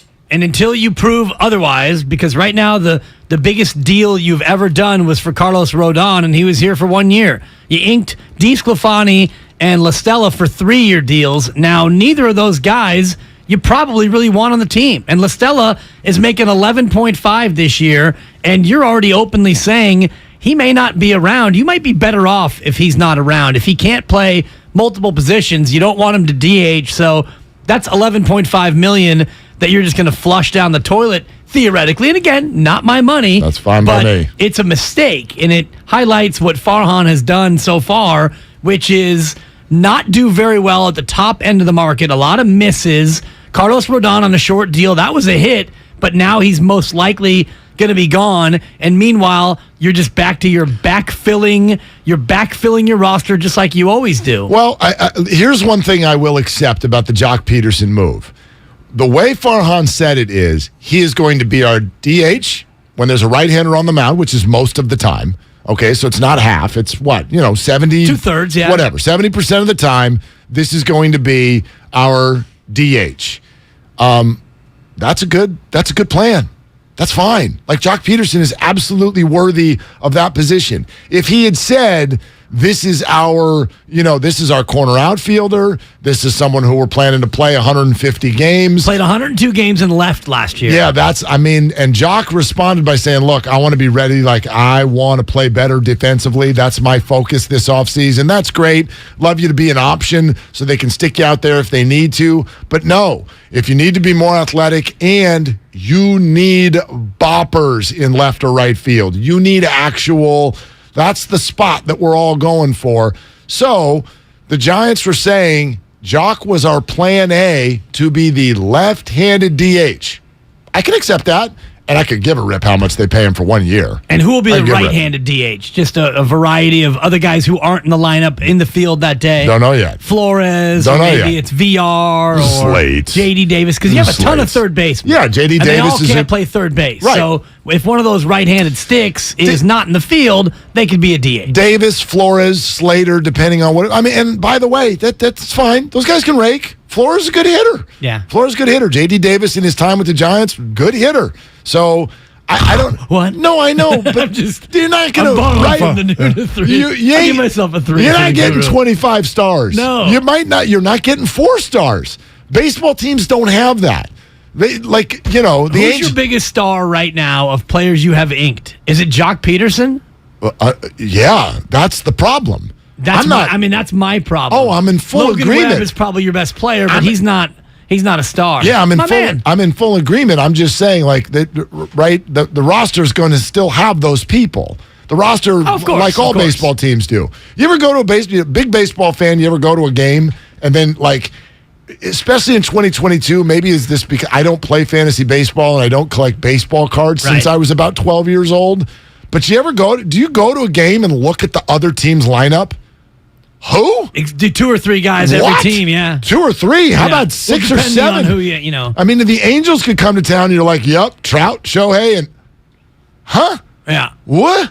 Like, that's baseball. So I don't mind if your DH is a combo of Jock Peterson and Wilmer Flores. If Aaron Judge is in left and Carlos Correa is short, then we're fine. Absolutely fine. But if you're asking Jock Peterson to be your number 3 hitter and play 130 baseball games and you're centering your entire free agency around him, yeah, you got a problem. I don't believe that that's their plan. That's the scary part, though, here is. He literally referred to Jock Peterson as the left-handed DH as Plan A. We have a Plan A. And Jock, as our left-handed DH, that's who we had penciled in on Plan A, which also means Plan A includes somebody else in left field.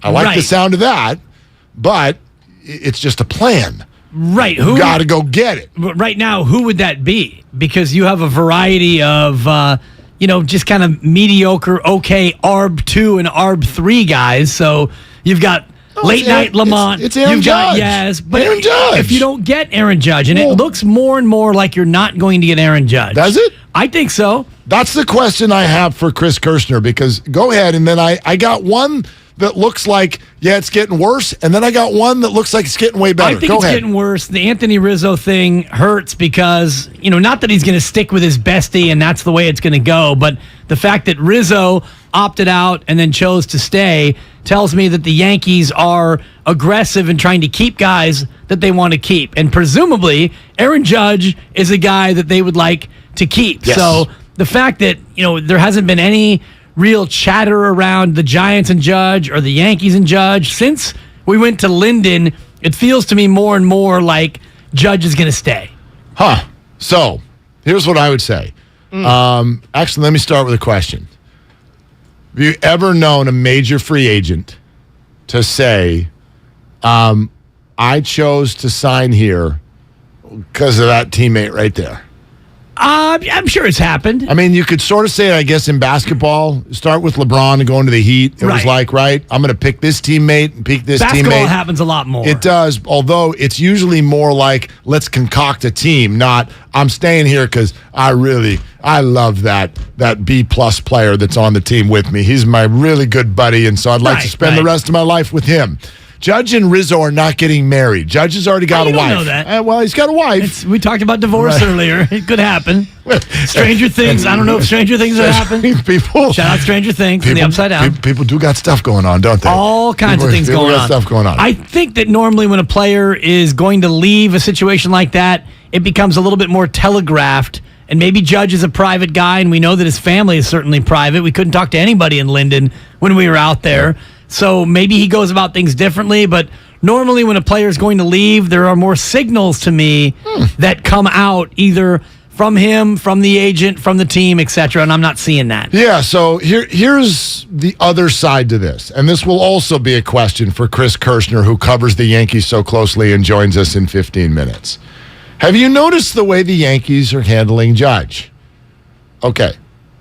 The Yankees daily, at the ownership level, people with the last name of Steinbrenner, heard of him, are daily right now in front of the media going, we love Aaron, and we've told Aaron that, and we've told Aaron that he's the centerpiece of everything that we're doing, and we also have signed his good friend, And just trust me, Aaron knows that. I told Aaron just yesterday that we're going to be very, very aggressive with everything that we're doing. He knows that we are able to not just sign him, but sign more free agents because we would like to win the World Series. And we've told Aaron that, and we've told Aaron that we love Aaron, and we've told Aaron that we love Aaron.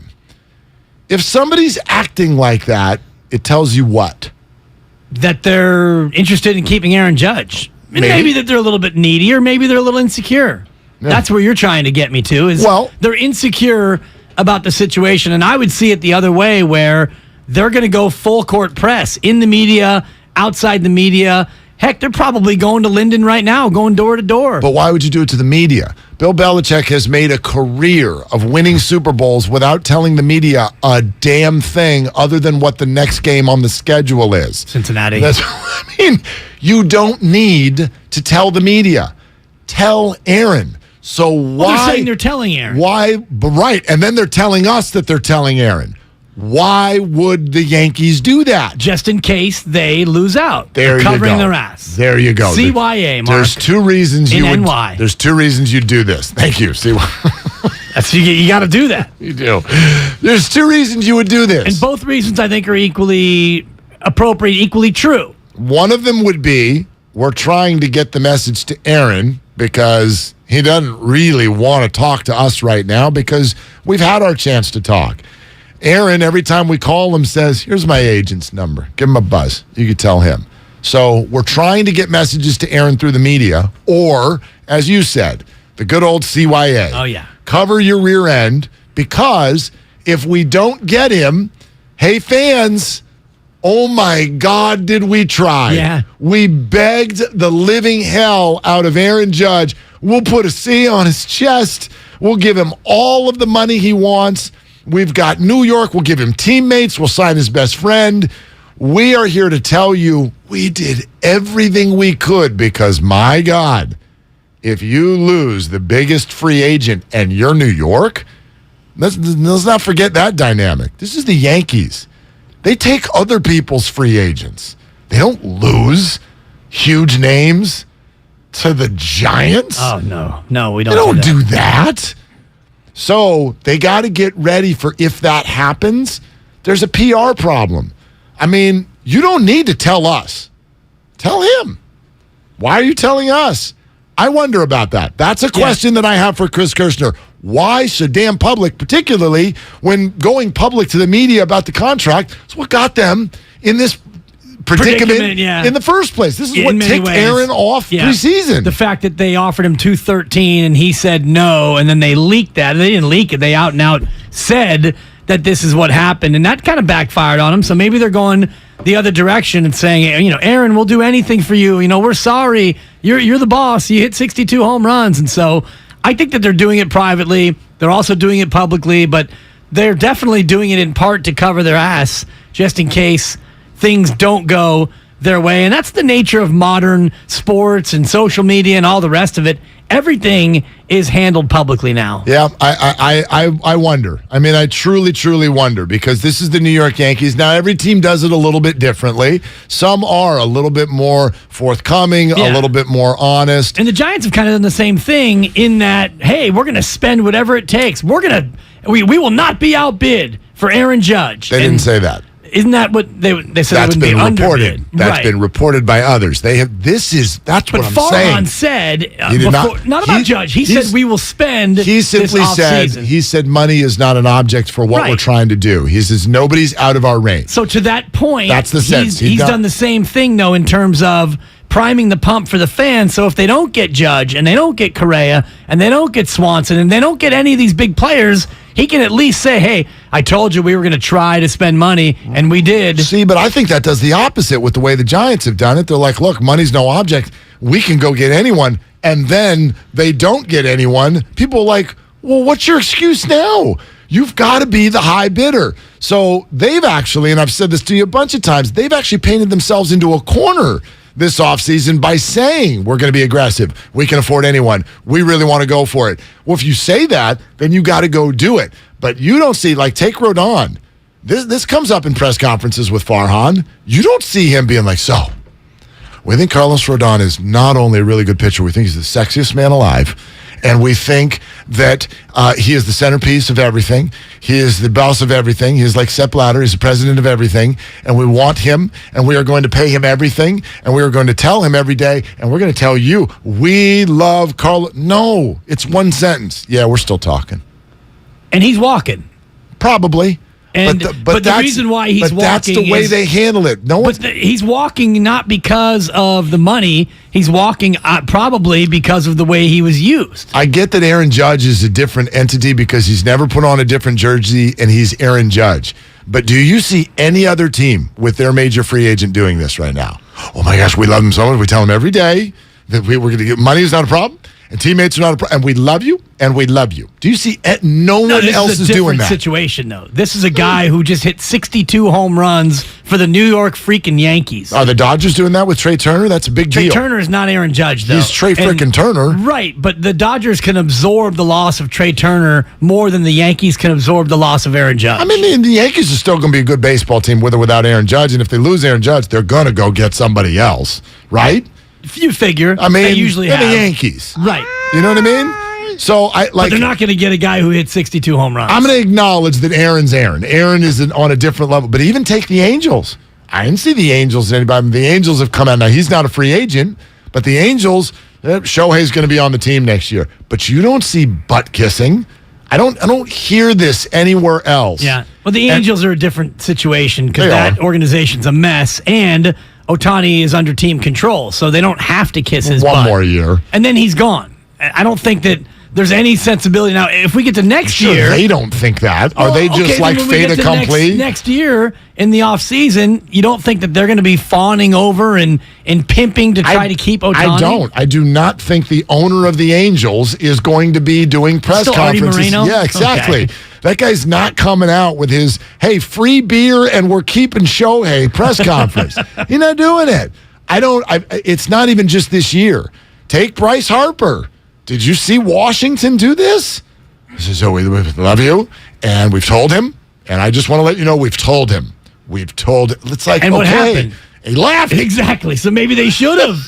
Maybe they should have come out. Maybe. Especially with a guy like Bryce Harper. Maybe they should have gone full court press. What's a good comp of someone who stayed?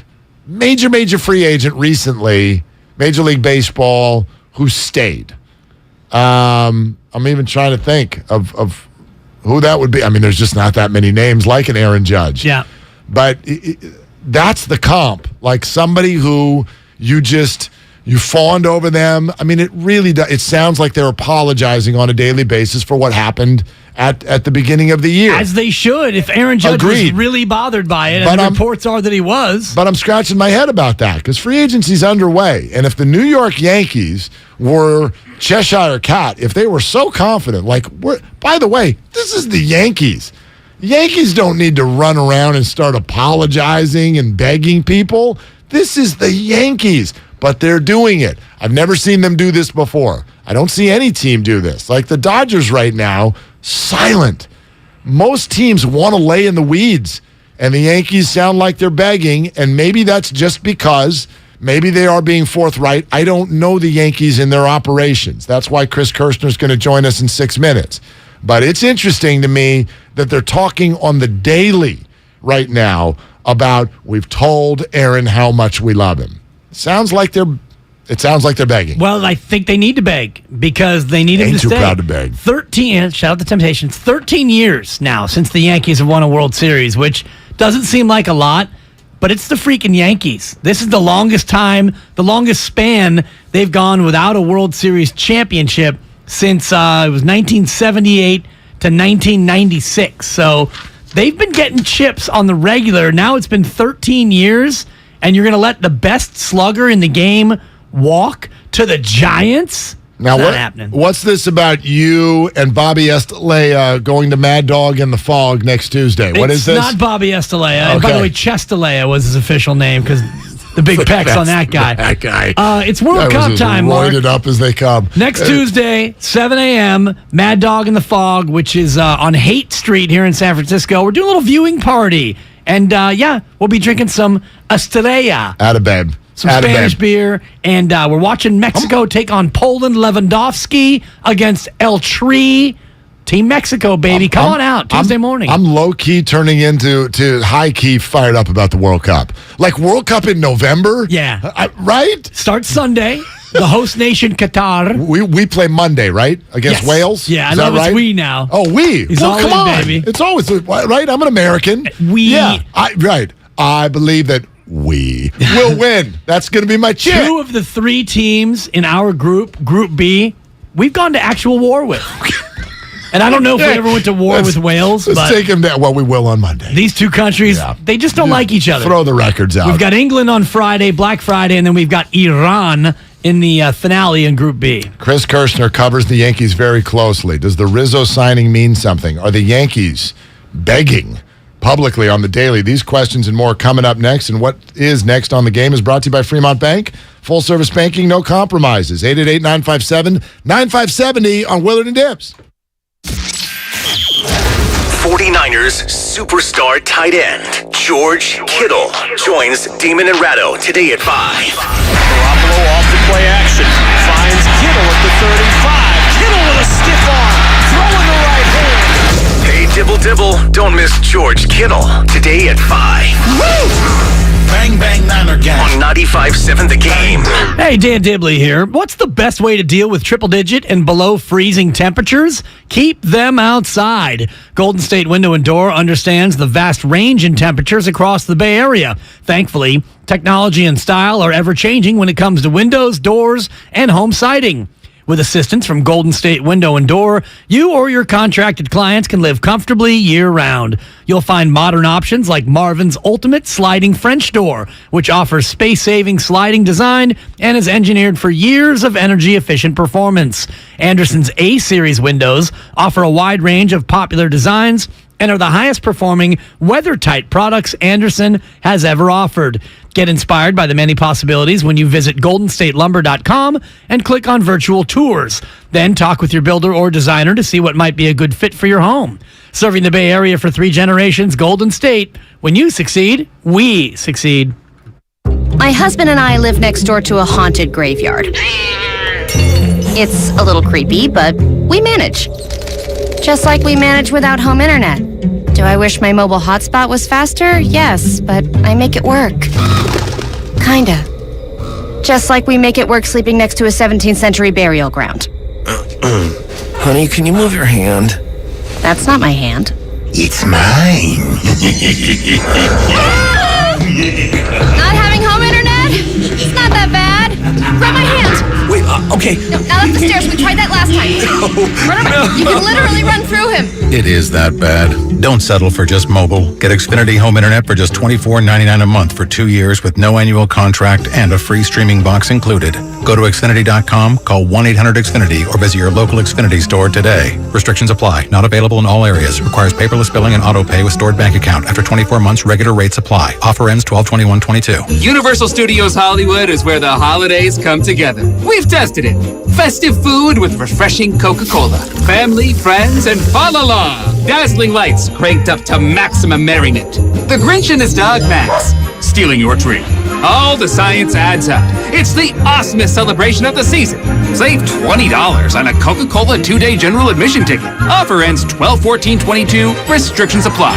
Details at universalstudioshollywood.com/Coke offer. Everything, our farm, our stand, our pop-up shop, it really all started when we discovered the benefits of local, raw honey for our family. And then we decided to turn it into a business. We were looking for something to help us get up and running. So we got the Chase Business Complete Banking Account. It's more than a bank account. It comes with Quick Accept, which lets us take card payments anytime, anywhere in the U.S. using the Chase mobile app. Plus, we get same-day deposits at no extra cost. For us, it's more than honey. It's about sharing a little sweetness with the world. Get the Chase Business Complete Banking Account with the essentials you need to help get your business going. Learn more at chase.com/business-complete-banking. Chase for business. Make more of what's yours. Quick Accept is not available in U.S. territories. Enrollment required. Usage subject to approval. Same-day deposits available for payments before 8 p.m. Eastern Time, Sunday to Friday. Fees and rates apply for checking and processing. Limitations and restrictions apply. Participants compensated. Merchant services provided by Payment Tech LLC. LLC, and WePay Inc., subsidiaries of JP Morgan Chase Bank and a member FDIC. Throughout the 60s and 70s, cops hunted down key figures of the Dixie Mafia, including its enigmatic ringleader, Kirksey Nix. I'm interested in making money. I'm not interested in hurting people. 15 years into Kirksey's life sentence, the Dixie Mafia was practically folklore, but that would soon change. I'm Jed Lipinski. This is Gone South, a documentary podcast from C13 Originals, a Cadence 13 studio. Season 2, The Dixie Mafia. Available now on the Odyssey app or wherever you get your podcasts. Hey, I'm Andy. If you don't know me, it's probably because I'm not famous. But I did start a men's grooming company called Harry's. The idea for Harry's came out of a frustrating experience I had buying razor blades. Most brands were overpriced, overdesigned, and out of touch. At Harry's, our approach is simple. Here's our secret. We make sharp, durable blades and sell them at honest prices for as low as $2 each. We care about quality so much that we do some crazy things, like buy a world-class German blade factory. Obsessing over every detail means we're confident in offering a 100% quality guarantee. Millions of guys have already made the switch to Harry's. So thank you if you're one of them. And if you're not, we hope you give us a try with this special offer. Get a Harry starter set with a 5-blade razor, weighted handle, shave gel, and a travel cover. All for just $3 plus free shipping. Just go to harrys.com and enter code JOY at checkout. That's harrys.com, code JOY. Enjoy. Diabetes, high blood pressure, anxiety meds, everyone's on them. If you're a 50-year-old male, maybe a bit porky, and you may even have type 2 diabetes, $1 million of term insurance may only cost you about $200 a month. Call Term Provider. Speak with Big Lou at 800-200-1966. Big Lou will find a term life policy for you even if you have type 2 diabetes, are overweight, or have high blood pressure. Term Provider has helped thousands of people like you who think they can't afford term life insurance. To buy $1 million of affordable term life for you, all you need to do is call Big Lou at 800-200-1966. Lou will make sure the scales are tipped in your favor. Call 800-200-1966. Big Lou will answer your call and work to fit you into a term life policy that you can afford. Remember, Big Lou's like you. He's on meds, too. Call 800-200-1966. 800-200-1966. You're listening to 95.7 The Game, KGMZ FM at HD1 San Francisco. Always live on the free Odyssey app.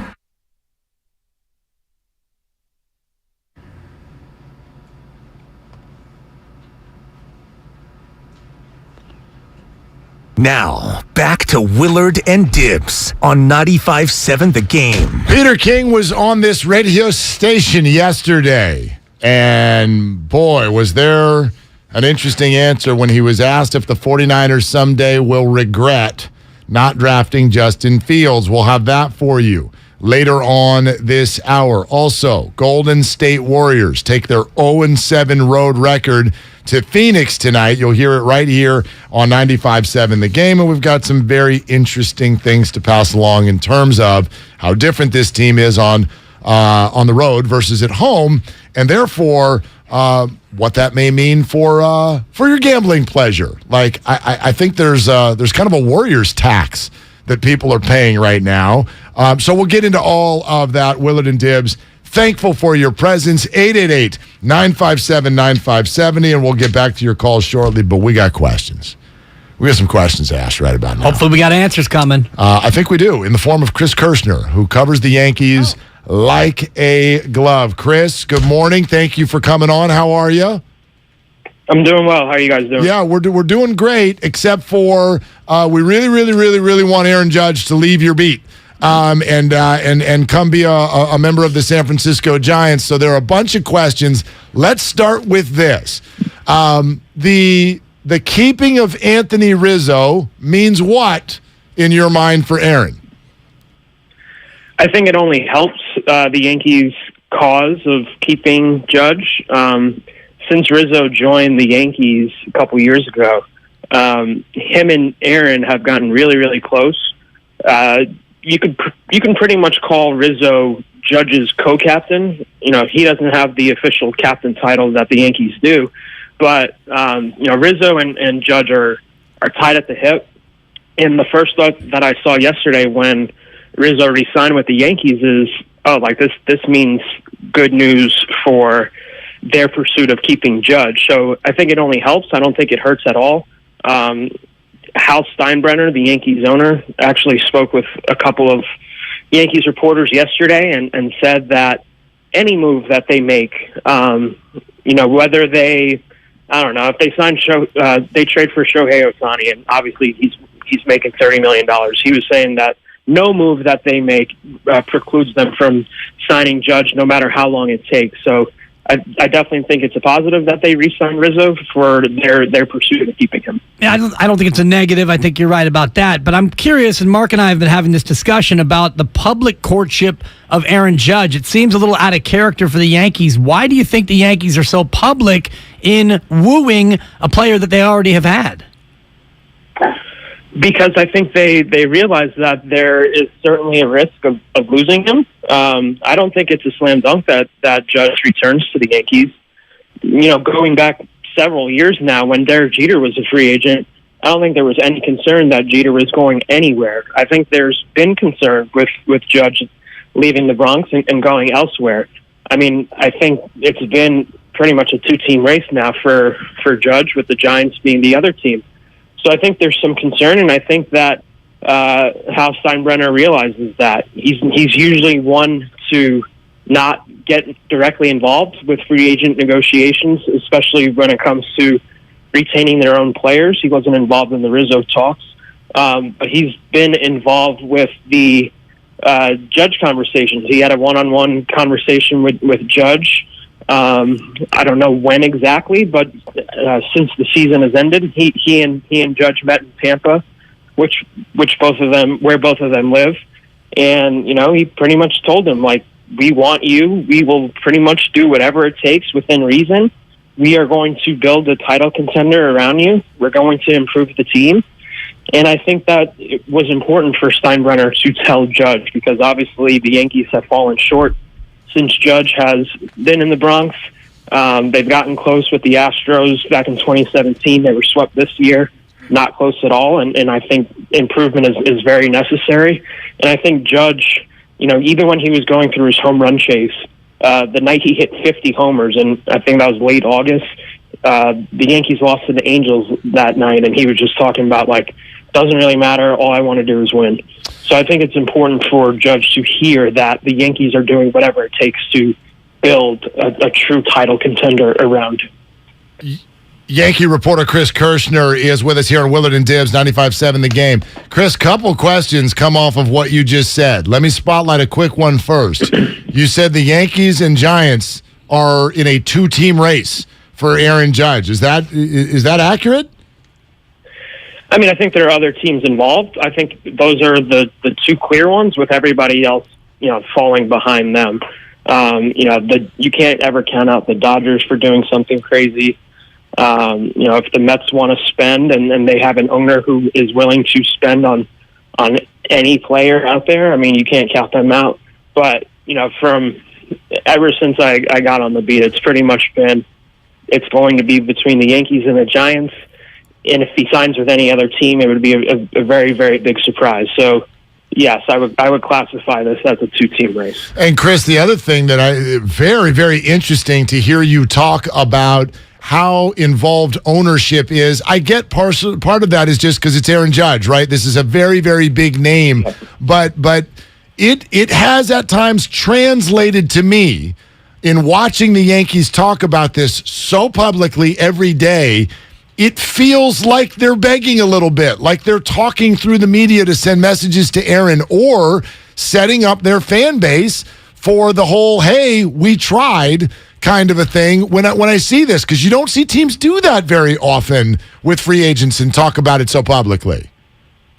Yeah, I mean, I agree with you. I would also say that it's kind of common sense that they would want to re-sign a player of his stature. I mean, he hit 62 home runs this season. The Yankees are one of those organizations across all of sports where the history of the franchise means so much to them. They have several guys who by one name, Jeter, Rivera, Ruth, Garrick, Mansell, DiMaggio, and the list goes on. And they feel like Judge can be that kind of guy if his career continues on the trajectory that it has. Yeah, Chris, not to interrupt, but I get that they want to, but the way they're going about it is what is interesting to me. Of course they would want to, but do they do this normally? Are they out in the media being like, yep, we told him, we love him, we'll do anything for him? I don't think it's a change for what they do. I mean, they were talking about, they've been public about wanting to resign Anthony Rizzo, and he's nowhere near the player that Judge is, of course. So I don't think it's uncommon for them to be so public about, expressing their desire for bringing back a player. I think the only major change is Steinbrenner directly himself getting involved in the conversations. I think that is the big change. I mean, they did this with Jeter. I mean, they were publicly saying that, obviously we want this guy back, we want him back, and they eventually did bring him back. So I don't think it's a change from what they do when it comes to expressing publicly so adamantly and so frequently saying that we want this guy back. I mean, they've been saying that since opening day when they revealed the extension offer. So I don't think that's a big deal. How much did that revelation and the fact that the Yankee fans booed Judge in the beginning and booed Judge at the end, how much do those things play into maybe Aaron's desire to try and find greener pastures elsewhere? I mean, I've heard that he wasn't happy to hear the boos. Not like he's going to say that publicly, but I've heard it does mean something to him to hear that. But he's also not the only good player to be booed. When I grew up in the Bronx, and I remember several times that Jeter was booed, and Rivera when he would blow a save, and obviously he's one of the best pitchers of all time. So this isn't anything new. To me personally, I've been surprised to see the stories about how much fan discontent is growing and how it's bothered players. I mean, this isn't new. Like this has been going on for decades now. But to Aaron's credit, at least what he's told the media when we've asked him about, when he's been booed, especially in the playoffs, it's like, I would boo myself. That's what he said. I mean, he wasn't good in the playoffs, and he hasn't been good in the playoffs in his career. I think he's batting around like 220 in his career in the postseason. So he hasn't really produced the same level that he has in the regular season. So, I mean, he's said it himself that, he needs to be better, and he understands when fans do boo him. Chris, really interesting for you to take us inside the dynamics there in New York. Thank you so much for hopping on. Thanks a lot for having me. Okay, there it is. Chris Kirshner, who covers the Yankees. How'd that make you feel? It made me feel a little bit concerned. And as I was listening to Chris and going over his article, what Hal Steinbrenner is saying is basically we will spend every possible dollar. Basically what he's saying is they have enough money to not be outbid, and also they can spend enough around Aaron Judge to make Judge happy that this team is going to be a winner. So that part of it, I think, if the Giants are going to match every dollar. Yeah, they might say the exact same thing, no? Right. So if the money's going to be equal, and it feels like it is. So if the Yankees are saying, we'll give you 8 years and $360 million, which is $45 a year. And then the Giants, you know what, we really want them. We'll give you 8 years and $361 million. And then the 362. You could get into a bidding war, and ultimately, if the money's even, I don't know where Aaron Judge would want to be, because either way, I think this is going to be the largest total contract in the history of Major League Baseball. So then it comes down to where he wants to be. Gosh. What's the record right now? Is it Mookie Betts? The largest total deal. And you're not talking about per year. You're talking about just the total money right now. What's Trout at? Highest paid MLB Mookie right now. Got $365. $365. I think Trout got more than that, didn't he? Harper got 13 years and $330. Yeah, Trout got 12 and $426. Okay, wow. Garrett Cole 9, $324. 12 and 426. So I don't know if he's going to get past. And Soto's going to get more. Soto, like they haven't done it yet, right? He's only 25. Think he's another year or two away, 25. But yeah, like that, he's going to. So Judge at 30, he's probably not going to get more than 8 years. He might, and that may be where the bidding war goes. It may come down to years, Jeez. And if the money's equal, and I think the money will be equal based on what Chris Kirschner was saying, and based on what I've been reading from Hal Steinbrenner, they're not going to get outbid. So then it comes down to what Judge wants. Do you want to be with your boyhood team, or do you want to be with a club that you already know that is more built to win right away? Yeah, I'll tell you what, though, him also saying this is a two-horse race. Yeah, and I agree with that. That's where, so let's play optimism, pessimism here for just a second. You want me to be the pessimist? Well, no, I just... It seems to work best for us. I think there are two ways to do optimist, pessimist. The pessimistic view is the incumbent has always got a little bit of a feather in their pocket, number one. And number two, the incumbent in this case is the damn Yankees, okay? It's the Yankees. So, if I'm handicapping it, are the Yankees the favorite? Yeah, probably. But as I've said all along, this is an optimistic take. If he leaves, I think it's here. I do. It would shock me if Aaron Judge next year is playing for somebody other than the Yankees or the Giants. I agree with that. I just went to bookies.com. Bookies. Book. Aaron Judge, next team odds, Giants plus 200, Yankees plus 275. So the implied probability, pretty close. 1 in 3 chance that he goes to the Giants, 26.7% chance he goes to the Yankees, so slightly better than 1 in 4. So the Giants are the favorite. Correct, according to bookies.com. Wow. Then the Dodgers, Mets and Astros tied. Yeah, I think that's all. Well, the field actually is ahead of the Mets and the Astros. Yeah, I think that's a bunch of noise, and I think the Dodgers. Noise. Yeah, are the Dodgers just playing? Drive the price up? I'm sure they'd take him. It's not that they wouldn't do that. So to Chris Kirschner's point, the 2-team race. Yeah. According to bookies.com, third reference, 60% chance it's Giants or Yankees. 40% chance it's somewhere else. 888-957-9570 is the number. Jesse Rogers on MLB Free Agency next hour. Speaking of a two-horse race, do we have a two-horse race developing between Justin Fields and Trey Lance? Or, for that matter, anybody who took a quarterback back in the 2021 NFL draft, because Trevor Lawrence and Zach Wilson can be involved in this conversation as well. Now, Davis Mills. You can never forget Davis Mills. Well, now, Houston, I guess, did Houston have a first-round pick that was earlier than Justin Fields, and they went with Davis Mills in the second round? But in particular, the quarterbacks who went before Fields. Lawrence was one of these guys I would never blame a team. Trevor Lawrence was the known number 1 overall draft pick a year and a half before it happened. But Zach Wilson was kind of a Johnny-come-lately to the party. Trey Lance was an unknown at a smaller university. If you had gone back to the beginning of the college season in 2020, it was Trevor Lawrence and Justin Fields, and that's it. Those were 1-2. And Fields went through the process and in some sort of way turned people off a little bit. And he slipped, and he ended up with the Bears. And then we've even watched him for about 8 games this year and went, yeah, gosh, this is a mess.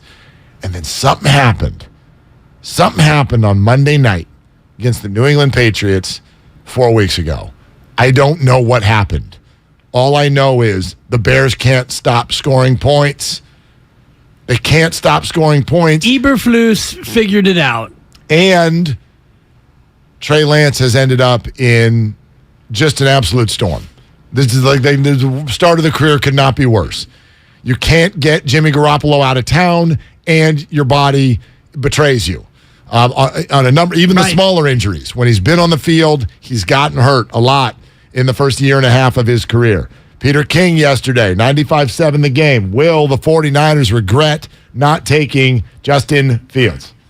I think every team that draft is going to be saying that in 3 or 4 years. Like somebody asked me today, do you believe that Trent Baalke and the Jacksonville Jaguars right now, knowing what they know, would have picked Justin Fields with the first pick in the draft.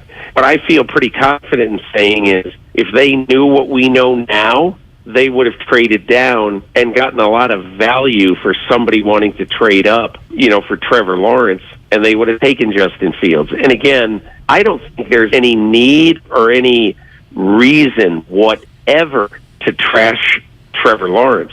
I just think in the last month, the best player in the NFL has been Justin Fields.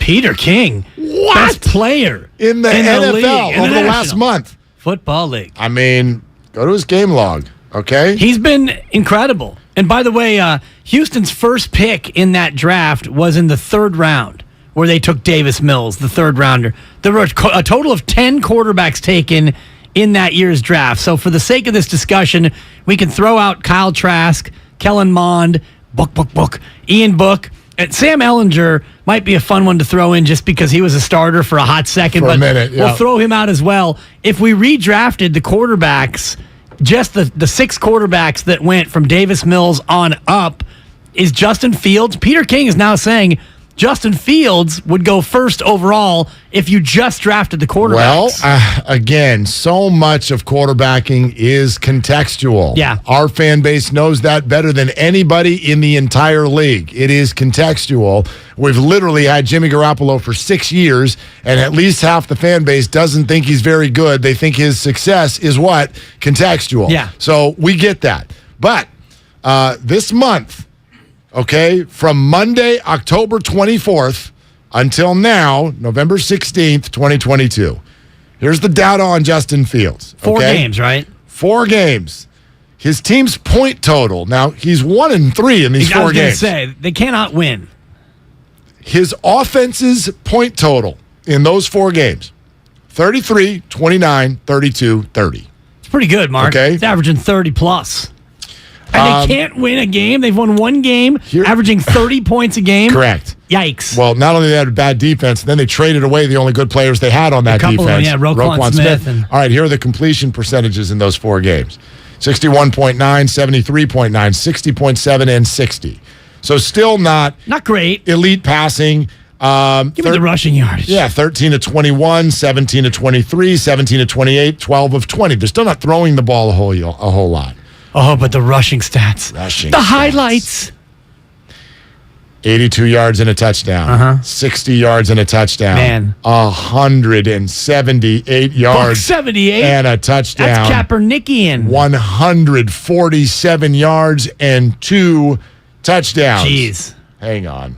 This needs to be a calculation sensation. Cha-ching. Hold on a second. Right now. Give me the numbers again. I'll do it in my head. 82 Yep. plus 60. Yeah, $142. Plus 178. That's 320. Plus 147. That's 467, 467 Mark. yards. Put down your calculator. I'm here for you. And 5 touchdowns. 5 touchdowns in on 4 the ground. weeks. Yeah. That's pretty impressive. It's pretty impressive. And we love recency bias in this business. So I'll ask you again. And I'm going to ask it a little bit more firmly this time because I'm going to need an answer. If you redraft just the quarterbacks in that 2021 draft, you've got Trey Lance, Zach Wilson, Trevor Lawrence, Justin Fields, McCorkle Jones. The only Pro Bowler, by the way, among those mentioned, and Davis Mills. Stop it. Those are facts. Well, wait a minute. Just Davis Mills? Are we going all the way to the 3rd round? No.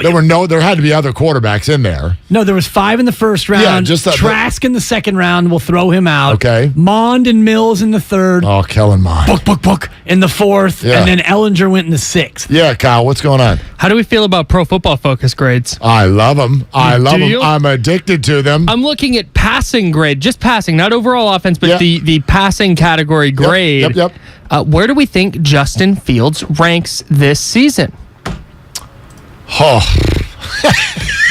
Spinelli, game show music. So this is like 1 through 32 is what you're asking? Starting quarterbacks? Sure. Well, just quarterbacks. Just quarterbacks. All quarterbacks. Passing grades. Grades. Probably 25th. I'll take the over. So this is with quarterbacks 50% of 445 dropbacks. Justin Fields is 27th out of 27. Yeah. It's a great guess. Yeah, it was a very good guess. And it was also good that I took the over. That was risky, and I did it. If you put him among rushing quarterbacks, he's probably Second? First or second? Number 3 in running grade. Okay, but he's got to be number 1 in yards. He's closing in on 1,000 Lamar yards Jackson's probably, as far as, and I can put up the... 749 yards for Fields so far, because Lamar has not had any games like Fields has had the last 2 weeks. Justin Fields is already on pace to break the all-time rushing record for quarterbacks. Yeah, so rushing yards for Lamar Jackson this year. He's got 635. Okay, 635. And Fields has 749. Yeah. So, look, if you redrafted those quarterbacks. Josh Allen, 476, yeah.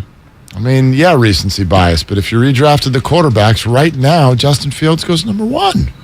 Doesn't he? I think the only goes number 1. The only debate would be he or Trevor Lawrence. And like, I'm going to take the L. Like 5 weeks ago, I'm like, he can't play. Right.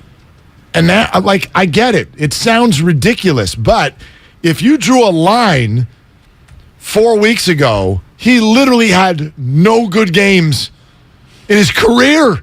None. A couple good plays against the Niners. And then all of a sudden, 4 straight weeks of 29-plus points and averaging 113 yards a game on the ground with 5 scores.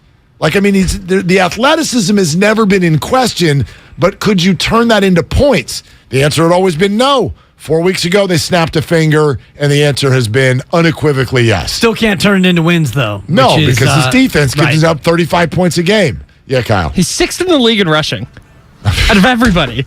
That's crazy. Running backs included. Saquon Barkley, Derrick Henry, Nick Chubb, Josh Jacobs, Dameon Pierce. That's stupid. Justin Fields. All right, so how would y'all answer that? Niners going to regret Trey Lance, and you can answer it with Justin Fields or any other way. Niners going to regret Trey Lance?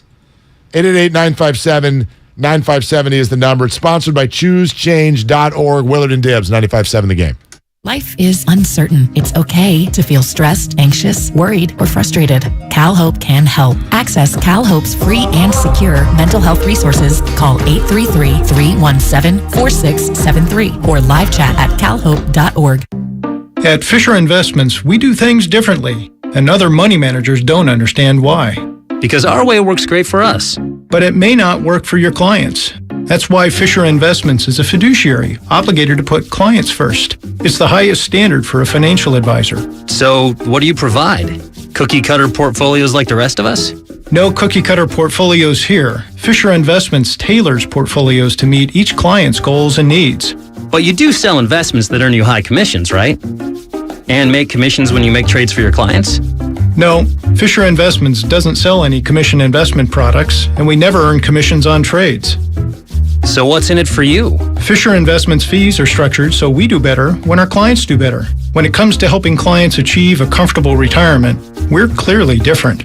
Visit FisherInvestments.com to find out why investors like you switch to us. Fisher Investments, clearly different money management. Investments in securities involve the risk of loss. The following is an attorney advertisement. If you get sidelined by a workplace injury, the workers' compensation attorneys at Boxer & Gerson can help get you back in the game. Our team of skilled attorneys will fight by your side for the treatment and compensation you deserve. We care about justice for injured workers. That's what makes us Northern California's premier workers' comp law firm. Call Boxer & Gerson at 510-345-2341 or visit boxerlaw.com for a free consultation. Boxer & Gerson, your life is worth the fight. Goody Nation is a nonprofit that connects small, diverse companies to big money. At one point, we had to send millions of dollars to 76 companies overnight, tracking every penny all on paper. I know, right? We don't do that anymore. Now we've got Bill. It knows where the money's going. Once we automated that process, we got more time back with our community. Bill is accurate, and that gives us confidence. Automate your finances with Bill. Learn more at Bill.com.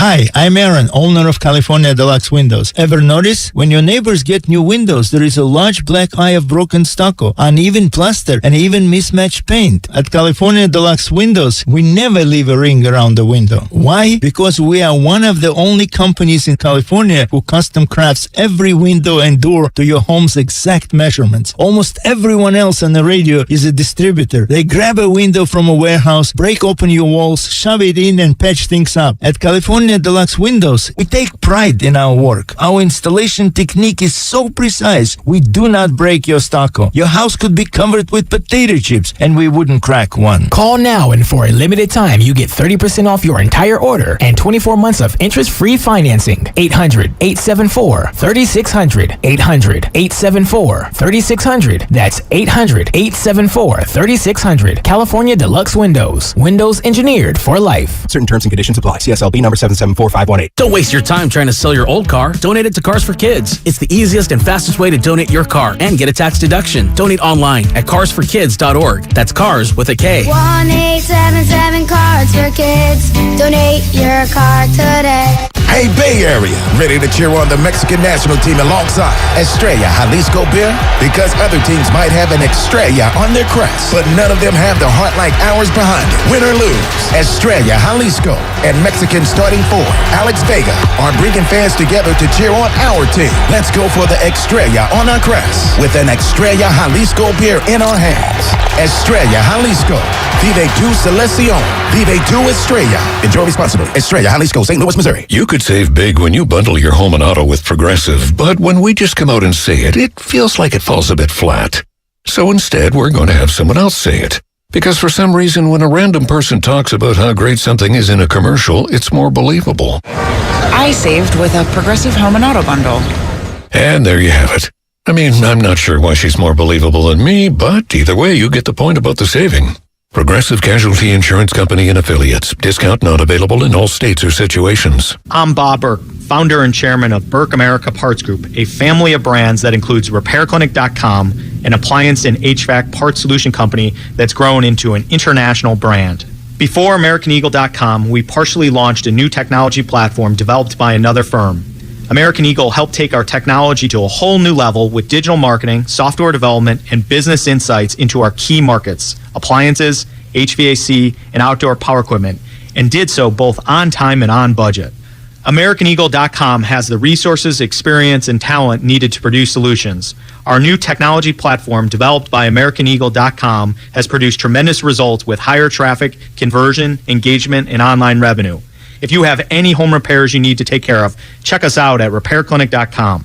If you need a world-class website or technology project, then I would highly recommend AmericanEagle.com. Call AmericanEagle.com at 773-NETWORK. That's AmericanEagle.com, 773-NETWORK. New Gillette Intimate gives guys a gentle and easy shave on there.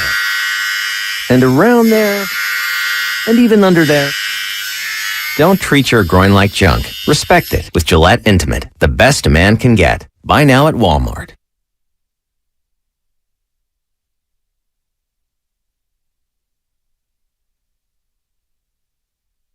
Now back to Willard. Now back to Willard and Dibs. Take it away, Mark. Okay, Steph. Do you know what my favorite part about that is? Spadone, if there's any way at some point for you to spotlight the in-between part. After he tries to call me Damian Lillard, when he sort of says to himself, look, Willard, he sort of gives himself like, what the hell is that? Who's this guy? Yeah. Anyway, thanks, Steph. Appreciate you. We'll get to some Warriors for sure. Actually, let me ask you real quick. Like, let me throw this at you, and then we'll keep going with the Justin Fields and Trey Lance thing. Jesse Rogers on MLB Free Agency is about a half hour away. Doc Feely on with us today as well. Okay. Are you cleared to play right now? Oh, yeah, I'm feeling pretty good. All right, I good. took the ferry today, so I'm in a much better state of mind. Fresh air in the morning. Yeah. Fantastic. And no Bay Bridge, no hour and 30-minute commute from the East Bay. You're just trying to leave the house earlier and earlier, aren't you? No, I'm trying to actually leave at the same time, but take the edge off. Okay. Because sitting in the Bay Bridge traffic makes me want to do bad things to other people. You know what takes the edge off? A Manhattan on the rocks. Manhattan on the rocks. In the morning. Well, dude, do what you got to do, man. Right. You're in crisis mode right now. There's a baby. There's a baby. Yeah. Yeah. Your boy was up from I was up from about 3 a.m. on today. Yeah. It's pretty fun. Seriously? Yeah. Whatever. Got 5 hours. Oof. Yeah. 116 points per game at home. 110 on the road. Field percentage, 49.5. At home, 46.5 on the road. Their 3-point percentage, home 40.1, on the road 34.6. Rebounds per game, 41.1 at home, 38.9 on the road.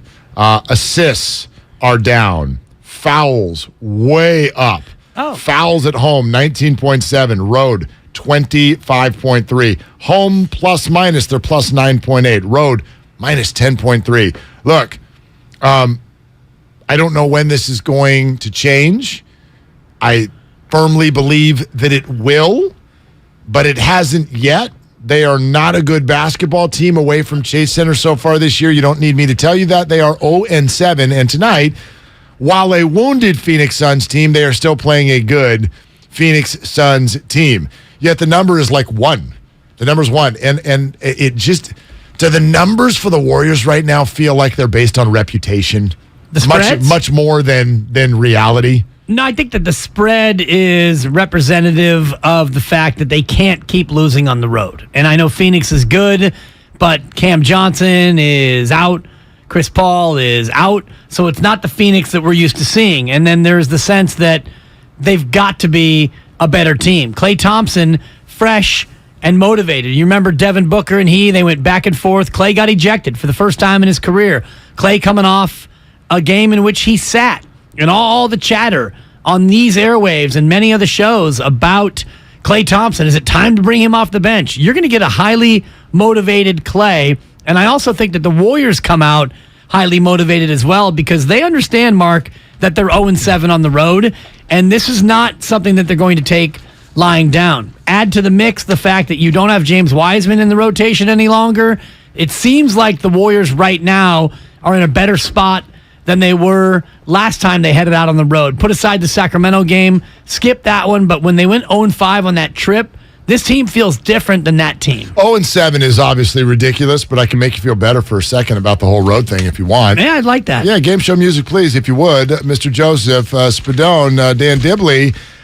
How many basketball teams in the National Basketball Association currently, now this is an incredibly small sample, but it, I think, furthers the point, how many teams have a winning record on the road? Oh, a winning record. I thought you were going to ask me how many teams are winless on the road. No. Well, we can do that next if you want. There's a few of those. There might be 3 or 4 winless road teams. How many teams have a winning record on the road? Yep. I would say 5 is the answer. 5 teams, Mark.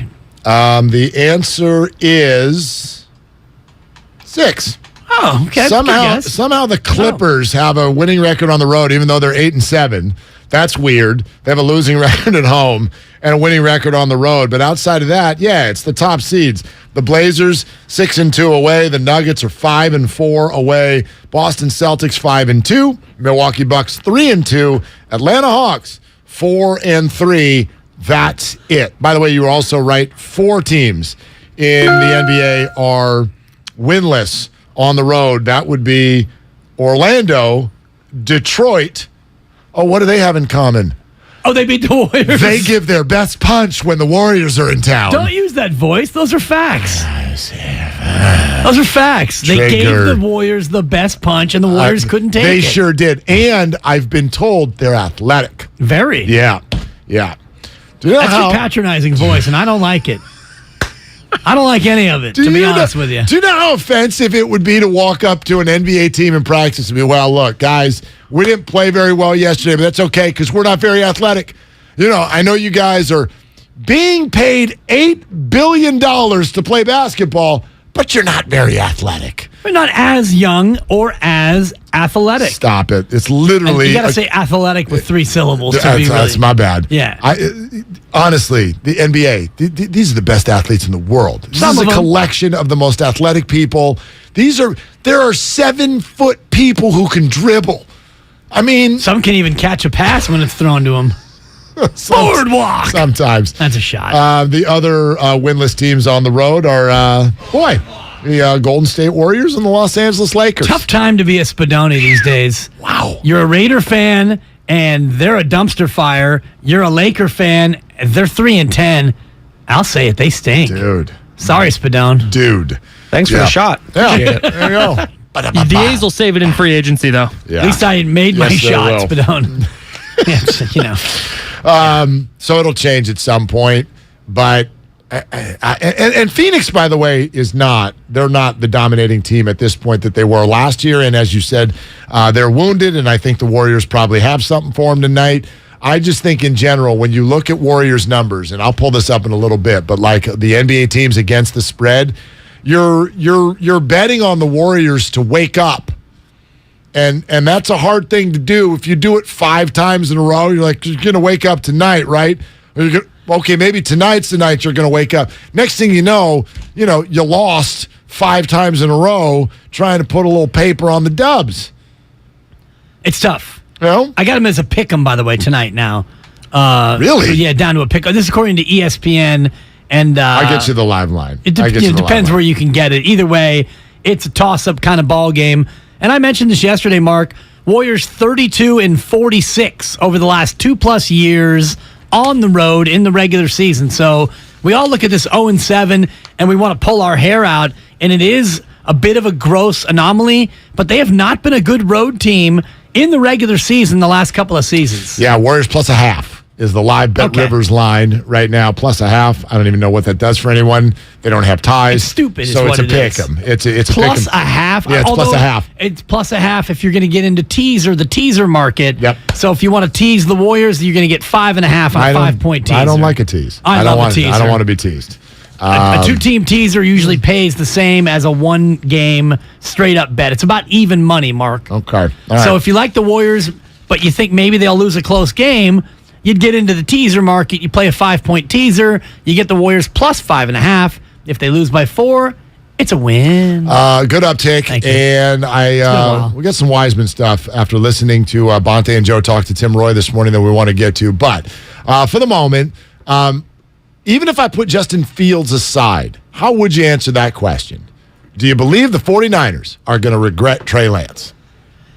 Well, I think it's possible, but I don't think they're going to regret it in terms of Justin Fields. I don't think that they're going to see what Justin Fields ends up doing and say, man, he was a lot better than we thought.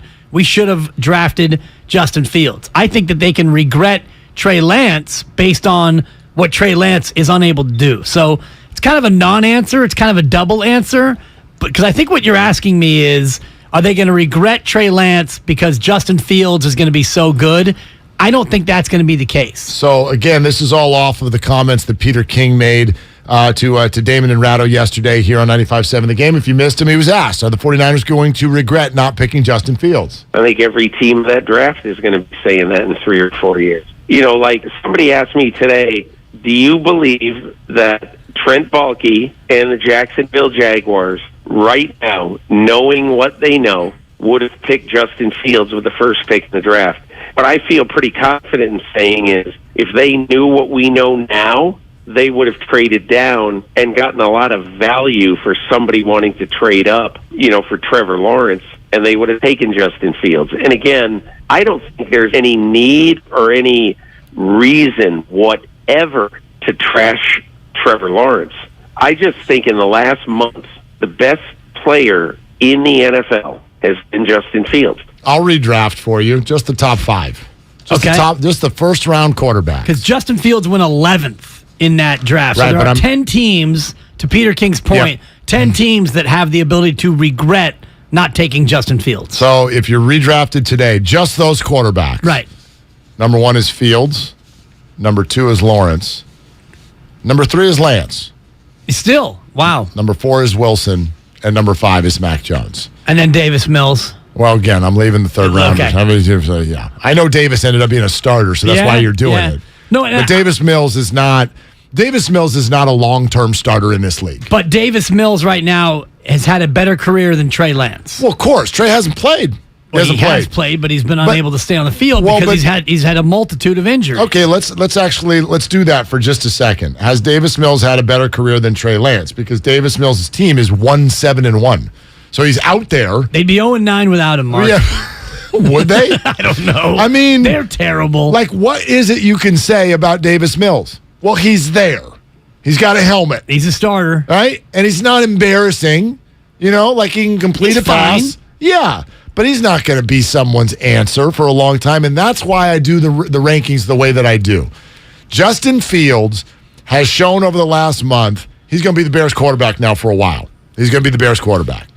Trevor Lawrence is number 2 because while I do think that it's lacked pizzazz and it hasn't really popped, it's enough.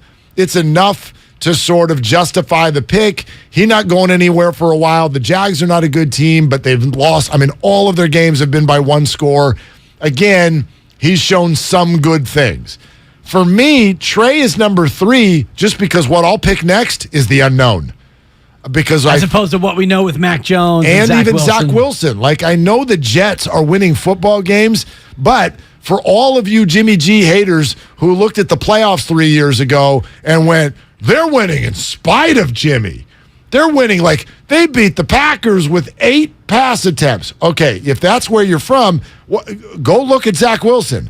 Zach Wilson, to me, when I watch him play, is not winning football games for the Jets. They started winning because Robert Saleh has totally changed the culture. They've got a very good defense. My gosh, did they nail the first round of the draft. This Sauce Gardner guy, forget Revis Island. I mean, man, put that sauce all over everything because he is unbelievable. Yeah. Right? And then they had Breece Hall showing out for a little while. They've learned how to grind out 17 to 16 type games, but there's nothing about Zach Wilson right now that says star. And then I'll extend that even further with Mac Jones. Mac is fine. There's never going to be a day, in my opinion, where Mac Jones is a Super Bowl quarterback. Can he be a placeholder? Can he, whatever? Can he kind of get you to a wild card game here and there if you're a part of a really good organization? Sure. Does he excite anybody ever? No. In fact, 3 weeks ago, we're like, Zappy? Should we bench him for Zappy? So I'm not excited about those 2 players. I have no idea what Trey Lance is. Trevor Lawrence and Justin Fields just are showing some things. That's why I would do it in the order I did it. Yeah, I would actually put Davis Mills up ahead of Mac Jones and Zach Wilson. You will not. That's interesting. Okay. I mean, if we're going to play the game. I'd buy that. And, Trey Lance, it depends on how you feel about Trey Lance, but right now, based on what these players have done in their career, he's at the bottom because he can't stay healthy. And the number one ability is availability. Davis Mills, 11 touchdowns, 9 picks, and a QBR of 32.4. Mac Jones, 4 touchdowns, 7 picks, and a QBR of 32.7. On a better team. Exactly. So you could give him the credit for the wins, but Zach Wilson has a higher QBR, 4 touchdowns, 5 picks. He's got an upside down ratio as well. So I think when you get beyond Lawrence and Justin Fields, and I agree with you about the top 2, I still would take Trevor Lawrence ahead of Justin Fields because defenses are going to adjust to Justin Fields, and then what? But can you? Yeah, you can keep him in the pocket. No, you can't. Well, That's the point. You're going to have to find a way to do that. I don't know. To me, that's Make like him saying throw the football. Defenses are going to adjust to Lamar Jackson. Are you sure? You can't catch him. The beauty of Justin Fields and why I would take him number 1 overall now is because of just that. He's still not an elite thrower of the ball. It's getting better. It's definitely getting better. I mean, go look at Darnell Mooney, his top receiver. Go look at his stats for the first 7 games, and then look at what's happened since. He's definitely getting his receivers more involved. But he's not an elite thrower of the ball, but neither is Lamar Jackson.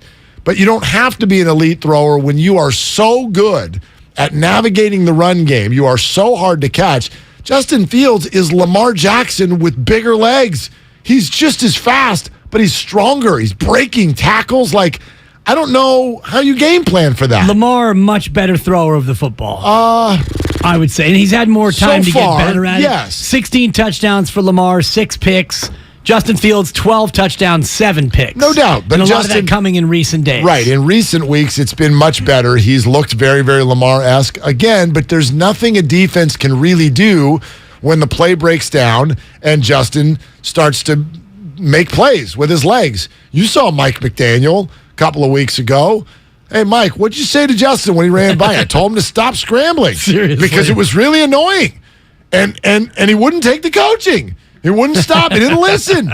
Very, very funny line, but also very true. Like, you can do everything right on defense, and if somebody can move like that, what are you supposed to do? It's tough. It's difficult, and that's where, you hope that Trey Lance can maybe not be that mobile, but be mobile enough to keep plays alive, make some plays on his own with his legs, but now he loses a year. So to your point, and Peter King's quote, will the Niners, among other teams, regret not taking Justin Fields? They might, because Justin Fields is sure flashing right now, but the ultimate regret will lie in how good Trey Lance becomes.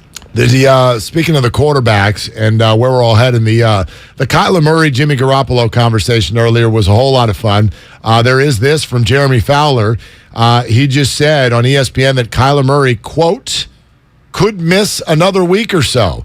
Playfully, the guys in the other room, Kyle and Spadone, threw this out as I walked by. They're like, hey, if you're the Niners, would you rather face Kyler Murray or Colt McCoy? Right. Colt McCoy, right? There's a scab there.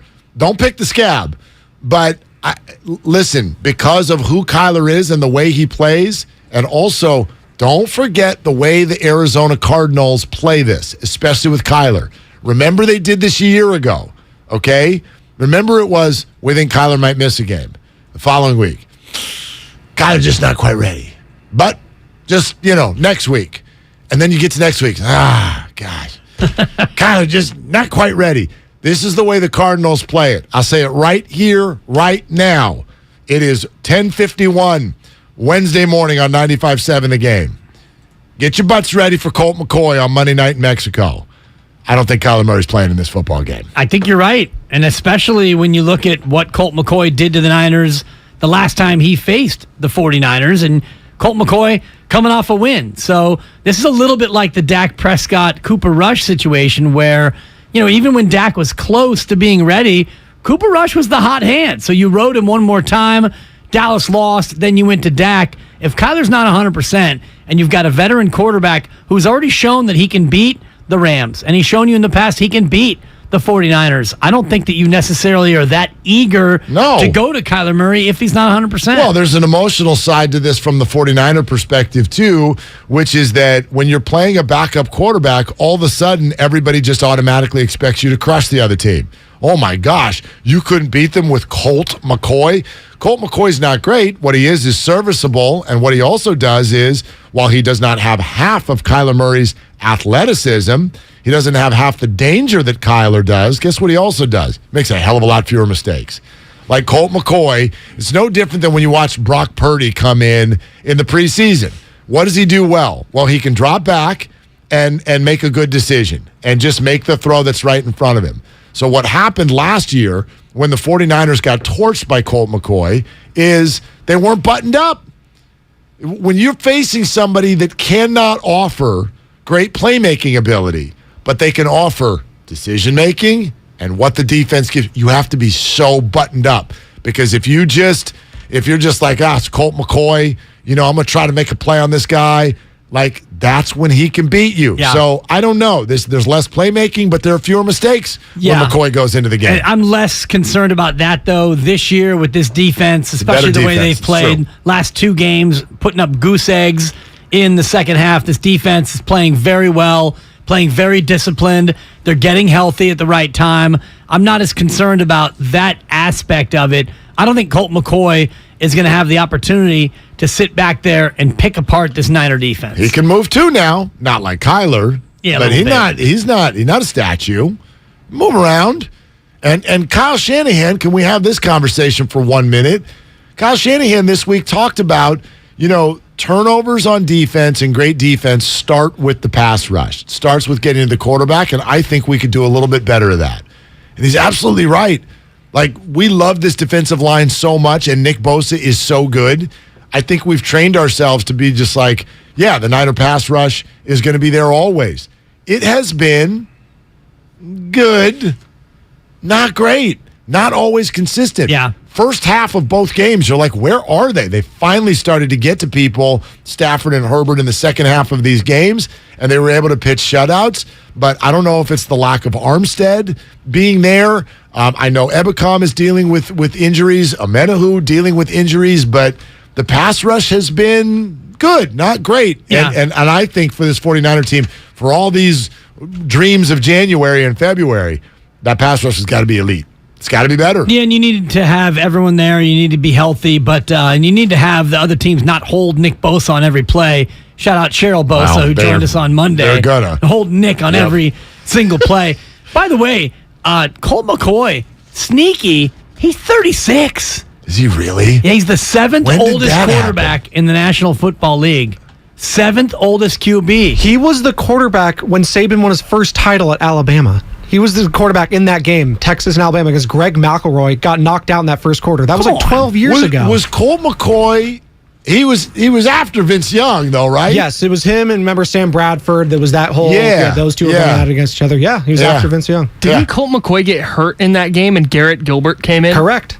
Jeez. Sorry, that was a Bonte. Brady Rogers, Matt Ryan, Joe Flacco, Brian Hoyer, and Chad Henne. The only quarterbacks older than Colt McCoy. Yeah, you can't like, you're right, Kyle. You got to go to, like, I can't, you're talking to the wrong two people if you're like, young people. geez, like, remember on that Thursday night back in 2006, who was the quarterback that came in? I have no idea.